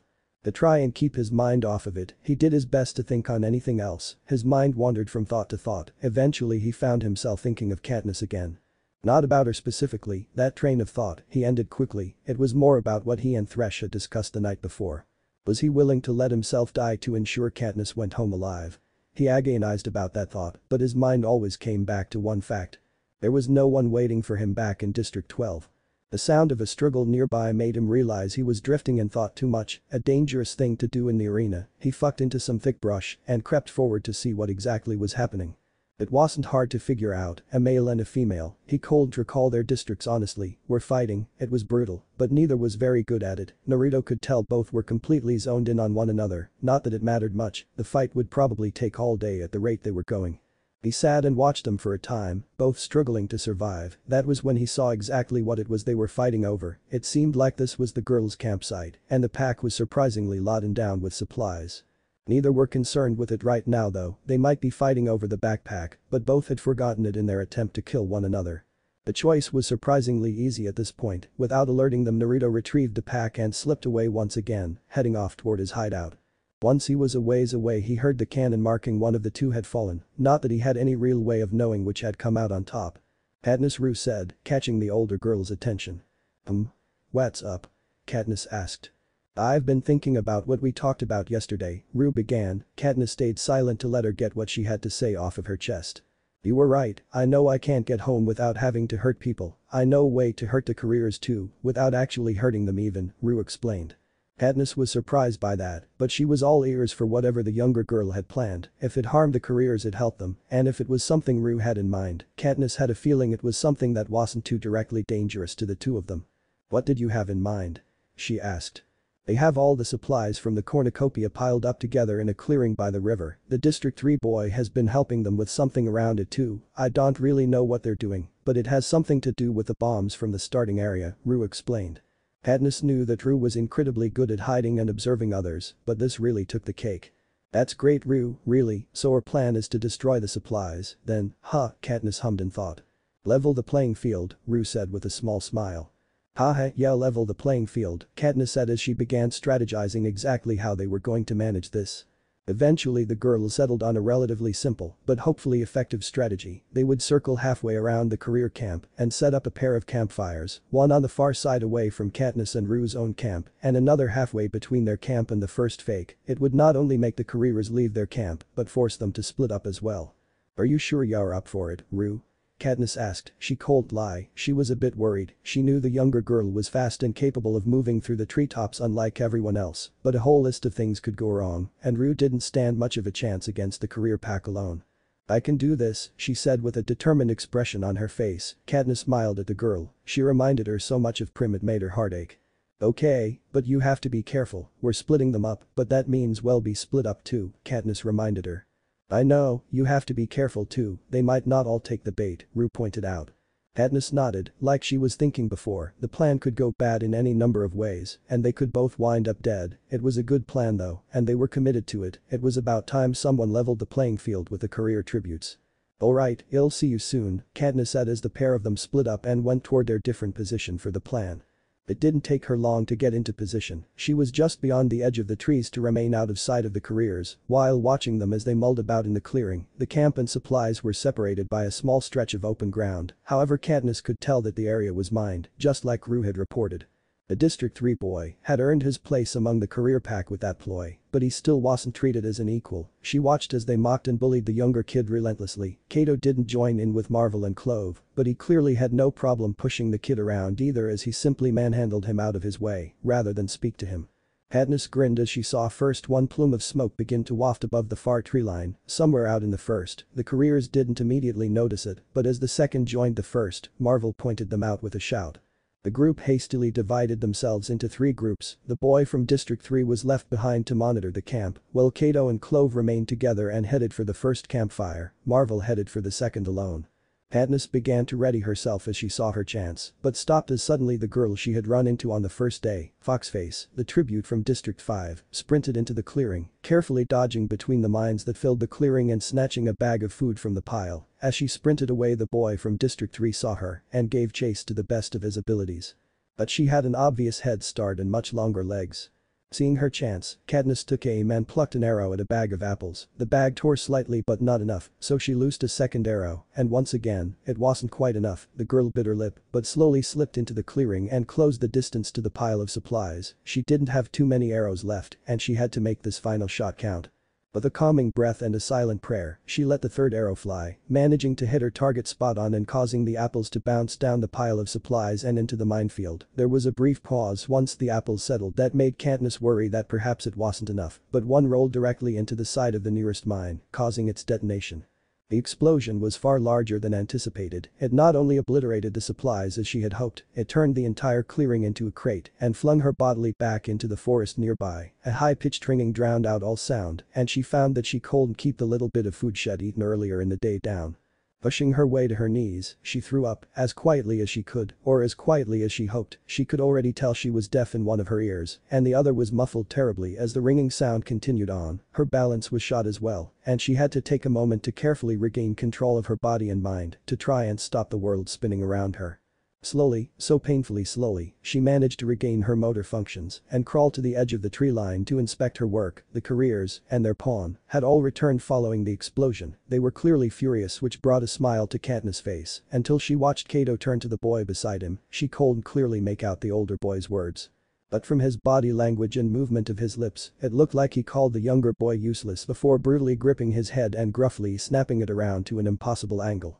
Katniss took that as her sign to head to the rendezvous. As she moved through the trees headed back to camp, she gradually regained complete control of herself. One of her ears was still muffled, but the ringing in her good ear had finally stopped, and she was happy to hear the sound of the forest around her.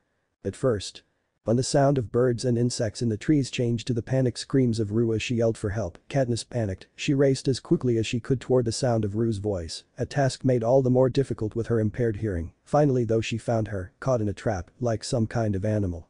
Katniss didn't waste any time in cutting away the ropes and net, only stopping when the girl screamed and pointed behind her.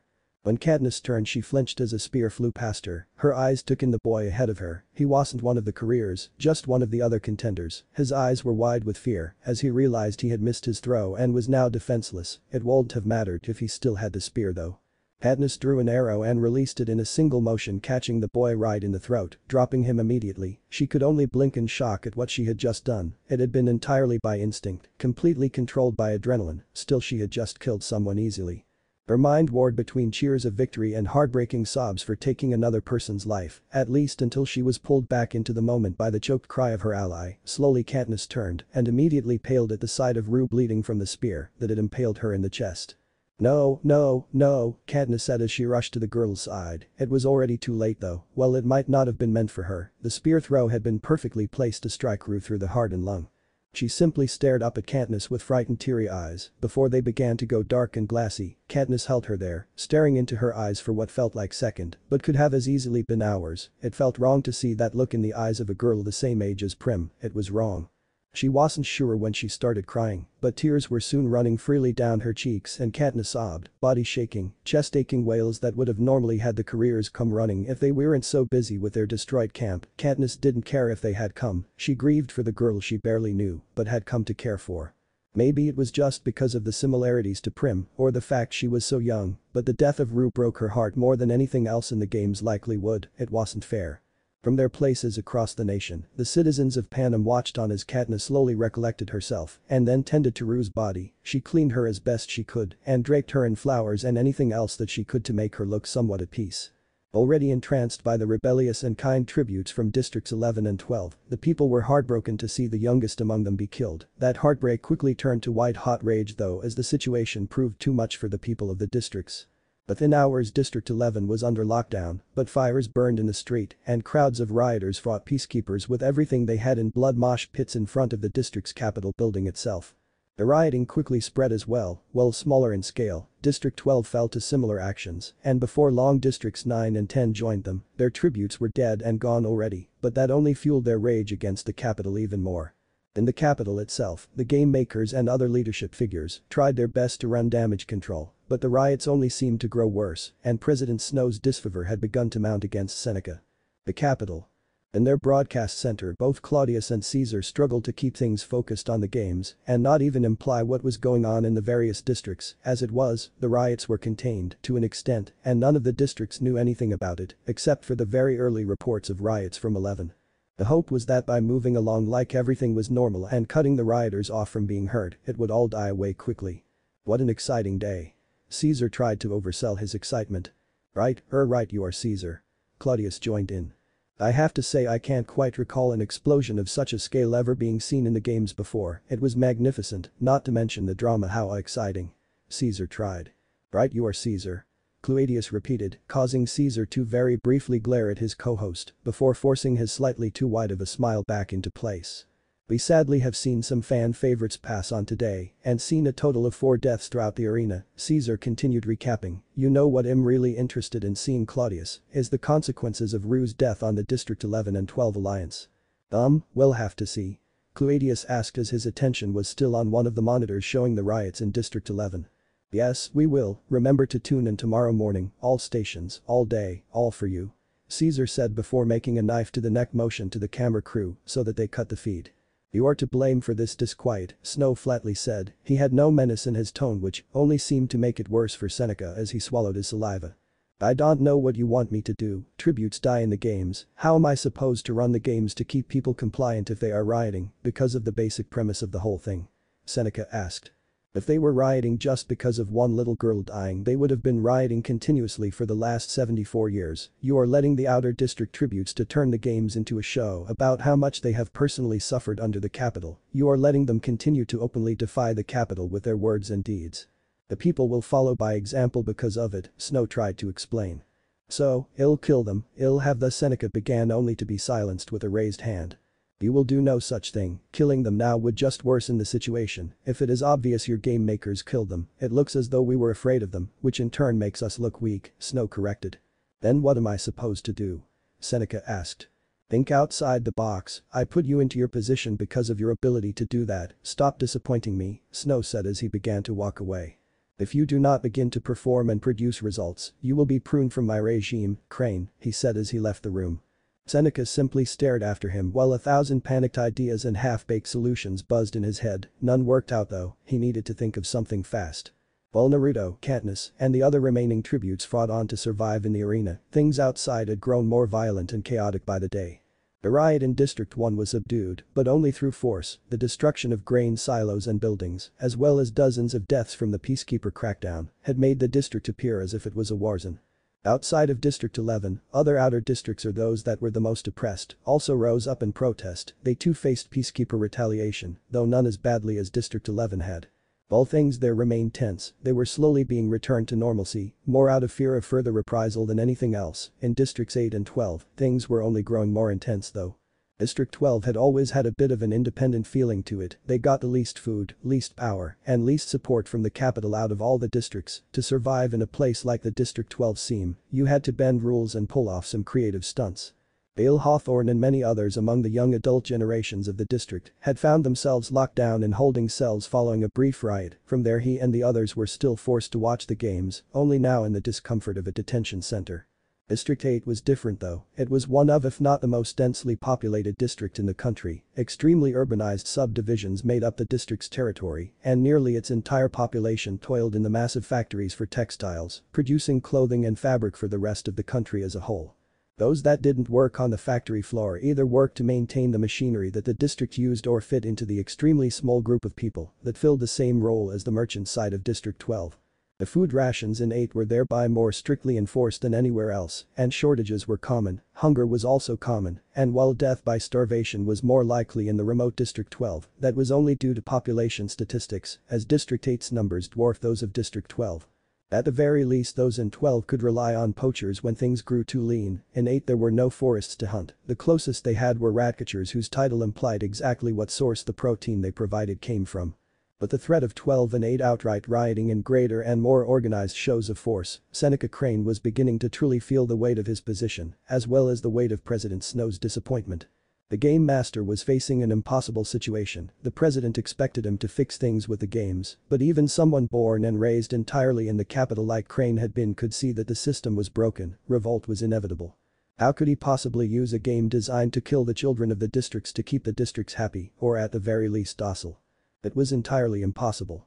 That is until Haymitch Abernathy approached him. Haymitch was an opportunist, it was ingrained into the people of District 12 to think outside the box, but people like Haymitch took that further. He could easily see the situation that the Game Master had found himself in, that meant he had an opportunity.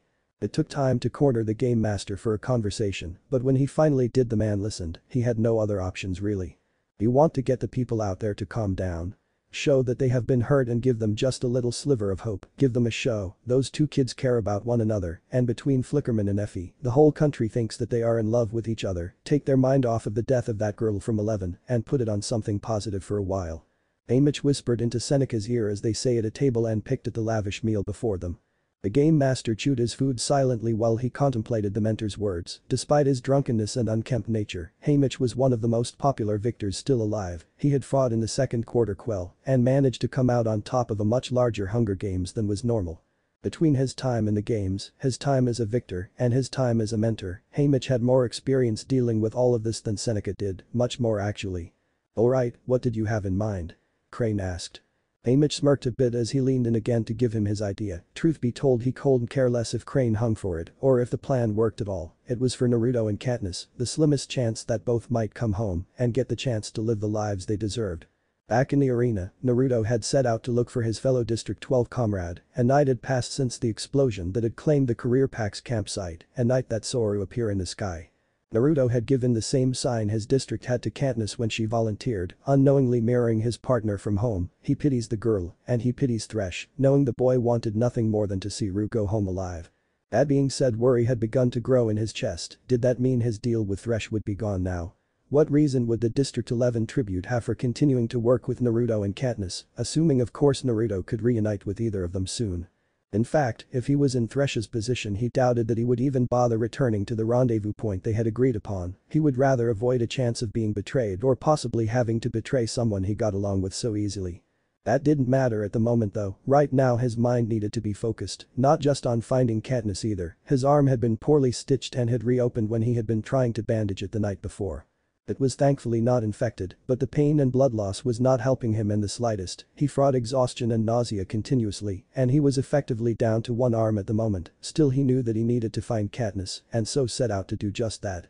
He started by edging past the center of the arena, he couldn't say for certain, but out of all of the remaining competitors, Katniss was the only one he could see, somehow destroying the career pack supplies, who else could really pose that sort of threat to the likes of Kato and his remaining cronies. From there Naruto slowly began working his way further and further into the woods, even with the bad luck Katniss had suffered so far in the thick woods, it was the environment she knew best, so he was sure she would stick to it. After several hours though, the best he had managed to do was find a few of her snares to catch small game, as the sun passed the midpoint in the sky he began slowing down and preparing to turn back for his cave. More than disappointed he was beginning to really struggle with his injury, the poor attempt at stitches he had performed threatened to make the wound even worse than it had been, and traveling over rugged uneven terrain made sure he had no way to stop jostling the wounded limb. Since Rue had been killed Katniss had become almost numb, her tears had stopped, but she worked almost on autopilot as she set up snares and found a place to rest.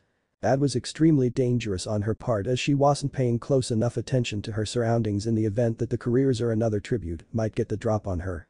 Thankfully the person she encountered wasn't one of the tributes itching for a shot at her head, in fact it was her own fellow tribute from 12, clearly he hadn't noticed her hidden far up in the branches of the thick trees as he trudged past her, or rather underneath her.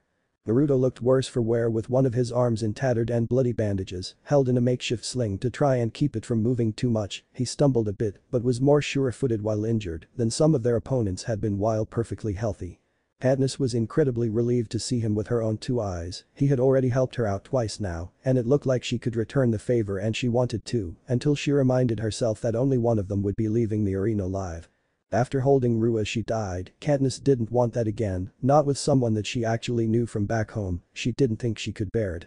So she watched silently as he passed by, it looked like he was searching for something, and when he found one of her snares she knew he was looking for her, it made it even harder to watch as he passed by, and the sun began to dip lower into the sky with the late afternoon. Settled in for another night in the woods, Katniss jolted slightly as a voice came to life over the sound of the forest. "Attention tributes, attention," the game maker's voice said clearly, the regulations requiring a single victor have been suspended, from now on 2 victors may be crowned if both originate from the same district, this will be the only announcement. Katniss blinked in shock before scrambling to undo the rope that kept her secured to the tree, she needed to catch up to Naruto, there was a chance for both of them now, and they wouldn't have to fight at all. She quickly collected her handful of items and began moving through the forest after Naruto, she wasn't quite or all that careful, more worried about catching up to him before he moves too far away than anything else. She was a far better tracker than he was as well, and while Naruto could recognize her snares, Katniss could pick out his path from even the sight of bent grasses and broken twigs. Soon enough she was hot on his trail, and certain she was gaining on him until suddenly she felt a hand snap out and wrap tightly around her mouth, her eyes went wide as thoughts surrounding the large career tribute Kato running her through with his sword now of all times ran through her mind. Instead the hand let go, and she slowly turned to see who had released her. Naruto stood before her, he had pressed into a thick bit of underbrush and waited for whoever had been trailing after him to step past him. Both stood and stared for a moment before exhausted smiles spread onto their faces, and they tightly embraced. At least until Naruto hissed in pain from the girl brushing against his arm, she jumped back apologizing while he waved off her worried tone. "Don't worry about it, it hurts but it isn't killing me, I'm just glad to see that you are doing better than last time that I saw you," Naruto said as he let himself slowly drop down to sit on an old fallen tree. Katniss smiled softly at that reminder, one of the times he had come through for her, even before the announcement that they could both be allowed to survive, it made the numbness she had felt since Rue was killed begin to dampen and a warmth return, just a little. "We shouldn't stay here, I was pretty loud trying to find you," Katniss said as she remembered their situation. "Right, I was pretty surprised, never thought I would hear you tramping through the woods like that, you are more controlled normally," Naruto agreed. "Yeah, well I was in a hurry to catch up to you," she replied with that small soft grin beginning to return yet again. Naruto couldn't help but share one of his own with the girl. Stiffly he stood back up and waved for her to follow him, before taking a much more careful and roundabout route back toward his cave. It was better this way to keep others from simply following after them, or from running into those that might have stumbled onto their trail that they had made while looking for one another. The fact that it was a smoother path than what he had taken previously, so that his arm was jostled less as he moved, was neither here nor there. Soon they came to his hideaway, one that impressed Katniss well enough. Naruto had to show her the path through his defenses, which made it clear how difficult actually attacking his cave would be for others. On top of that, the cave was comfortable and well stocked with a decent amount of supplies. Naruto didn't hesitate, tossing a bit of food her way. "Ration bars? You still have some?" she asked in shock that Naruto had so much food left. Mostly from stealing some supplies from others either while they were distracted or Naruto trailed off. They both knew what he was going to say, and there wasn't a need to voice it out loud anymore. Katniss quietly tucked into the food he had given her. She settled into a semi-comfortable place beside the makeshift bed Naruto had made. For a cave made up of cold damp stone, it was actually a pretty cozy place to rest or even sleep, much better than up in the trees she had gotten used to during the nearly week-long games. When she had finished, she noticed that Naruto was sitting nearby just watching her. Her cheeks heated up slightly at that, not because he was looking at her, she wasn't so bashful at that, but because she had practically shoveled the food he had given her into her mouth like a pig without thinking about it. Naruto seemed to notice her blush though as he chuckled at her expense, making Katniss pout faintly as she flicked a small stone in his direction. The boy twisted his head out of the way, but in doing so brushed his arm against the rocks of the wall, causing him to jerk away from it and hiss in pain. "Oh God, are you alright?" Katniss asked worriedly, mentally kicking herself for somehow forgetting he was injured. "Yeah, fine really," Naruto replied, trying to turn so that he hid his hurt arm behind his body. "Let me see it, I might be able to help," Katniss said. "I handled it, it's as good as it's going to get as long as we're here in the arena," Naruto argued. "Then it shouldn't matter if I look at it right?" Katniss asked with a bit of steel in her tone that surprised Naruto a bit. "Really, it is fine Katniss, let me worry about it," Naruto tried to argue. "Of all the things to act prideful over, it's a hole in your arm? Really? Give it to me," Katniss practically commanded. Naruto stared over at her for a moment, with a small grumble he slowly did as she wished. Katniss removed the makeshift sling and gently set the wounded arm into her lap, before carefully unraveling the old bandages that he had over it. The moment she finished, she gasped at the injury. The poor attempt at stitches that Naruto had done himself had torn at some point, and the wound was a bloody mess of torn flesh and fishing line. "I have to stitch this properly, you managed to mess it up pretty bad," she said seriously as she snatched up the makeshift needle and thread Naruto had made from a fishhook and fishing line. Naruto really had no choice in the matter. Katniss carefully cut the old line free before threading the needle and starting on repairing the damage done to her partner's arm. Naruto bit his lip and grunted softly as the girl worked on him. It was painful, though not nearly as bad as the initial injury had been. He was not having a pleasant time though. In an attempt to distract him from the pain and to a certain extent just calm her own nerves at sewing up human flesh, Katniss began to talk. She talked about all manner of things, little unnecessary things, to the point she was just babbling incoherently about something from their time at school back in District 12. "Katniss," Naruto finally said between deep breaths to keep himself steady from the feeling of her digging into his arm with a needle and thread. "Huh?" she asked as she pushed the sharp point of the needle through his skin, once again causing him to choke back a gasp of pain. "You don't need to fill the silence, really I'm fine," Naruto said. The girl simply scoffed at him. "You know it was fine, I didn't need you to help me with this," he said snappishly as his hackles rose at the dismissive scoff she gave him.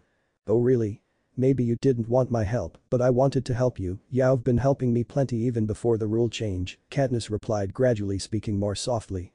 The pair grew silent at that as Katniss grew close to finishing. She paused briefly to glance at his face, only for both of them to freeze as they locked eyes with one another, blue and gray unwavering as they looked at one another.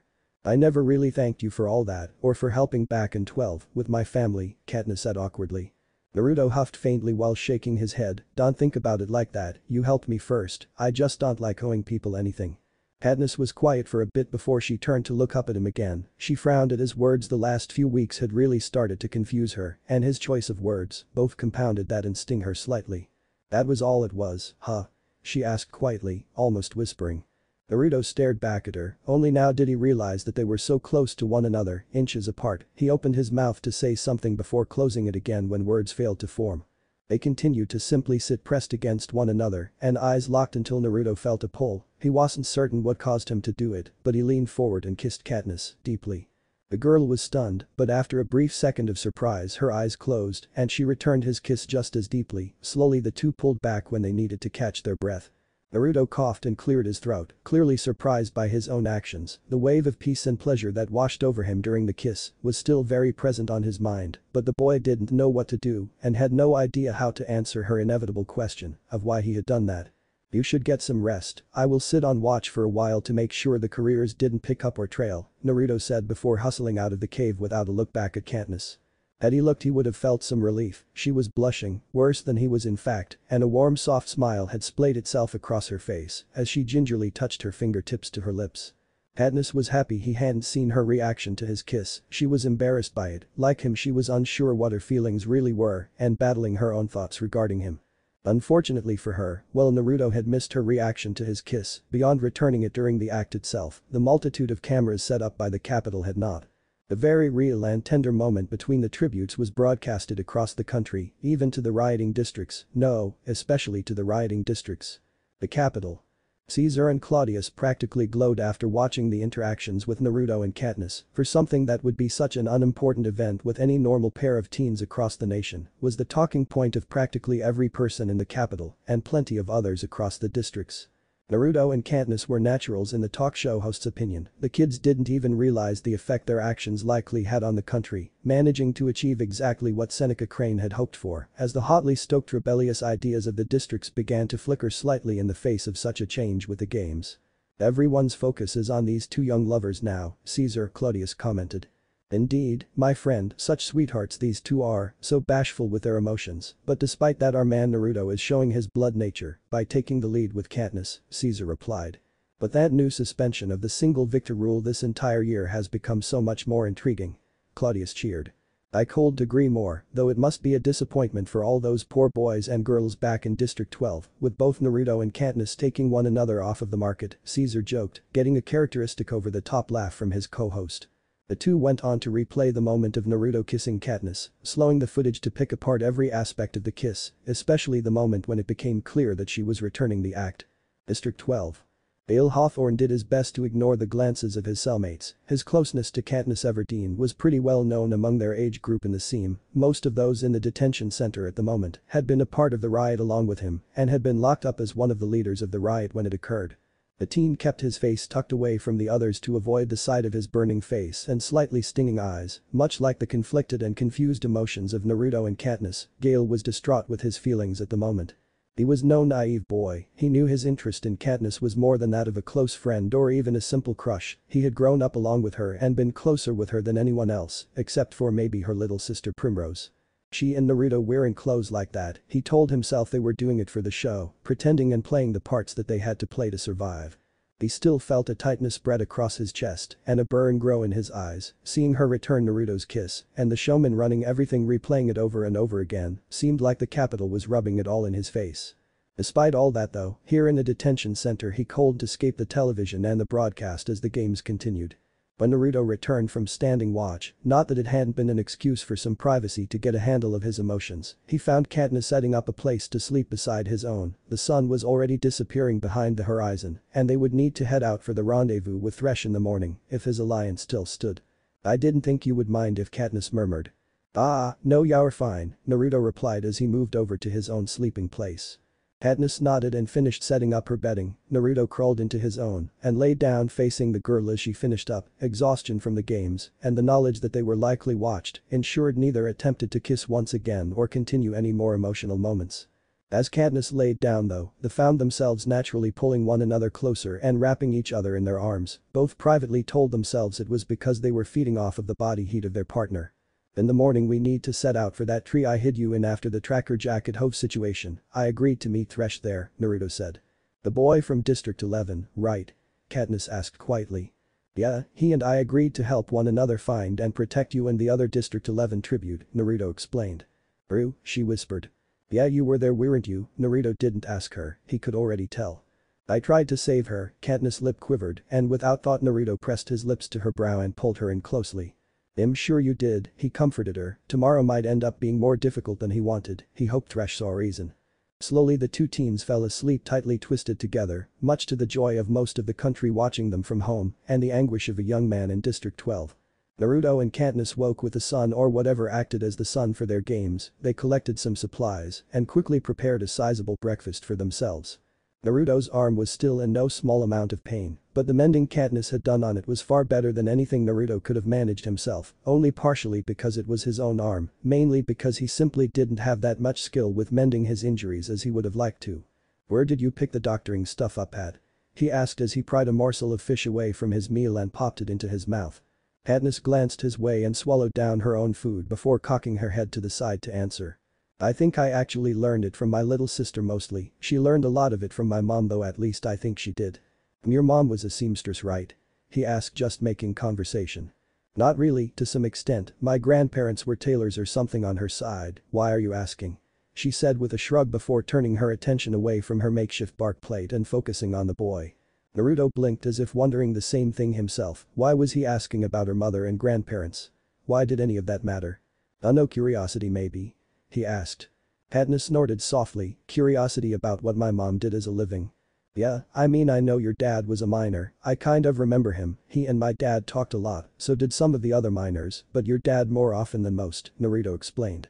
Katniss perked up at that, her eyes locked on his own, making it clear this conversation was now under her control, it might as well have been an interrogation from this point on. "What did my dad want to talk with yours about so much?" SHS asked, though the slight bent in her question made the hair on his neck raise slightly. He had no reason not to answer, but if he had have likely decided to think twice about it when hearing the heat in her voice. "I don't really know for the most part, I was pretty little, but I know it had to do with conditions in the mines," Naruto replied. Katniss nodded, a bit disappointed with his answer obviously, but also not seeming to have expected anything else. "Makes sense, he was a foreman and all that," she mumbled. "Yeah, I remember your dad was sort of picked by the others to speak for them, you remind me a lot of him," Naruto said. The girl focused on him again, fish breakfast having been forgotten entirely by now. "What do you mean?" "Well, you know," he said with a shrug. "No, what do you mean?" she demanded, a bit harsher than necessary. He didn't blame her though, he understood her feelings at the moment. "You're like he was, I don't just mean looks, brown hair and gray eyes or whatever, I mean you seem tough, like you could fight for a long time if you needed to," he mumbled out. "What? Forget I said anything, it's stupid." No, sorry, I just for you to say that," she said with a soft smile and a much lesser tint of a blush than the day before. "What do you mean by that?" he asked, completely confused by this point in the conversation. "Just, thank you for the compliment, I know you meant it as one at least," she said with a small chuckle. Naruto flushed before standing and turning away from the girl, avoiding looking at her as he did so, he didn't need to be acting like some smitten kid while in the damned Hunger Games. It was a compliment, most folks from back home got a hungry look in their eyes like they are ready to fight, but most of them don't look like they could keep it up for long. "You're different though, Scrappy, I guess," he muttered as he packed up the things he would need for their day. "Scrappy?" Katniss said, though Naruto ignored her now as he continued to pack up. Katniss grinned slightly and set to work finishing her breakfast before also packing up. They made the occasional bit of small talk as they got around for their day. It was strange how quickly the two of them were becoming comfortable around one another. They could almost forget they were in the Hunger Games and imagine it as if they had decided to tag along together for a hunt. It was a great change from earlier in the games, having the company and security of one another nearby was comforting in ways they hadn't realized it could be. Rather than the exact route that they had used to reach the shelter Naruto had made them, the pair of tributes from District 12 took a longer, more scenic route toward the rendezvous with Thresh. Treading too much on the same path would make it easy to pick out for other tributes, especially for the likes of the careers. "But Thresh, we should be able to match the career pack with numbers, that District 1 girl is dead," Katniss commented. "Yeah, don't count the others still out there out of the games just yet, they could pop up at any time and really make things a mess," Naruto replied. Katniss thought about the boy that was responsible for Rue's death, she knew that well enough, he hadn't been one of the people she was worried about, and then he was simply just there, and Rue was dead. She needed to change the subject, focus on something else, the thought of Rue hurt even if she hardly knew her. "How well do you know Thresh?" Katniss asked. Naruto paused for a moment at that and glanced toward her. Katniss noticed the thoughtful look on his face, but he was turning forward and leading the path through the woods again before she could really study his expression. "S like us, Outer District, would have been his last year in the drawing if he hadn't been pulled," Naruto said. "It was Rue's first, Prim's too," Katniss murmured. Naruto stopped again and turned to face Katniss, she averted her eyes this time, she knew she had said too much for him to drop it though. "You volunteered for Prim, I'll do everything I can to make sure you see her again," Naruto said suddenly before turning and continuing yet again. She blinked briefly, "What?" Naruto didn't reply as they continued on. "Naruto, where did that come from?" she asked. "It's nothing, just, I was talking with Thresh, he intended to make sure Ru won and went home, even if it meant he had to die to do it, I thought about it since then," and Naruto shrugged as they continued on. "You didn't think twice about volunteering for Prim, she is lucky to have a sister like you, and you're lucky to have her and your mom you know. We can both go home now, they changed the rules," Katniss said. She felt incredibly uncomfortable about what he was implying when he promised she would see her mother and sister again. "Yeah, and I don't know if I'm as good as Thresh, I dunno, maybe I would do the same, but it doesn't matter now anyway," Naruto ground out as they neared the rendezvous. They fell back into silence as they approached the tree, the pair of them remained cautious and ready. Katniss already had an arrow knocked on her bowstring, while Naruto tightly gripped the handle of his largest knife with his good hand. "Thresh," he called out. The two District 12 tributes remained silent for a time while waiting and hoping for the other boy to appear. It felt like an eternity, but as if appearing from thin air, the larger boy rose up out of a section of tall overgrown grasses and bushes.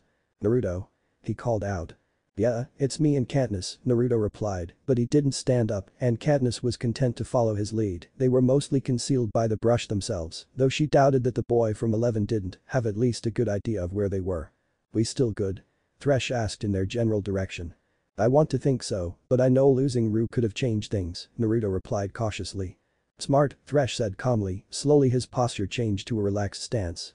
"Unless one of you did it, I don't have a reason to go after you yet, that's the way I see it anyway." Naruto turned to lock eyes with Katniss, she could see the thoughts running through his head behind those blue eyes, but slowly he nodded, then carefully he stood, remaining on guard, but also making a point to not threaten the older boy. "We didn't do it, Katniss killed the one that did though," Naruto replied. "Good, little Ru should have been the one to go home no," Thresh said somberly. "I get you, we are still good though?"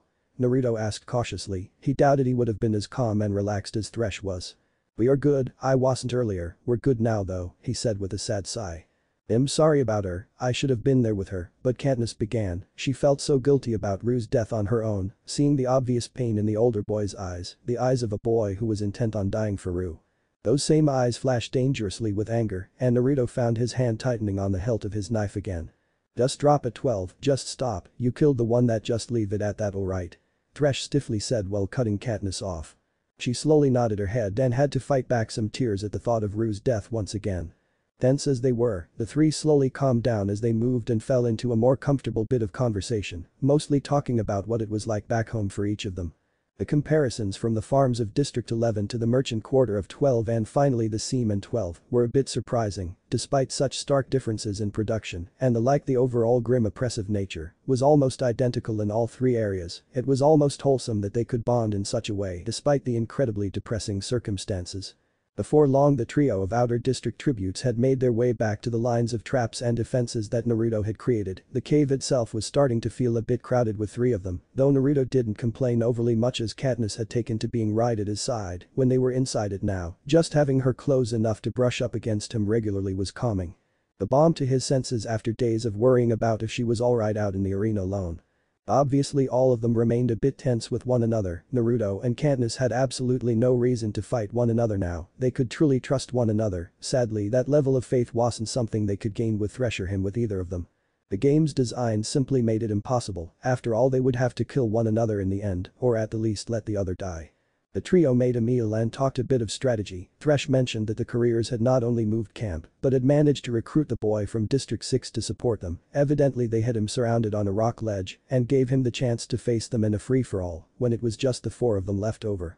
"Like that will happen, the careers will kill him the moment the rest of us are dead, then Kato and Clove will take on Marvel together," Katniss scoffed. "It gives him hope for a chance though, so they feeded and now they have the numbers on us again," Naruto said with a sigh. "Where did they move their base to?" Katniss asked Thresh. "I'm not sure about the exact spot, but somewhere further down the river, lots of rock outtoppings and thinner trees, pretty much impossible to sneak into the area they are in and find their actual camp," Thresh explained. "There aren't many of us left, the game makers will start making things happen soon," Naruto said, causing Katniss to softly rub at her leg. "I wonder what they'll do to force us together?" Thresh pondered. "Something devious, that's for sure," Katniss said before grimacing as her stomach rumbled, they needed to eat again. "Let's fish some more, can't have too much fish in your diet," Naruto joked. "What I wouldn't give for a nice stale loaf of bread right now," Thresh complained as he glanced at the horrible tasting ration bars they still had left. Some slimy pond scum fish will have to do, Naruto teased, causing both of the other tributes to glare at him and Katniss to flick a stone his way. "You're lucky I'm so damn hungry," Katniss huffed, though she followed after her partner to help spear some good-sized fish for dinner. The trio had honestly struck up an easy friendship by the time their meal was done. It was nice, even if the whole of their interactions were tainted with the knowledge that not all of them would leave the arena alive. As the sun began to settle, the tributes all jolted as the face of Seneca Crane appeared above them with a smarmy grin, looking farm to clean compared to the dirty and bloody tributes.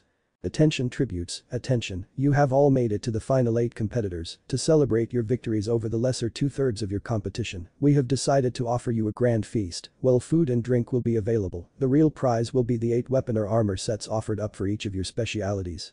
Don't miss out, otherwise someone else may just claim your prize. The feast will arrive at sunup tomorrow morning, so be prepared. This is the only announcement at this time."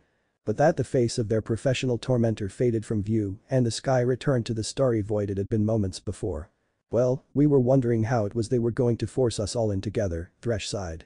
"Devious as hell, as expected," Naruto agreed.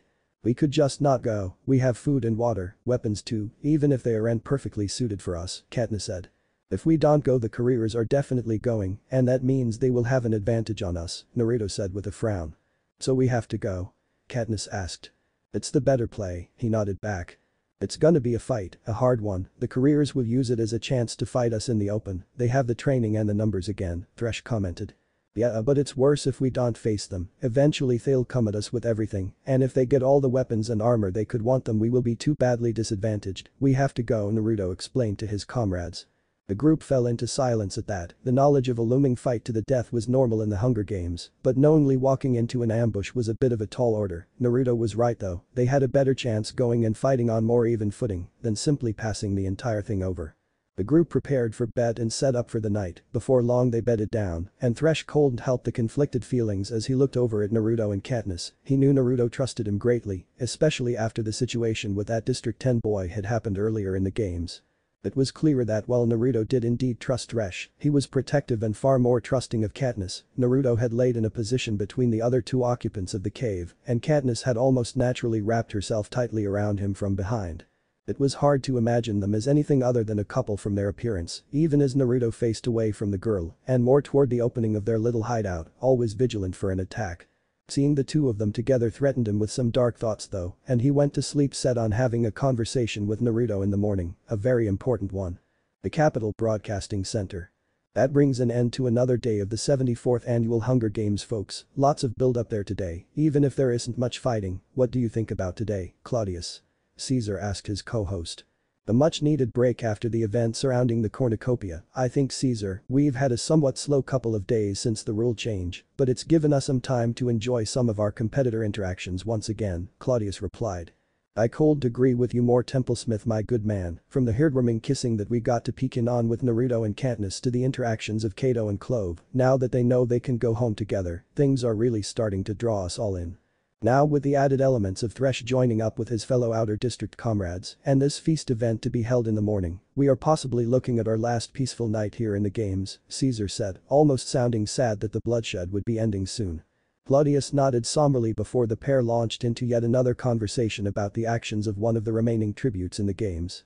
Naruto awoke before Katniss, mainly because of Thresh gently tapping his shoulder. The sight of the larger boy standing hunched over him when he awoke caused Naruto's instincts to kick in as he grappled for his knife on to pause and let out a breath to try and calm down when Thresh held up his hands to show he was no danger.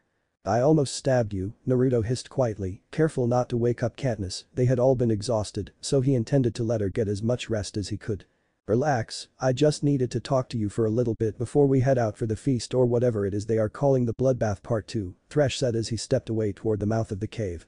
Naruto eyed the other boy for a moment before glancing toward the sleeping form of Katniss. Even in sleep, she looked tense after he pulled away from her. He felt a bit guilty for that, but if Thresh needed to talk then he was sure it was something that needed his full attention. "Okay, lead the way," Naruto said as he pried himself loose of Katniss as gently as possible. Once he was fully extricated from her arms he followed Thresh out and they both stopped at the edge of the small pond. They were both silent, simply staring at the dark water and trying to ignore the bite of the chilly morning air. The sun had still not come up yet, so it was dark and almost silent in the woods. "Well?" Naruto prodded carefully. Thresh sighed out as he turned toward Naruto with a grim look. In an instant Naruto knew what the topic of the conversation was going to be. We can't stay allied for long, I don't want it to come down to me or one of you, you know. Thresh admitted. Naruto slowly nodded, he felt the same way after all. You know, seeing you two in there, it's hard kinda like one more day, and I could have had hope of both me and Ru going home, you know what I said, what I wanted, I still have people I care about back home too, and you too I just Thresh said, tried to explain why he had been willing to die for Ru to win, but wasn't willing to for Naruto and Katniss despite actually getting along with them. Hey man, I get it, really, I kind of get it, I don't think him as good of a person as you are, but I definitely don't blame you for well Naruto, awkwardly consoled the other boy. Yeah, with the it was just obvious, but with you two it's different, sorry Thresh said. It's fine, really, I mean if the rules hadn't changed and it was just me and Katniss I still don't know if I could do like you planned to do for Ru, Naruto replied. They fell into silence again, both just trying to make the peaceful company of their odd friendship last, such a strange place to find friends, still they couldn't deny it. After the fest we have to break the alliance, win or lose at the cornucopia today we can't stick together, the end is too close, Thresh said seriously. Naruto sighed tiredly, yeah. The blonde turned to the other boy and held out a hand, under other circumstances, I think we would have made great friends, 11. The bigger boy chuckled morbidly, for sure, 12. He grasped Naruto's hand with the force of a vice and shook solidly. Naruto, Thresh said his friend's name with a small smile. Thresh, Naruto replied before both broke the handshake and turned back to the cave. The moment was left behind them, pushed aside in their tumultuous minds as they focused on preparing for the battle that was to come today. Back inside, Katniss had just woken up and was rubbing the sleep from her eyes. She shot a questioning look at her partner, but relaxed more at the reassuring smile he sent her way. Already the two were coming to rely on one another heavily and understand each other easily. We need to get around if we want to set up in a good spot to jump on the careers at the cornucopia, Naruto said. The other two had no arguments with that and quickly got to work readying for the day, with their bellies as full as they could be all things considered and their weapons cleaned up and readied for a fight they trailed through the traps toward the center of the arena. Once they arrived at the tree line with the cornucopia in sight, the arena was just beginning to light up as the faux sun climbed over the horizon, as more and more light spread across the landscape and chased away the shadows, the three tributes settled in to ambush the careers when and if they arrived. That ended up being a long wait, hours even, it was hardest on Thresh, he wasn't used to the patience needed with hunting that Naruto and Katniss had long since gotten used to, he repeatedly shifted before glancing at the calm and rather intense pair from District 12 and forcing himself to calm down once again. Naruto and Katniss kept sweeping their eyes along the tree lines, hoping for any kind of indication as to where their opponents might be at. The careers weren't considered a big threat just for their skill at killing though, they were trained from childhood for this sort of thing, and when it came to facing their competition could be incredibly patient and cunning. Eventually though something did catch their attention, Katniss drew back her bowstring ready to eliminate a career tribute only to pause. It wasn't one of the career pack, instead it was the District 7 girl, the same Katniss had run into on the first day.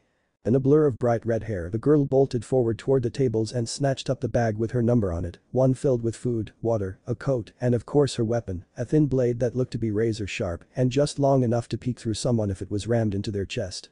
No one but the Redeed moved as the rest of the competitors watched her continue on from their hiding spots, at least until she neared the tree line again. Suddenly an irritated Clove materialized from the tree line and let loose a dagger toward the running girl's back, or rather she had intended to, the arrow notching a tiny gash in her cheek as it barely missed her face stopped her mid-motion, a millimeter forward, and she would have at the least lost her eyes if not her life. She dove back into the trees for a second before she and the rest of the career pack, plus their fodder addition of the boy from District 6, came charging across the open field in haphazard and random paths to avoid Katniss' marksmanship.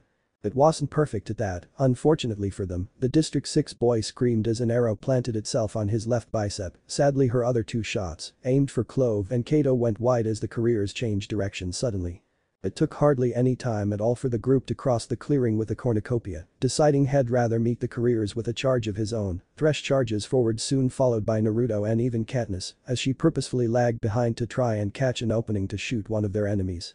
Thresh and Kato, being the largest and oldest two in the games from the beginning clashed sickle against sword. It was exactly the kind of fight that the people of the capital wanted to see, warriors, gladiators, boys trying to murder one another with all the power and strength someone newly in their prime could wield against one another. Marvel attempted to attack Thresh while his back was turned away from him, but Naruto caught the shaft of the District 1 fighter's spear in his hand before planting his boot squarely in the other boy's chest and forcing him back. Clove looked briefly torn between helping Kato or charging on after Katniss, but as she caught sight of the other girl knocking another arrow, she made her choice and opened up her own engagement with a knife, narrowly missed Katniss' head and instead took a few strands of her hair. 3 distinct fights began to form. Naruto was more than a match for Marvel, but the mix of the spear's reach and the boy from District 6 supporting him kept Naruto on the defensive. Thresh and Kato were both powerful and deadly however, while Thresh was larger, stronger, and even faster than Kato. The career tribute had been trained for this and kept the boy from District 11 on the back foot as well. Katniss and Clove found themselves both out of their element, neither was exactly large and powerful, and both preferred range to close-up fighting, but the rough hand-to-hand they had engaged was a display in violence most rarely saw even in the games. Both fought dirty, kicking dirt, aiming for eyes, everything they could to gain the advantage. Something that sadly Clove was steadily managing to do. The people of 12 were nothing if not cunning though, suddenly changing her tactics, Katniss fell backward and lashed out with her foot to plant an incredibly painful kick between Clove's legs, not only buying herself a chance to gain some space and time to knock an arrow once again, but also to drop Clove to her knees. As Katniss drew her arrow back though she caught sight of another change in the fighting, Naruto had pushed past the spear held by Marvel and driven his knife hilt deep into the other boy's throat. Before Marvel to the ground though, the boy from 6 drove his own spear into Naruto's thigh, causing him to cry out in pain and fall alongside the quickly dying Marvel. Seeing the other boy about to finish off her partner Katniss changed targets and shot him through the eye, he jerked and froze as if time had briefly stopped.